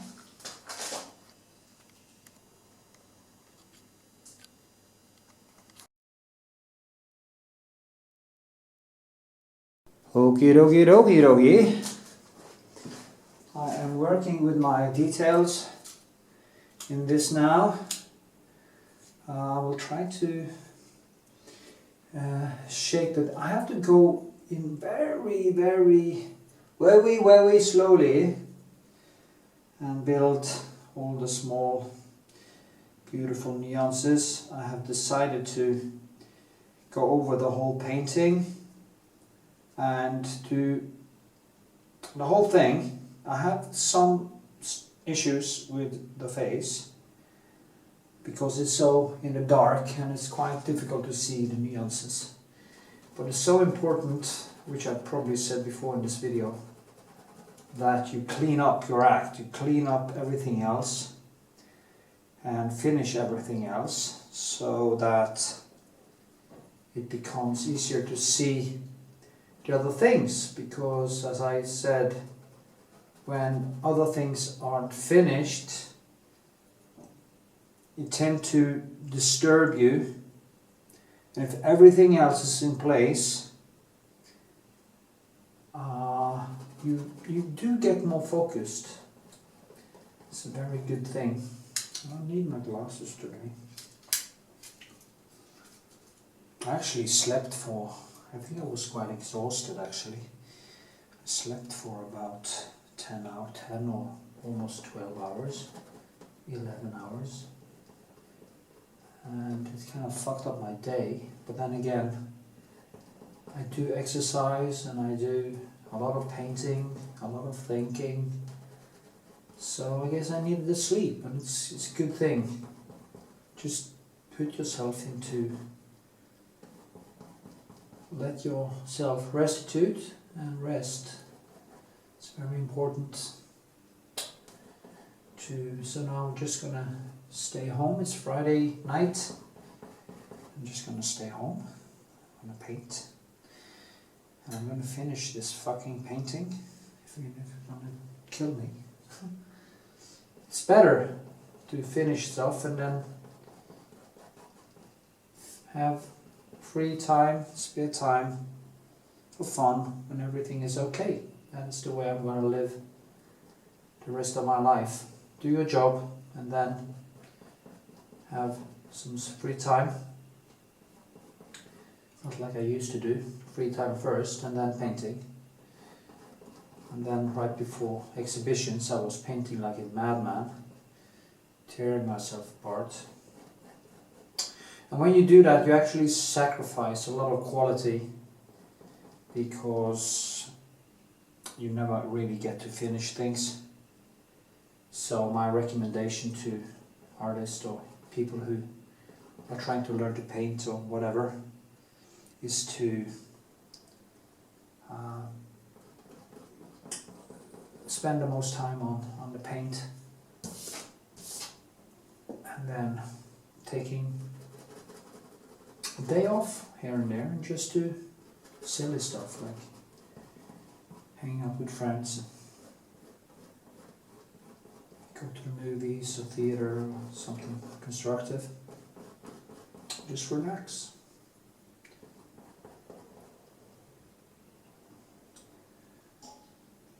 As Jordan Peterson say, you have to sacrifice. If you want to get anywhere, you really need to do some sacrifices. And being a painter, it is my life. It is the thing that gives my life meaning.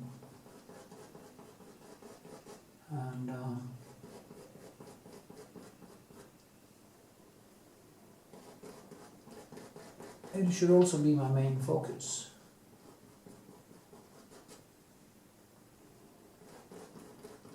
My main focus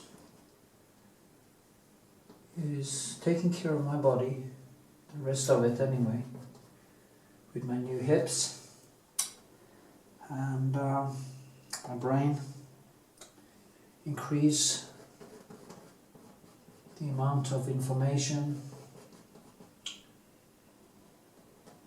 to a level that you really go into this deep introspection, that you really connect with everything that is to be found inside you, your whole potential. And it will kind of be transformed over into the painting. I noticed that the smarter I get, the more I know, the better my paintings. And I don't mean know as an objective facts or stuff like that. That really helps because it gives you the objective standard to understand the world and your place in it. But experience deep sadness and deep happiness. Usually sadness actually goes deeper. In my experience, sadness goes, you learn more from falling than from succeeding. And if you never fall, you will never learn. And I really fallen, and I had picked myself up again.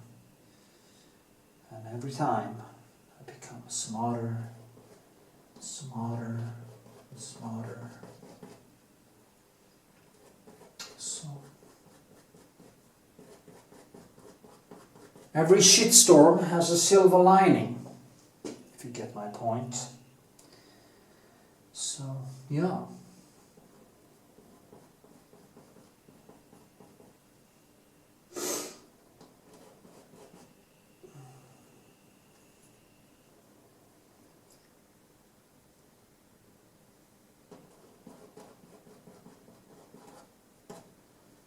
Yeah, there's more light in there.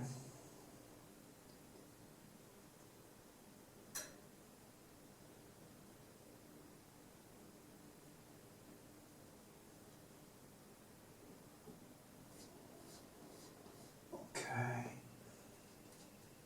You see here, I put in thick layers so I get this, and this sky, I can't probably not see that, but the sky and the water here is very bright, and it kind of shines right through that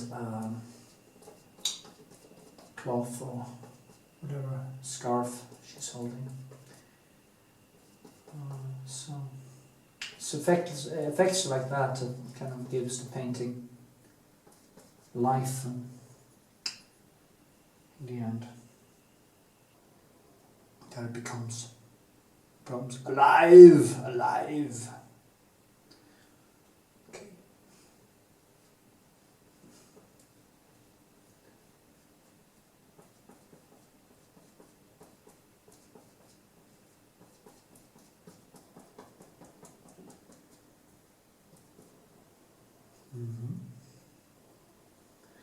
See here, I go like I use these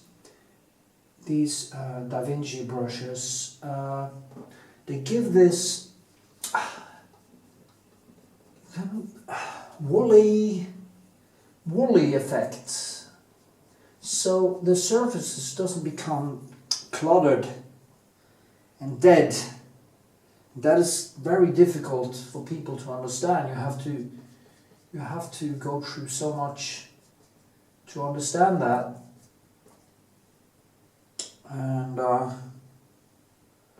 yeah,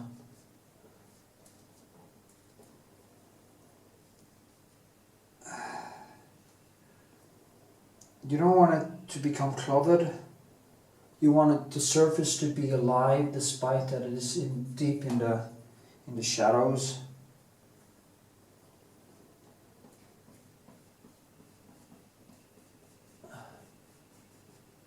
That is very important to keep, as I say, to keep it alive, alive, alive. As they say in the movie, it's alive. That's the feeling I'm after. It's alive. It's living. It has some kind of life on its own. I'm also using a lot of colors in my paintings, which often almost becomes a little bit too much for some people, but at least my paintings reacts to different types of light, and you see they're kind of bubbling up when it's the different lights outside. And yeah, and this one comes out there.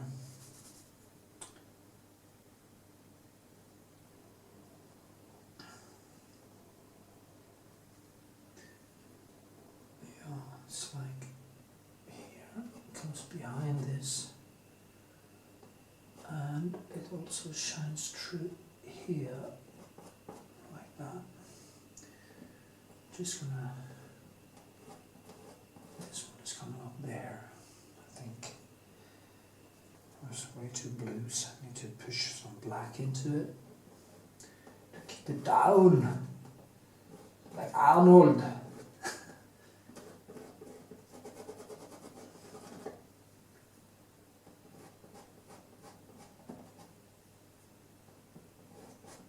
Okay, it's way too blue. It's Valentine's Day, and I haven't had a girlfriend in years. The last time I was in love was actually 7 years ago. 7 probably years ago.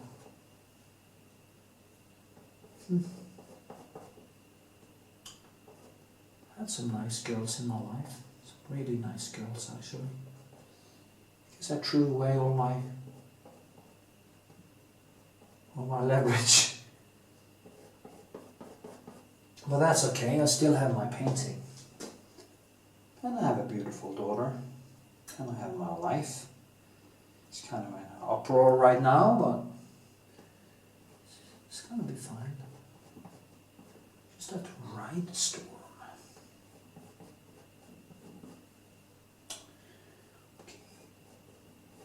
So,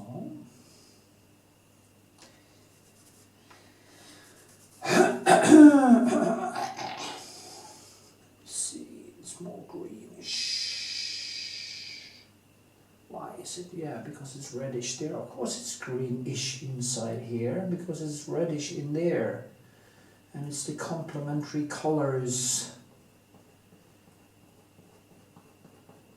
Which means that this is, yeah, it's also a little bit reddish.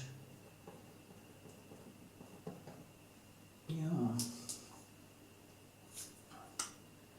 But there's a little bit of line down here and there. There's a thing happening there. It also goes into the water, and then I change the color to a more caplak type of color in here. And yeah, I have to do something with that too. Oh, come on. Somebody want to date me? Probably just my mommy. My daughter, maybe.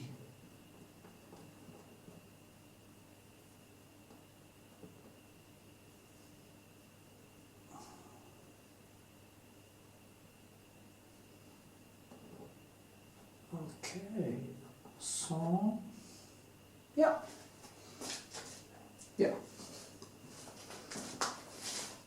40 minutes of me talking.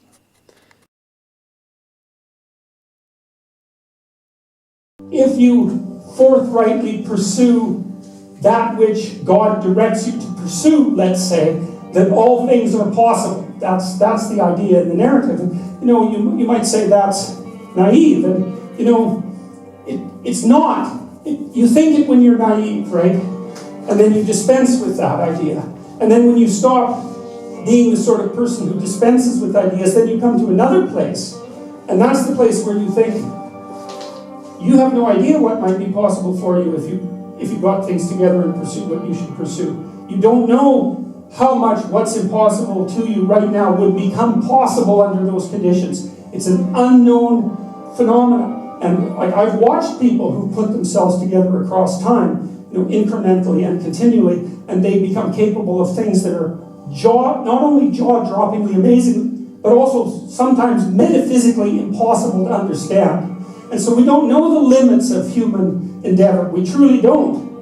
And it's premature to put a cap on what it is that we are, what it is that we're capable of. And so you're already something, and maybe you're not so bad in your current configuration, but you might wonder if you did nothing for the next 30 years except put yourself together, just exactly what would you be able to do? And you might think, well, that's worth finding out, but of course that's that's the adoption of responsibility. And one thing I've also learned over the years, because I've been curious about this battle between meaning and nihilism, you know, and I mean, I could see for a long while the rationale in nihilism and the power of the nihilistic argument, but it occurred to me across time that despite that the power of the nihilistic argument is more powerful than naive optimism, but it's not more powerful than the optimism that is not naive.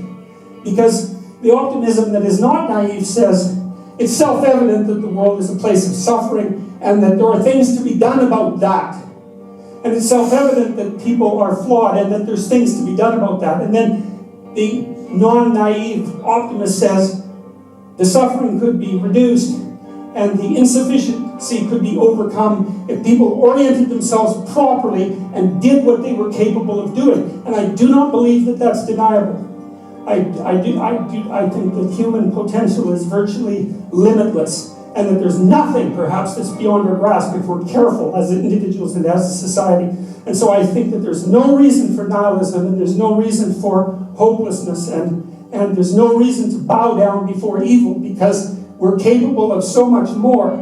And I think that you can easily, you know that first, because you're not happy with who you are, and you're ashamed and embarrassed about it, as you should be.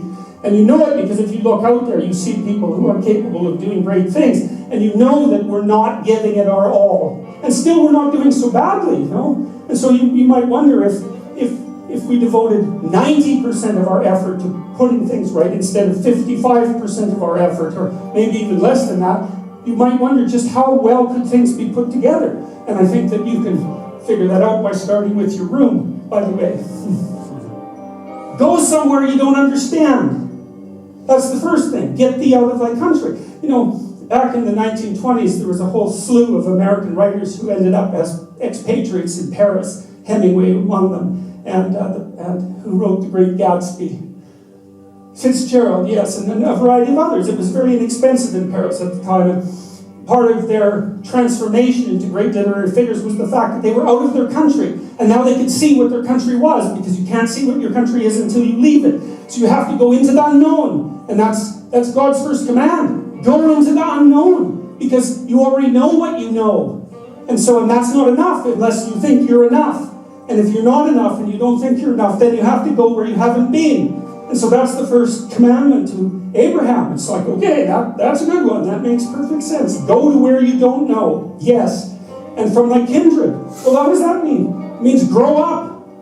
Right? That's what it means. It means get away from your family enough so that you can establish your independence. And that isn't because there's something wrong with your family, although perhaps there is, you know, as there is perhaps wrong with you. But it means get away. You know, I talk to people very frequently whose families have provided them with too much protection. And they know it themselves. And that means they're deprived of necessity. You know, one of the things that you see in the United States, for example, is that the children of first-generation immigrants often do better than their children.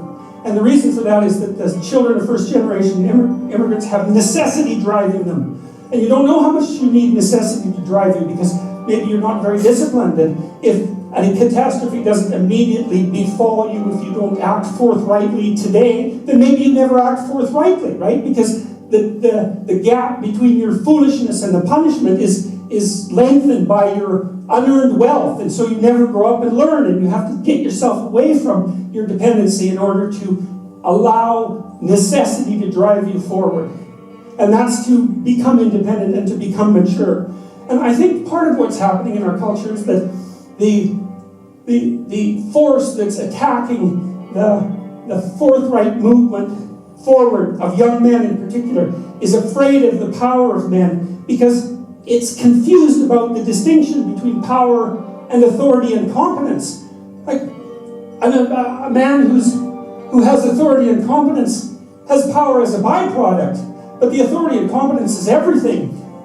And people who can't understand that fail to make the distinction between power and authority and competence, and they're afraid of power, and so they destroy authority and competence. And that's a terrible thing, because we need authority and competence. What else is going to allow us to prevail in the long run? And so you get away from your country, and you get away from your kin, and from your father's house, right? and you go out there and you establish yourself in the world. It's a call to adventure. That's what the first lines in the Abrahamic story is, a call to adventure. So, great, unto a land that I will show you. We know what's wrong with life. It's rife with suffering and insufficiency and deception and evil. It's all of that, obviously. Okay, what would make the journey worthwhile? Well, you can ask yourself that. It's like, all right, in order to bear up under this load, what is it that I would need to be striving to attain? And if you ask yourself that, that's to knock and the door will open. That's what that means. If you ask yourself that, then you will find an answer, and you'll shrink away from it. You'll think, well, there's no way I could do that. It's like, well, you don't know what you could do. You don't know what's possible. And you're not as much as you could be. And so God only knows what you could do and have and give if you sacrificed everything to it. And that's the reason Abraham is constantly making sacrifices. And it's archaic, right? He's burning up like baby lambs, but like, well, they're alive. You know, that's something, and they're valuable, and that's something. You have to admit, even if you think about it as a modern person, that the act of sacrificing something might have some dramatic compulsion to it. You know, to go out into a flock and to take something that's newborn and to cut its throat and to bleed it and to burn it might be a way of indicating to yourself that you're actually serious about something. And it isn't so obvious that we have rituals of seriousness like that now. And so it's not so obvious that we're actually serious about anything. And so maybe that's not such a good thing. And so maybe we shouldn't be thinking that these people were so archaic and primitive and superstitious. It's possible that they knew something that we don't. And certainly in the Abrahamic stories, one of the things that maintains Abraham's covenant with God is his continual willingness to sacrifice. And it's so that sacrificial issue is so important, because you are not committed to something unless you're willing to sacrifice for it. Commitment and sacrifice are the same thing. And I think it borders on miraculous that those concepts are embedded into this narrative at the level of dramatic action, instead of abstract explanation. People are acting this out. And the fundamental conception is so profound that it's really quite awe-inspiring. It's breathtaking, really, when you understand what message is trying to be conveyed. You have to make sacrifices. And what do you have to sacrifice? You have to sacrifice that which is most valuable to you currently that's stopping you. And God only knows what that is. It's certainly the worst of you. It's certainly that. And God only knows to what degree you're in love with the worst of you. So you move from the unbearable present to the ideal future. And you can't help that. You have to live in a structure like that. That's your house. That's another way of thinking about it. And if you want to get your house in order, and if you want it to be a place that you can live properly, then you have to plan the future that is perfect.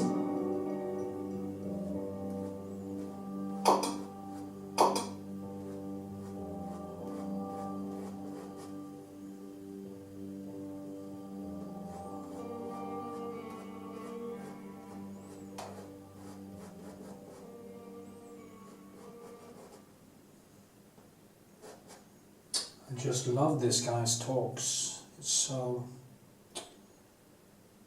to the point. As a Hitchens, Sam Harris type of atheist, I have to say even his reference to the biblical stories makes sense in his context. And it doesn't even bother me. It would have bothered me earlier. And actually it did in the beginning when I listened to him. But now, it kind of makes sense. You could use other type of symbolism, but I think it makes sense. So yeah. I heard he has some problems himself right now, and I just hope he's gonna be alright. So he's one of the people I consider important. So among other people, Yeah, I hope you get something out of it. And now you will actually see me paint on this and talk about painting and other stuff for 10 or 15 minutes. So, see you.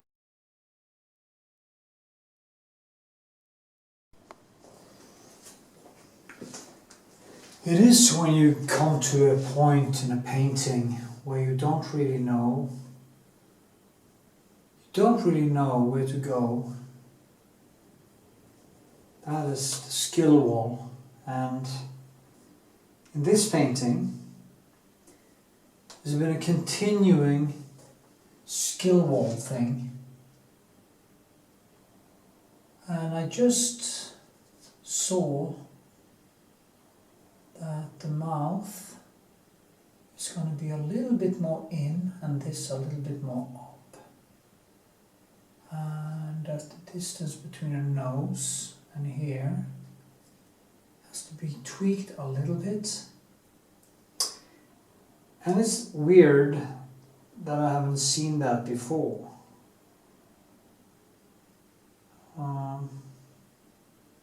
That is the thing with me. I am not a classical painter.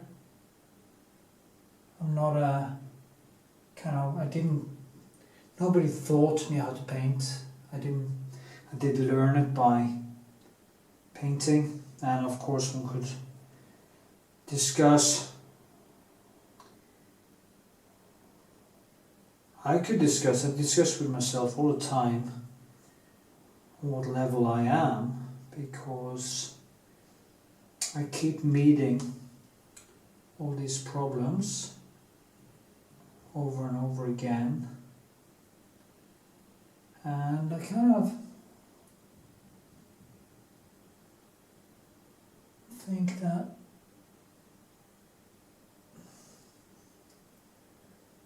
it's almost like I have to learn to paint every day. It's strange. Oh, my fucking neighbor is starting again, I guess. It's noise in the morning. Yeah, oh, he's a nice guy. He's a very nice guy, actually. So I pardon him. So that's the problem with this. There is always something more I see, and there is absolutely no nuance here. It is basically in the dark in a way, and the colors are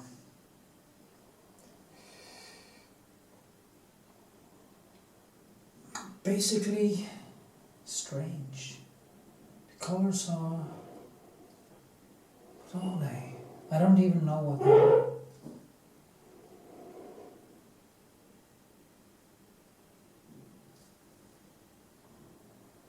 If we can get that mouth correct, and it's such delicate things that matters, because the lips, how sharp, what kind of nuance. And when you have big paintings like this and you kind of meet that skill wall every day, it can be quite exhausting, but not doing it doesn't solve anything. So the only way to fix it is to keep painting. Keep seeing these small, almost invisible things that will in the end create that likeness, or that's the right word. Small. because this is really, really difficult. I'm used to nuances that I can actually relate to, like I put on some light on the object or something to get some concrete shadow and light difference. In this one, the whole face is in the background. The good thing is that I have built around it here is so much nice paintedness in all the layers I've built around it to create this sculptural thing. So that's good, I guess.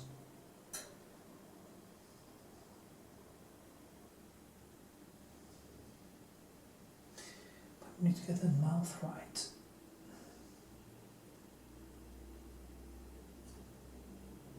I think I'm kind of getting there.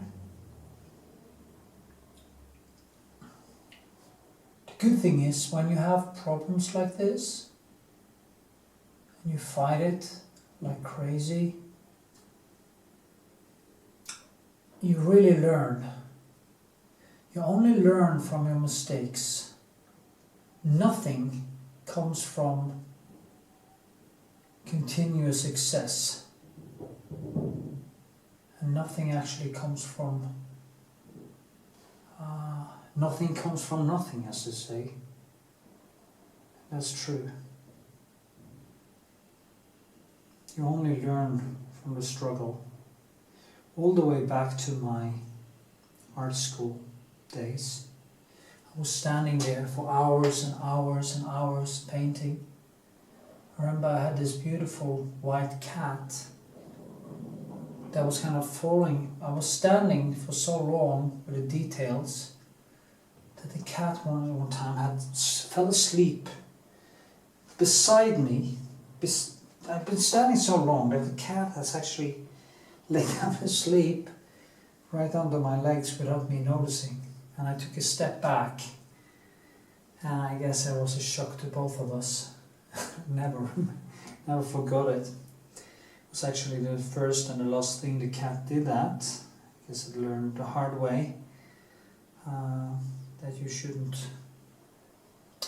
fall asleep behind humans' feet. So it was quite fun. But it says something. Deep concentration. And at that point I didn't really know what I was doing. It's not that as I say, I'm not really sure what I'm doing now, but at least I know more. There's no doubt about that. I know a lot more actually. So, yeah.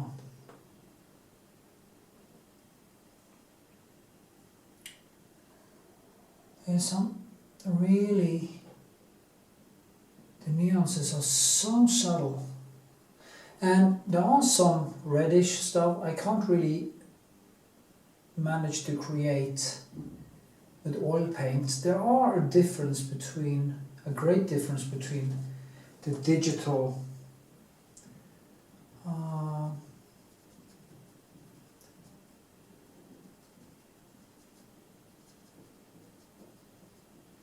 the print colors and colors you get from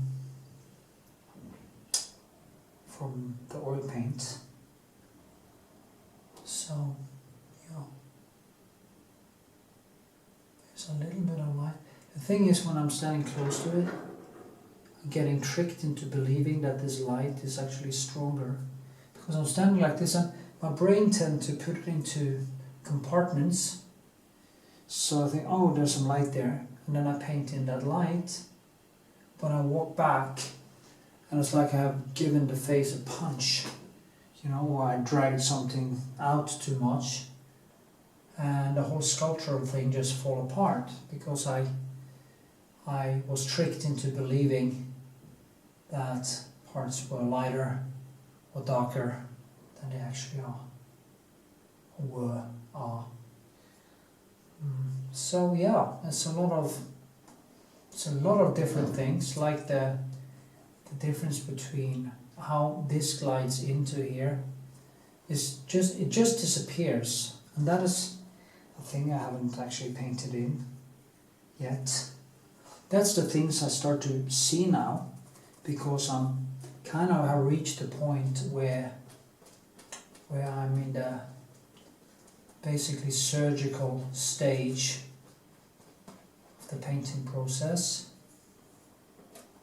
and I just need to kind of go back and forth from here. What the fuck was that? Okay, well. So yeah.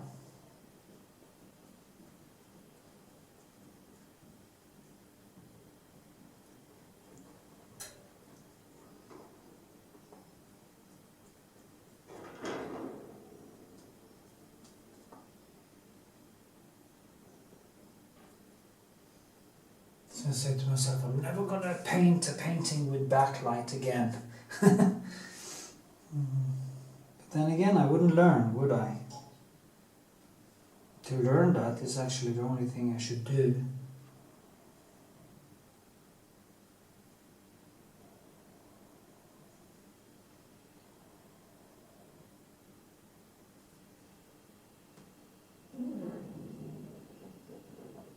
Just need to glide.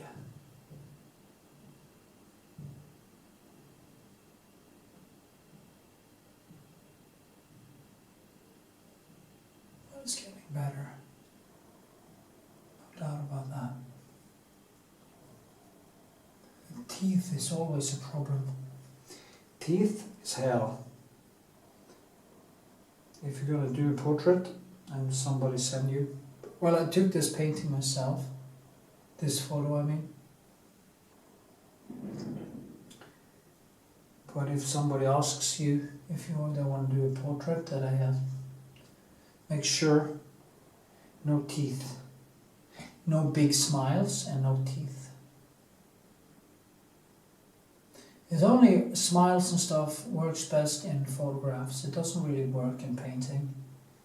It just seems fake, and it's almost like it's breaking down the seriousness of painting. I don't know what it is with it, but I think it ruins something. That's my opinion. So, and as Christopher Hitchin did say, I only have copyright to my own opinions, so.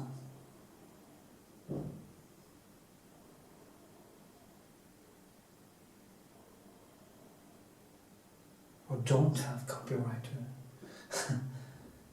What is that? Well, I don't know. This one too. This one.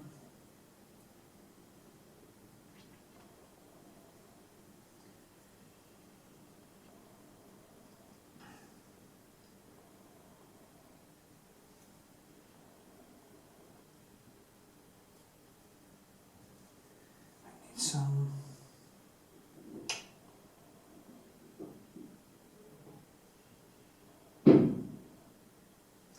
kind of green, bluish here. Where is it? Is it red? It's so difficult.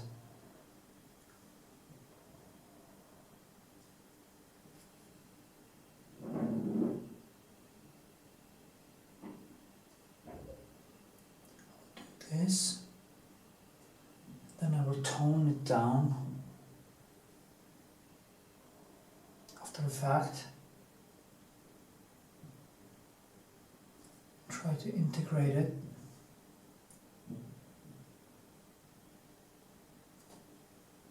Yeah, it's better. That tooth actually disappears.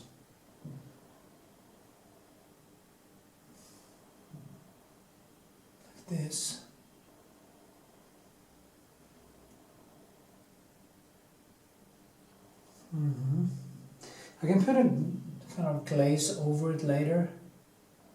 I'm just going to work with the mouth here a little bit so I get that thing right. It's a bit like this, I just have to go in. That's the problem I have been looking for. Yeah. Strange that I didn't see that before.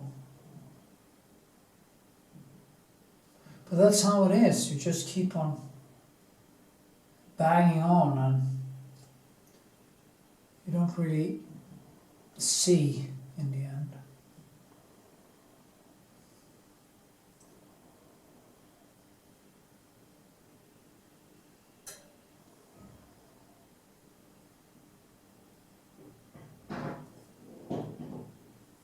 So,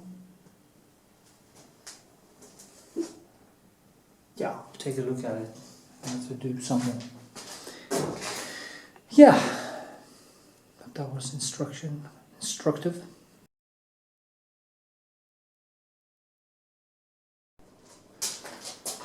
Okay, I'm doing the last touch-up on this. And as usual, it is extremely difficult. No idea why this is so difficult. It has been the most difficult painting I have ever painted, and I still, you know, come to a certain point and you just don't.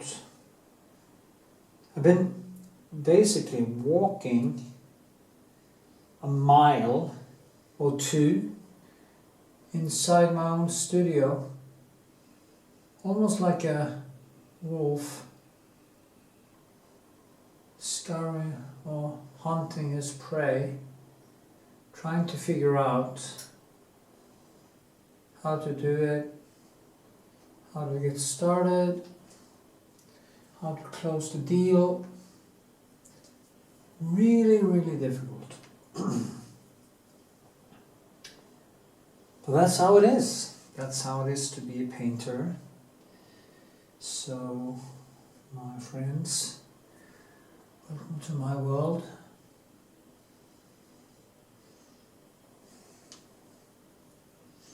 I've said many times, if people could be in my head for 5 minutes, they would be exhausted for a week. And that's actually quite true.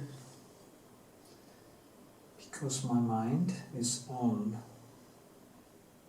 all the time.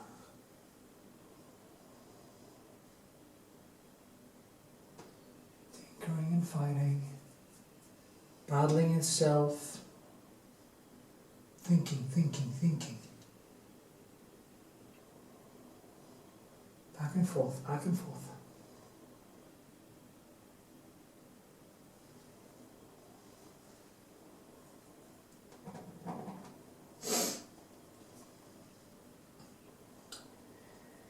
The mouth here I have to keep it totally open, opaque in a way. It has to be so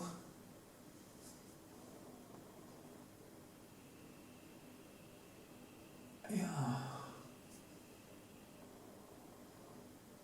There can't be any lines, there can't be anything sticking out.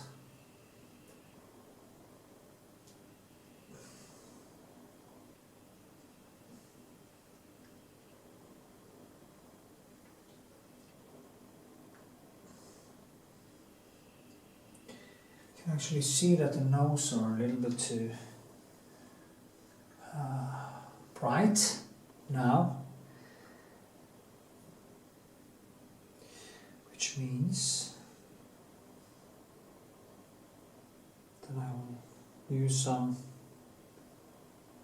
glaze, thin, very thin glaze, blue, and then just push it down a third, so when it lands on the same level.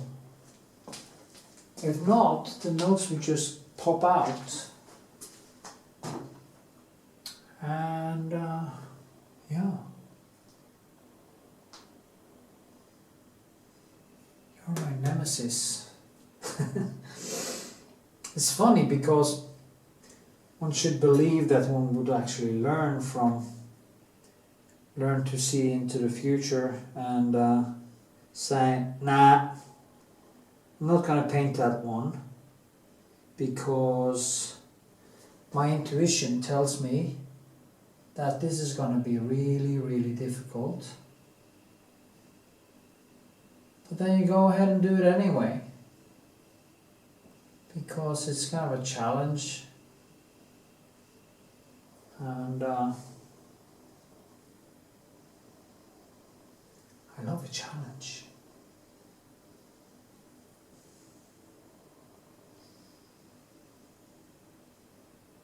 It also took a lot of time because of all the pain I was in for the last 3 years.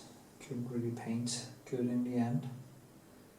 I'm actually starting to kick back a little bit. So let's see what happens. Maybe I will be able to feel good again. That would be nice.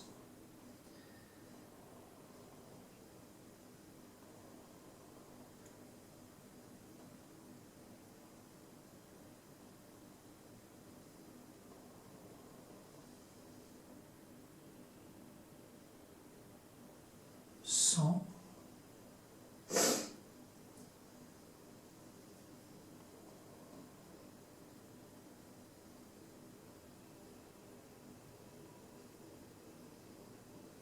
I could kind of twinkle this, touch up, do this basically forever. Forever. My poor father is so frustrated that I just undrop it, and I desperately try to explain to him that it's not good enough that anyone else think it's good. I have to think it's good. Me.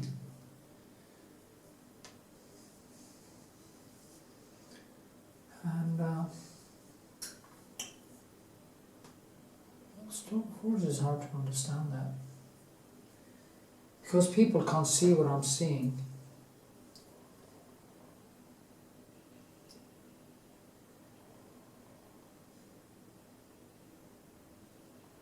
But it has become quite well, quite good, all over.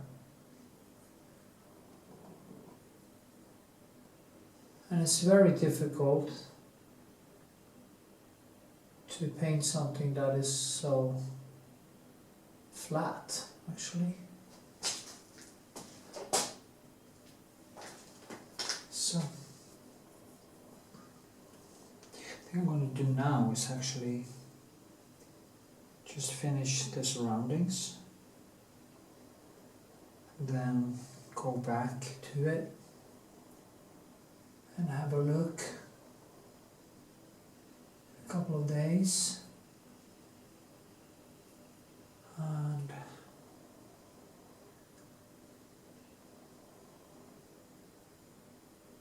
have that discussion with myself if I actually think it's done or not. One thing's for sure, I can't let other people decide when something's finished.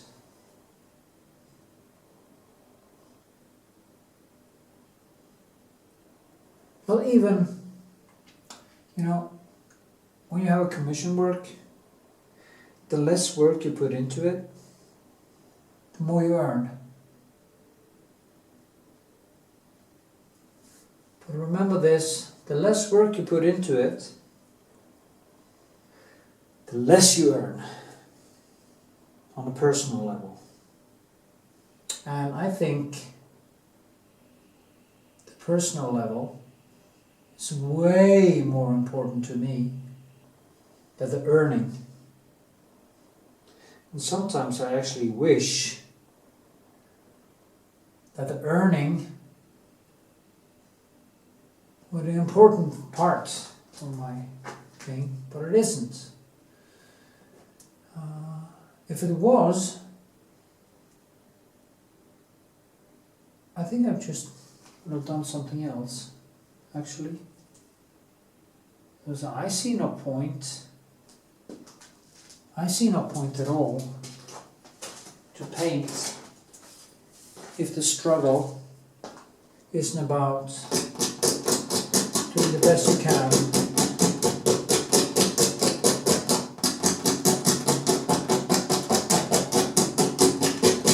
I'm going to show you these textures, how much I worked with it in the end of this video. Starting the textures here, really starting to come, I'm starting to get the benefits of all the struggles, all the back and forth. In here I have actually built around that hand in a very good way. The fingers aren't perfect or anything, I'm not claiming that. But I have gotten it to a point where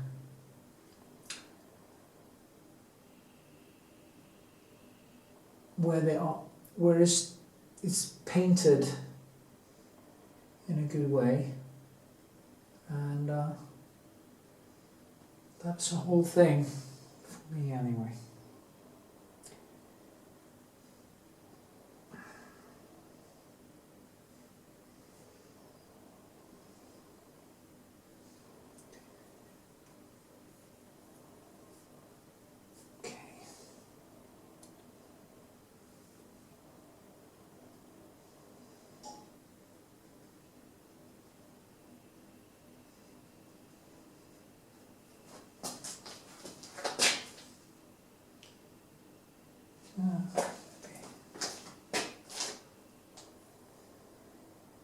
It's a little highlight here,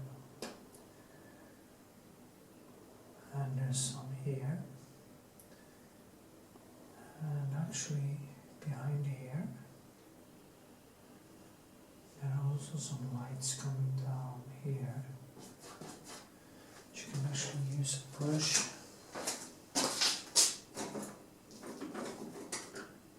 See if I can put in some effects. Maybe I should just scrape it back up. Yeah, that's also you can do, because I have some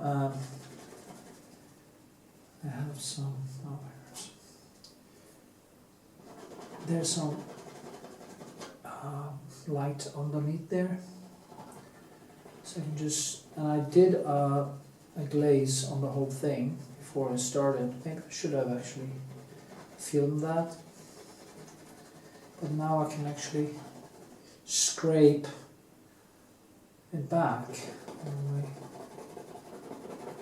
like this, and it's like gravure, almost like doing charcoal drawing.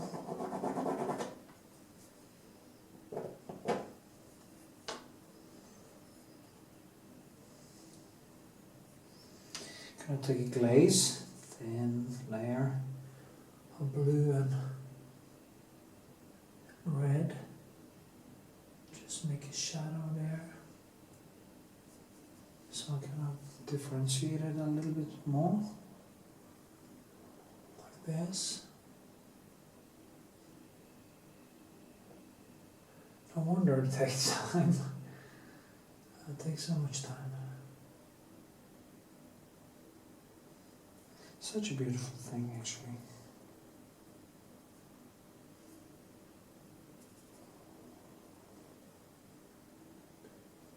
And this one has to be darker. So here, yeah, I think that's better. Let's So here, so just go over. I don't want any harsh lines or anything, I just want some nice shadows and stuff.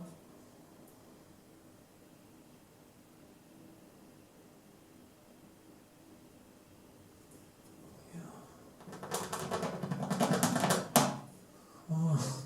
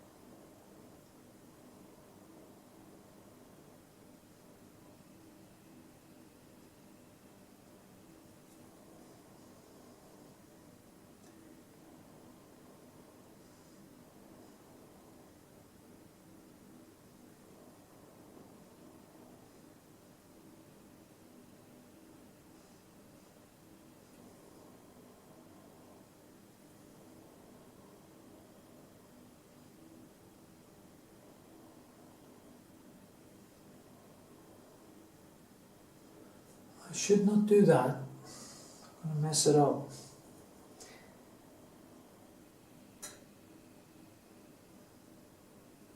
That is very important. At some point you just have to decide that enough is enough, you know? And yeah.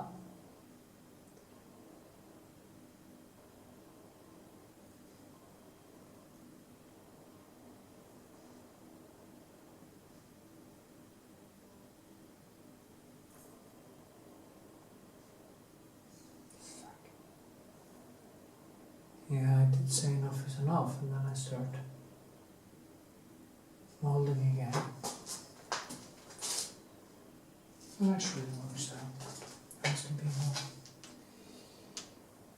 I need a little bit more contrast between the background and the hand there. And I'm using now just some glazes, I call it micro glazing. I just put in some shadows, some strategic brushwork.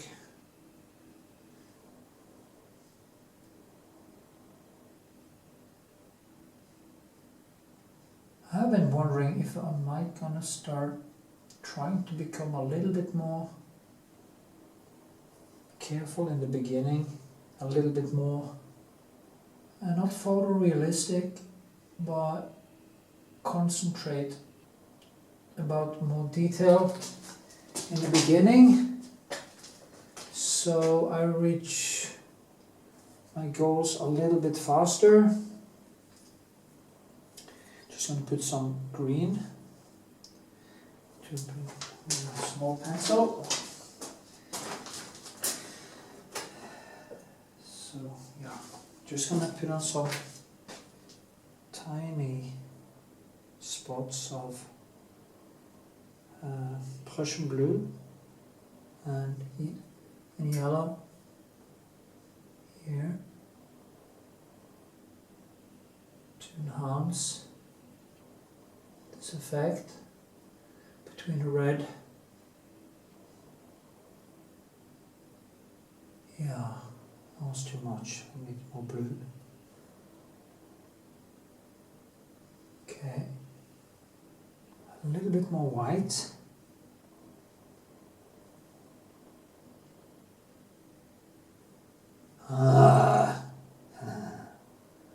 This is really crazy. I have no idea. This thing, the last thing, is always so difficult. You can kind of bang on and always, and then suddenly you do a little bit too much and it just falls apart. All that beautiful light and all that lovely, just then it, boom, it falls apart. I don't think it fall apart here actually, so that's a good thing.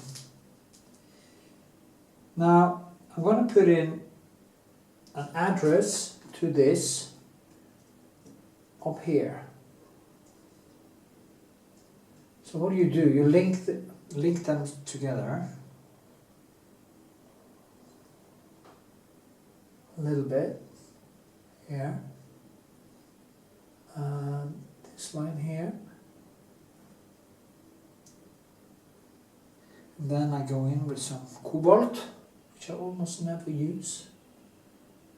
I use it, but it's not the main blue. It's not. It's very. It's a cold blue, and also some cobalt here and there. It's kind of small waves on the sea. Yeah, I think that came quite nice actually.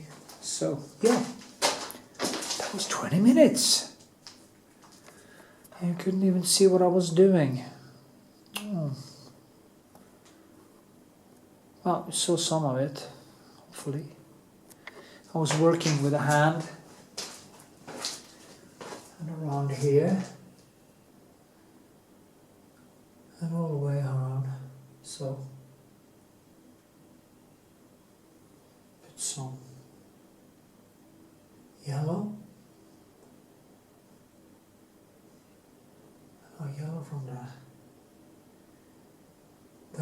That has been a very interesting experience in this painting, because I have painted colors that I usually don't do. I painted this, yeah, now you see. I don't know if you can see, but now you can't see on the, sadly. It's hard to see, but here I've built very thick, but there's a lot of reddish in this, and now it's greenish and yellow up here. So I get this, it's cold and warm, and I twist the whole thing. And it actually worked out quite okay. I'm basically done. Not all there, but I'm getting there. So I think I'm gonna do the rest of the body for a while and then do our last thing there, and so yeah, it's going to become a very long.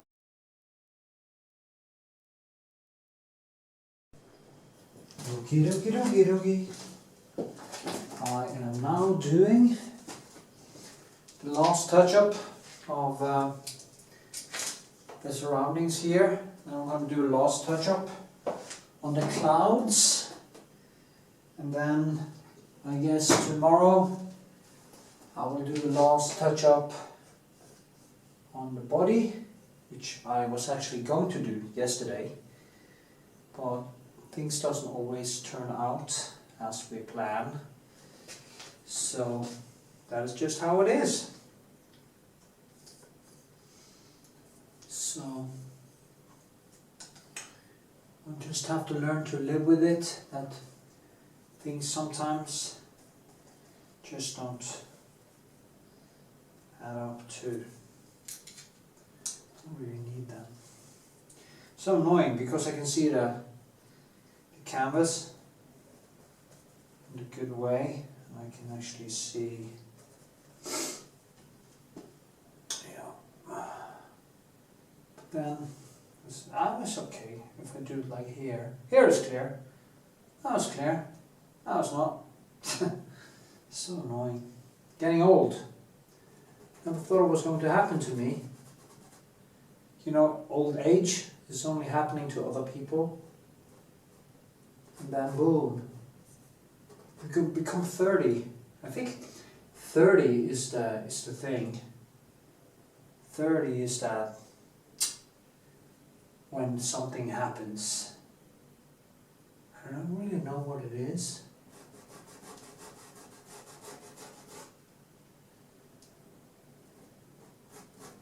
And now I can start calculating with how many years I have left. So, yeah. Guess that's nice.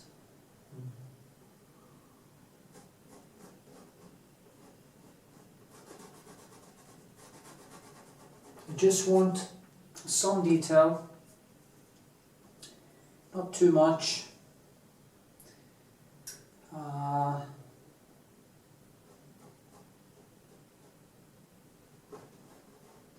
Just so it, comes alive.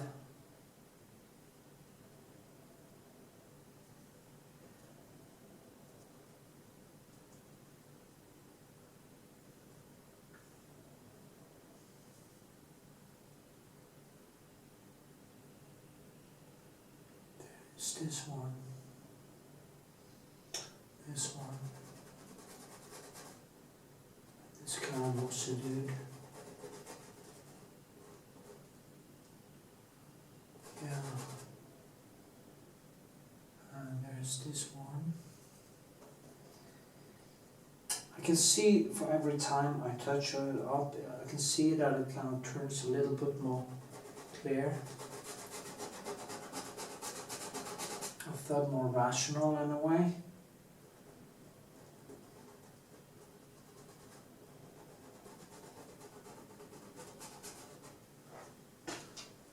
Yeah, I have to kind of get it to swing.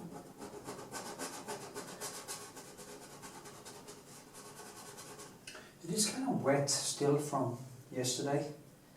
You can actually feel when you have been working for many hours on a painting, you can, and the day after, you can actually feel how the paint has kind of superficially dried, because some of the medium, despite that I'm not using that much medium in the paint,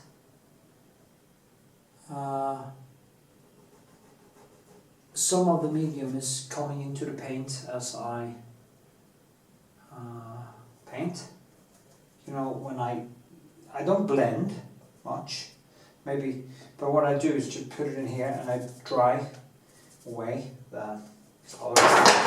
Then I take new color and I add on, and in that process, back and forth there, some paint is actually getting into, some medium is actually getting into the paint. And when you do that over and over and over, in the end, some medium actually gets into the paint and makes it dry faster. So yeah.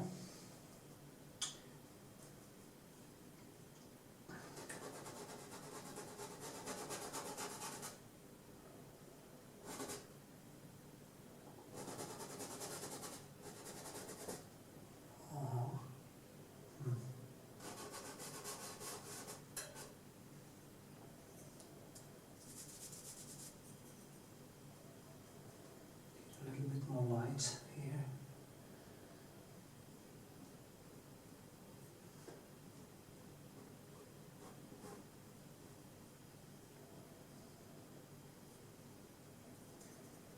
Something like that.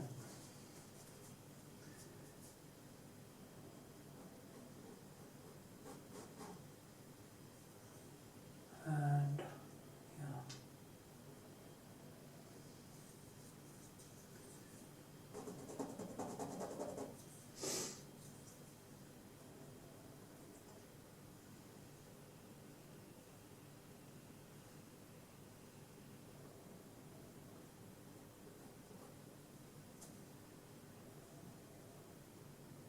it's not that bright actually. And that's also what the brain does. It kind of tricks you believe that white is wider than it is, and it kind of makes you do small mistakes without actually knowing it. So, yeah.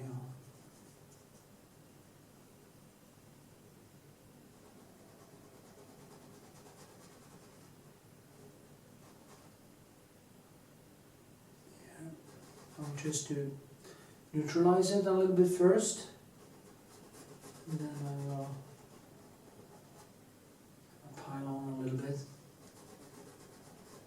after the fact.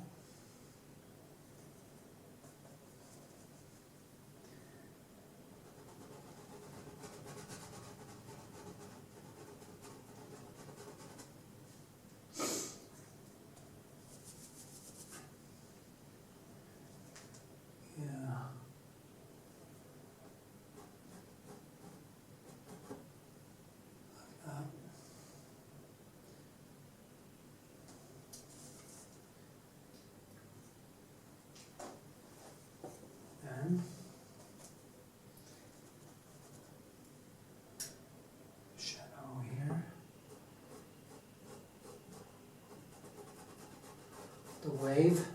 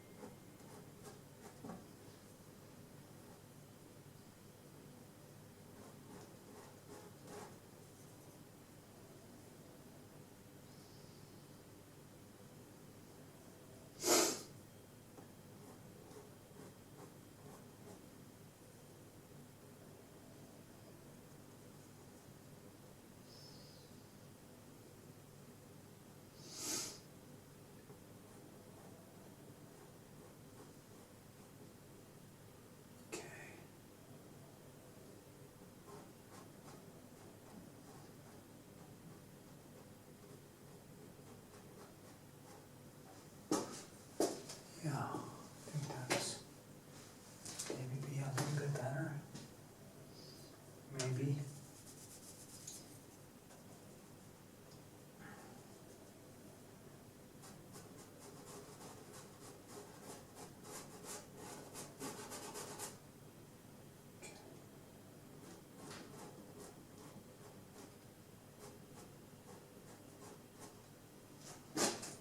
Oh, I think that is better actually. To make it a little bit more soft, soften it down, because water is soft.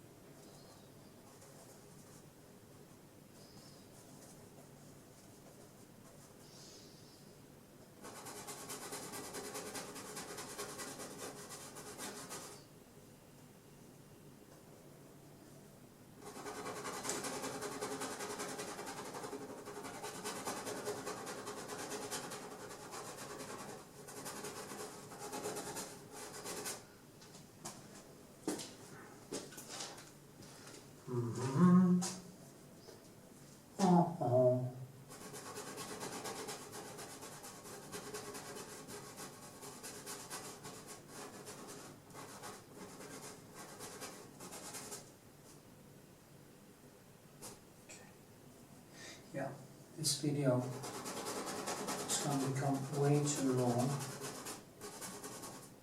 and that is not smart. Yeah, I think that was better. A little bit more subdued.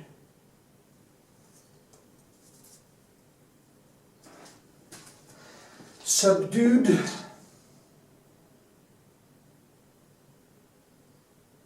Bring it up a little bit.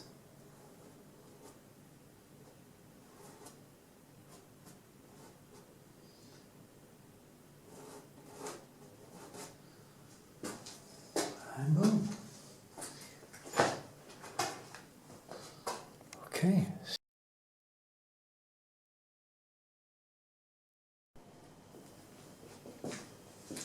Okay.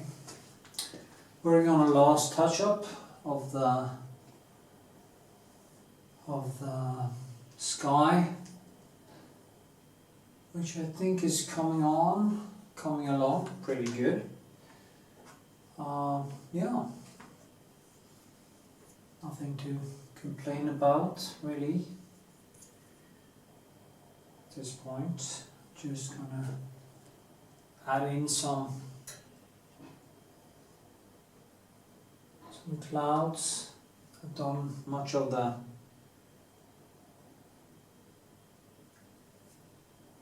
groundwork. Just gonna add some more, and then I'm done. The whole thing. It's gonna be good.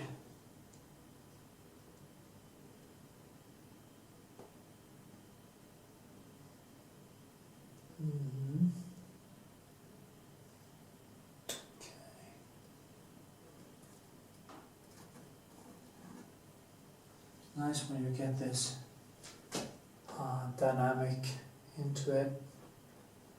There's clouds behind there.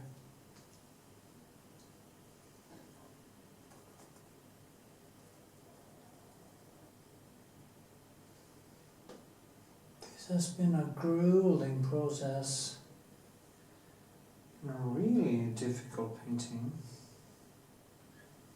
It still is in a way.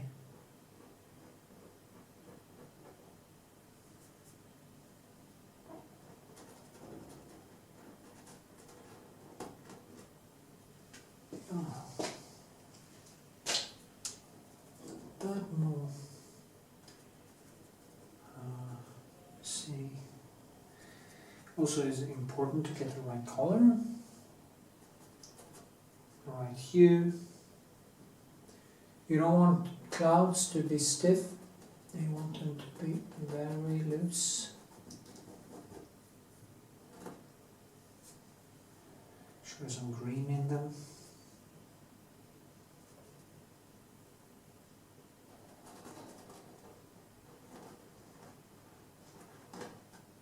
Okay.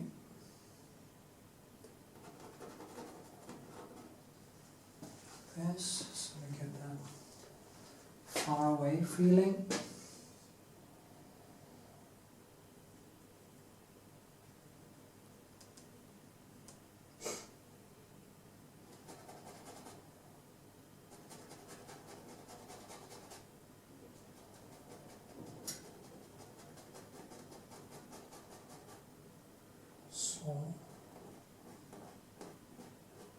So, I think that's quite nice.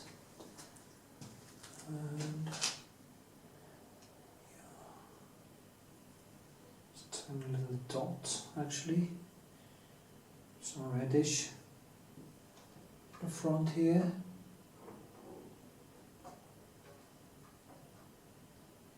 Just give that one a punch.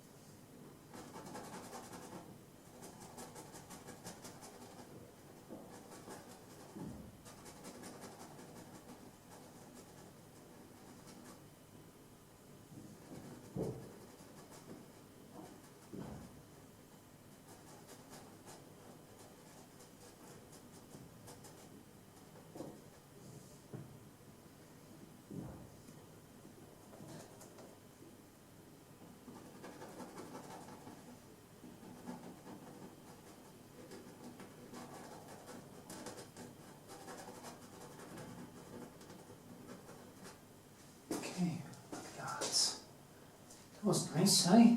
Yeah. Say yes. This is how I actually work through the whole thing. Days on end, back and forth,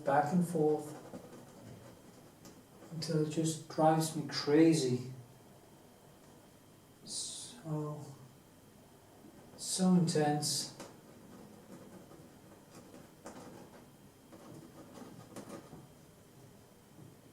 And yeah.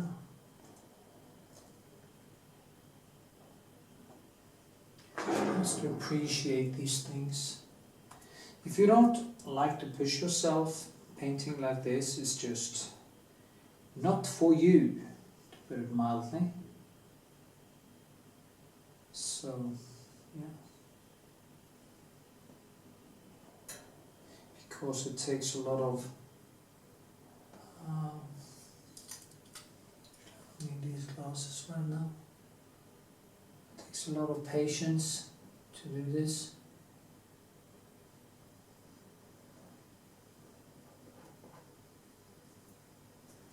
And if you don't have that, this kind of painting is just off limits for anyone who doesn't want to spend that much time in the studio. I've been listening a lot to Marcus Aurelius, the Roman emperor, and his writing lately, Stoicism. And I think as a person that has been basically addicted to everything under the sun, it's really nice to listen to his voice because what he says, how the focus should always be on the inner thing and not be on what other people think, distractions, pleasures that doesn't lead anywhere.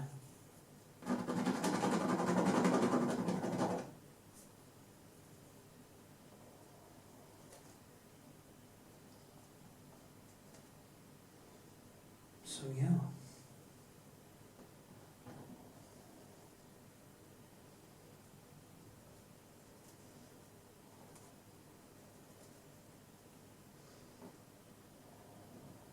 Stoicism. That is where I'm going now. Going to...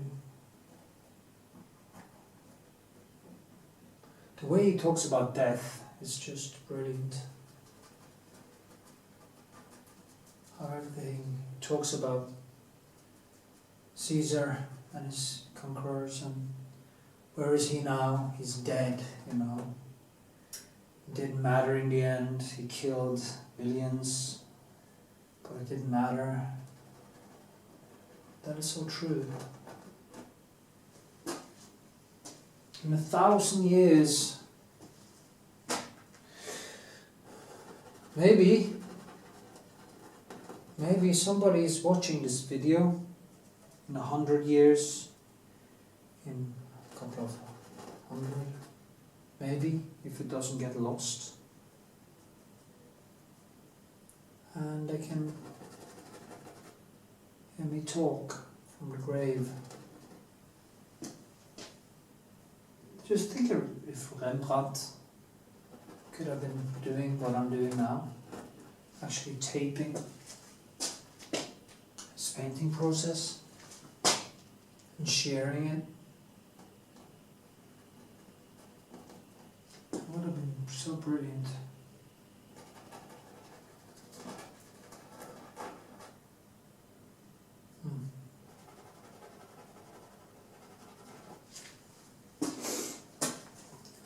That's clouds for you.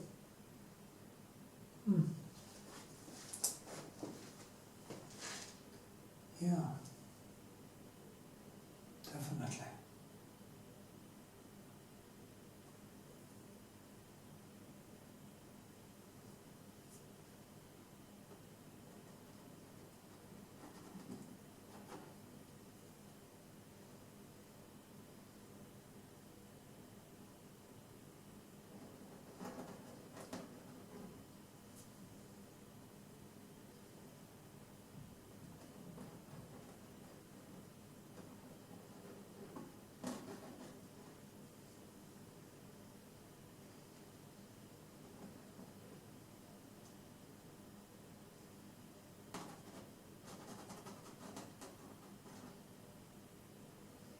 keep the, it's very important to keep it down in the background here.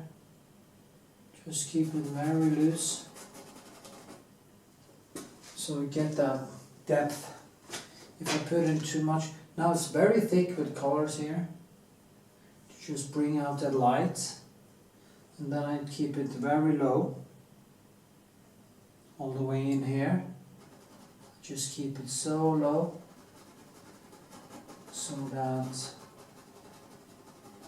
there is no physical competition between the layers. Maybe I shouldn't have done that actually. So, it's better. Yeah, it was better like that. So everything around it here is rough. When I go on from a distance now, she really kind of sticks out, and yeah, it's 3D.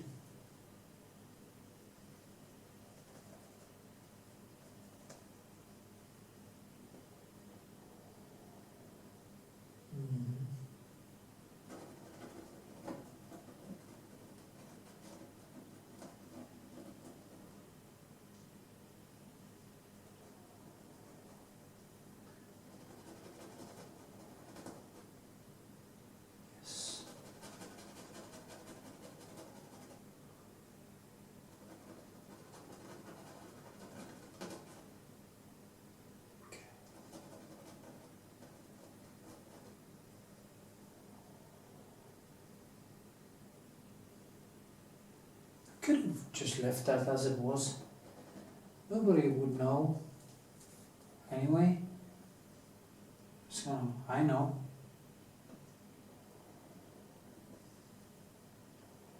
That's what is important. I know. My father, oh, it looks finished, you have to finish it.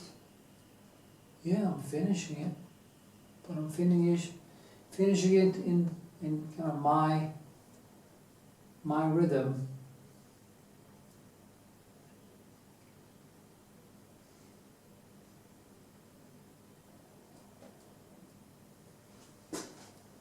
So, should have a little bit more light here. That's possible.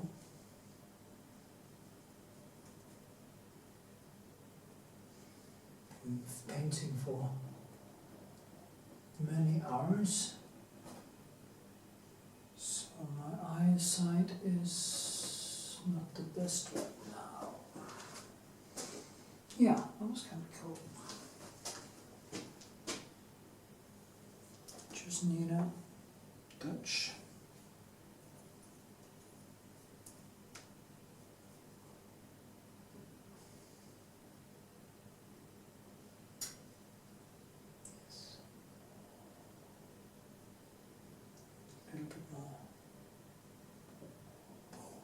Yeah, that's the one. There's one here, dear. Cloud there sticks up. And voila! Voila!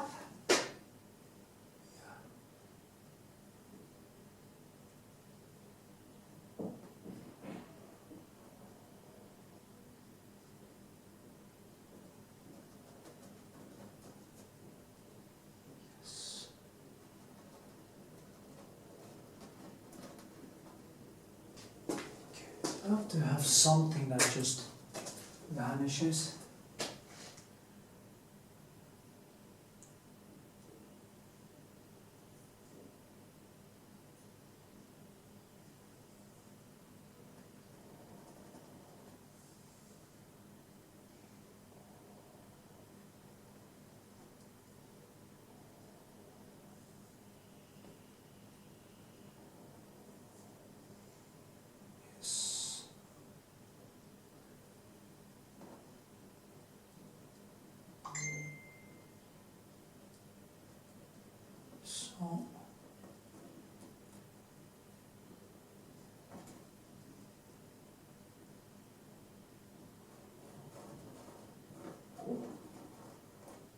So. Cool.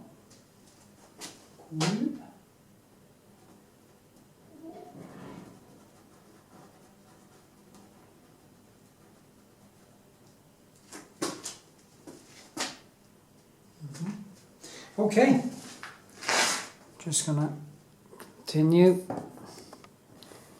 painting. I'm gonna show you this after the fact anyway. I'm gonna see, it's very blue in the, yeah. And this is how it is now. So, I'm gonna show you later.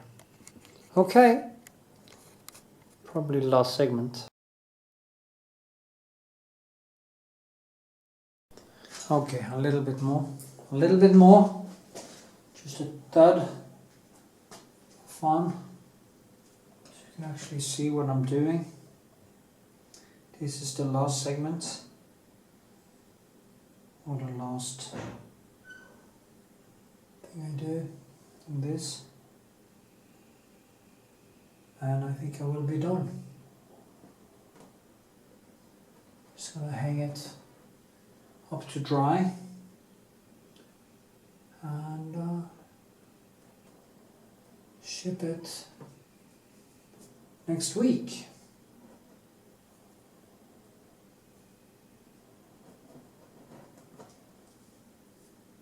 Okay, I need some more light there.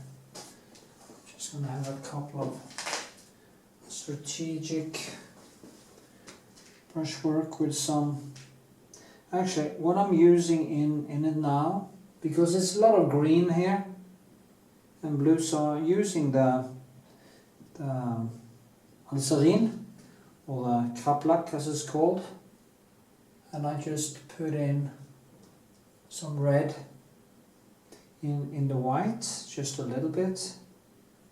Keep it very, yeah. Maybe I should have some medium in it. I just want a couple of highlights in that because it's very intense light in it. So a little bit of light here, right there.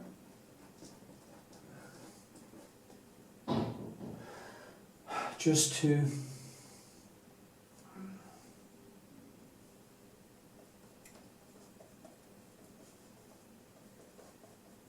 give it that last bang. There's also a cloud on top of this. That's also quite nice.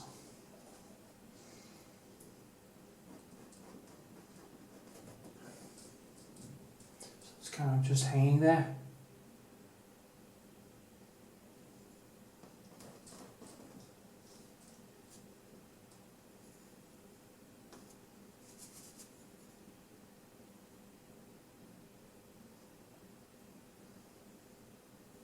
Okay.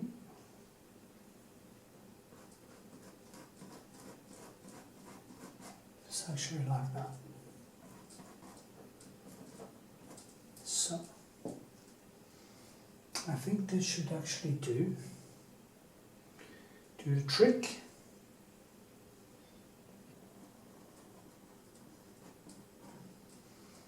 Like that.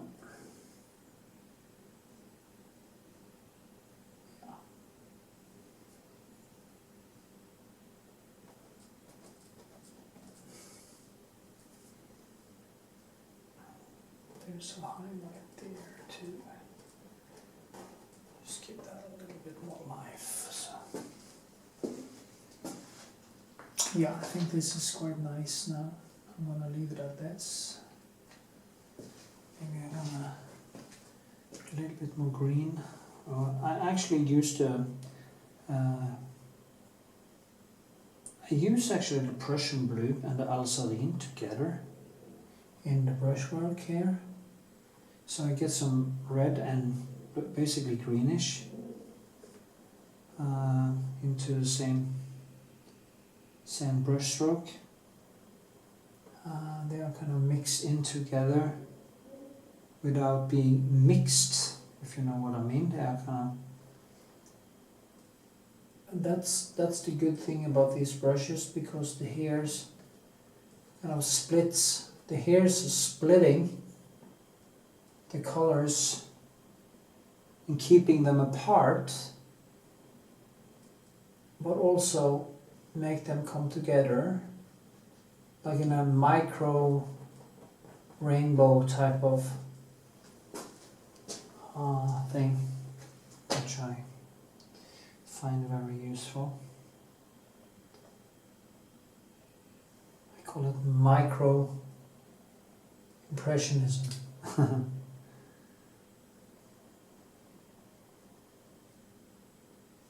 Putting colors upon each other so they start having a conflict, kind of battle it out on a canvas.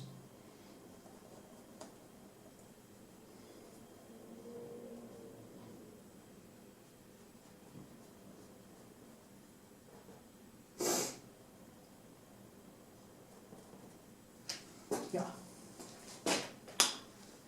Good or bad, don't know. I think I fucked up a little bit there.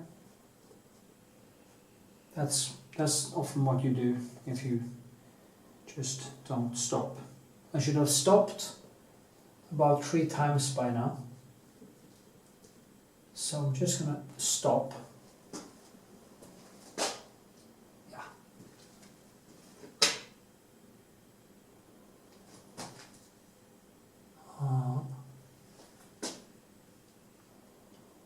Almost stop.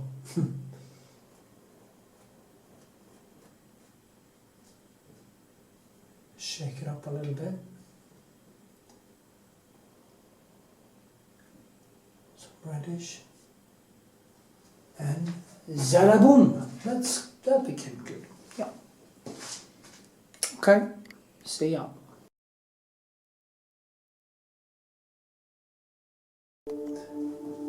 From this instant on, vow to stop disappointing yourself.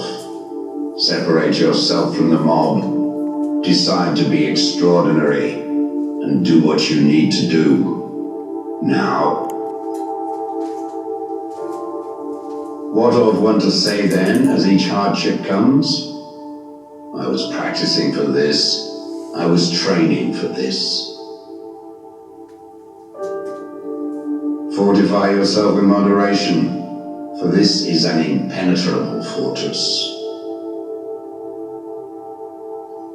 If you want to improve, be content to be thought foolish and stupid. No great thing is created suddenly, any more than a bunch of grapes or a fig. If you tell me that you desire a fig, I will answer that there must be time. Let it first blossom, then bear fruit, then ripen. First, say to yourself what you would be, and then do what you have to do. When you are offended at any man's fault, turn to yourself and study your own failings. Then you will forget your anger. The trials you encounter will introduce you to your strengths. Remain steadfast, and one day you will build something that endures, something worthy of your potential. The world turns aside to let any man pass who knows where he is going. Attach yourself to what is spiritually superior, regardless of what other people think or do. Hold to your true aspirations, no matter what is going on around you. You may fetter my leg, but Zeus himself cannot get the better of my free will. Seek not the good in external things, seek it in yourselves. On the occasion of every accident that befalls you, remember to turn to yourself and inquire what power you have for turning it to use. It is the nature of the wise to resist pleasures, but the foolish to be a slave to them. Caretake this moment. Immerse yourself in its particulars. Respond to this person, this challenge, this deed. Quit evasions. Stop giving yourself needless trouble. It's time to really live. If you want to be a writer, write. The key is to keep company only with people who uplift you, whose presence calls forth your best. Be discriminating about what images and ideas you permit into your mind. No man is free who is not a master of himself. If anyone tells you that a certain person speaks ill of you, do not make excuses about what is said of you, but answer, he was ignorant of my other faults, else he would not have mentioned these alone. It is impossible to begin to learn that which one thinks one already knows.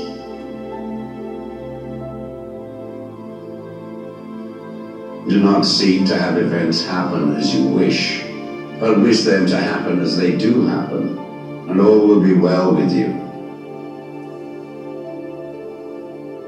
Never depend on the admiration of others. There is no strength in it. Personal merit cannot be derived from an external source.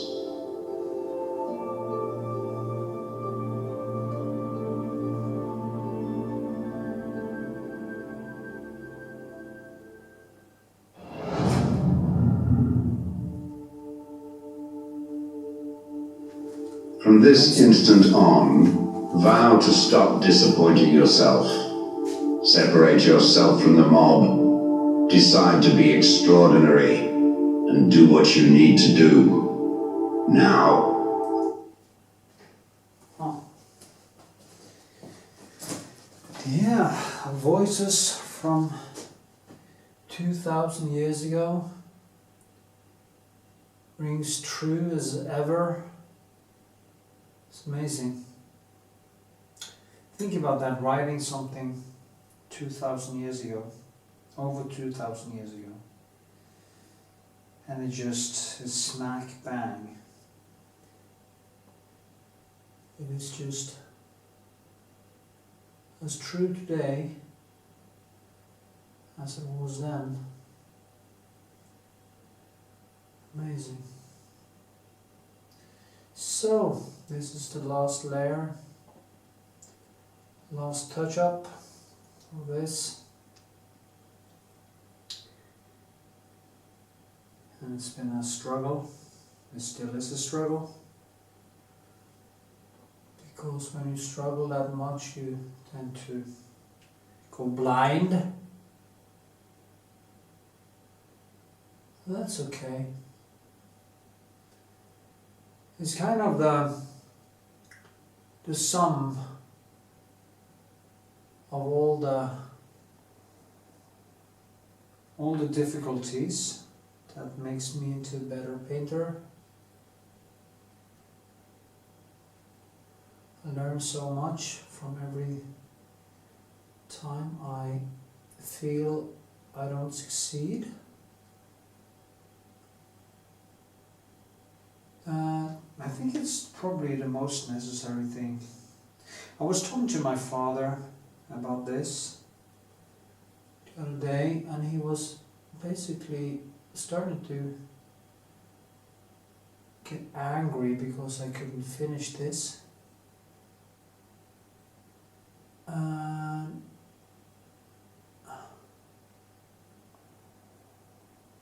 tried to explain him that it wasn't other people that needed to be content with it. It's me. And that if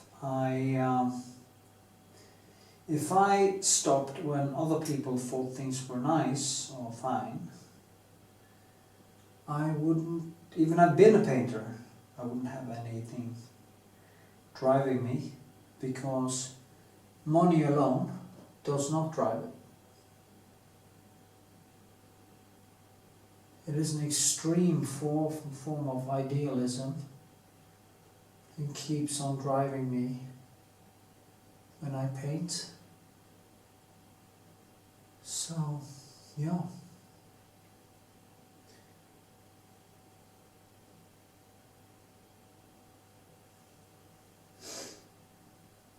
It's almost a manic. It is a manic thing, actually. It's very hard to get to a point where I just say, okay, enough is enough. But in this painting, I have come to that point now, and this is the last brushwork of this one.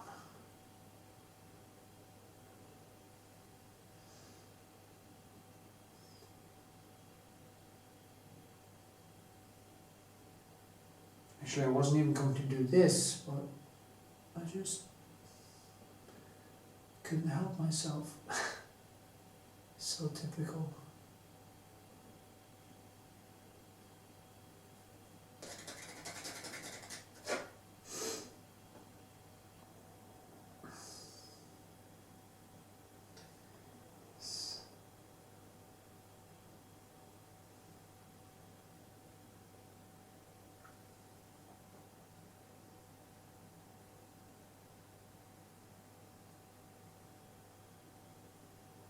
Gone back and forth with this a gazillion times now.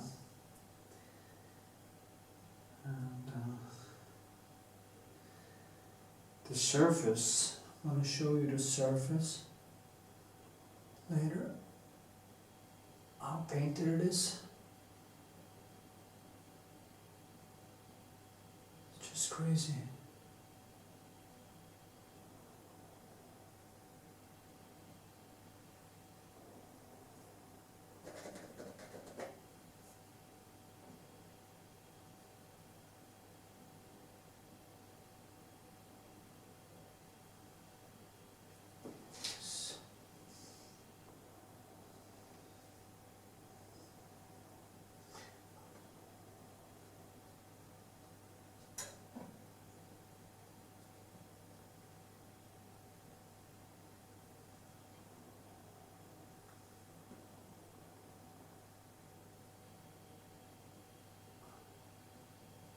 So,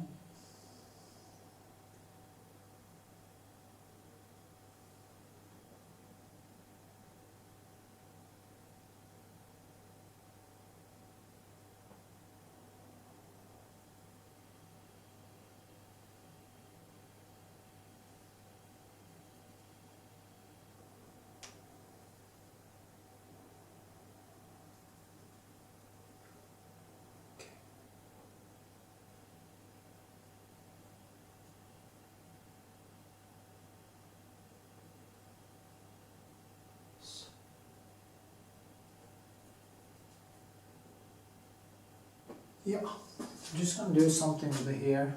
I don't know what to call it. What are you going to call it?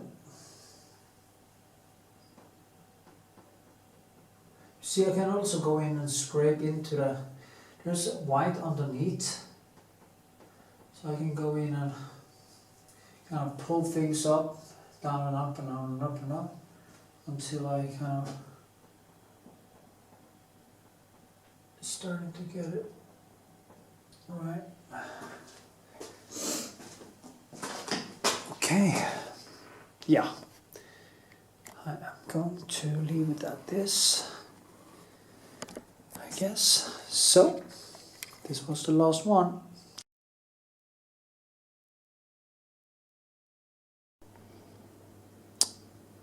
Okay, thanks for watching this time-lapse. Hope you enjoyed it, learned something from it.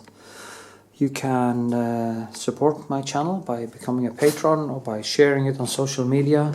Give a thumbs up, leave a comment, and for heaven's sake, put the notification bell on. My other channel was hacked, so I'm rebuilding. So please do me that favor. As you can see here, it's painted. and yeah, maybe it's interesting for you. You can see how I built the clouds and how I built this whole thing. You will also find a full painting tutorial on my channel.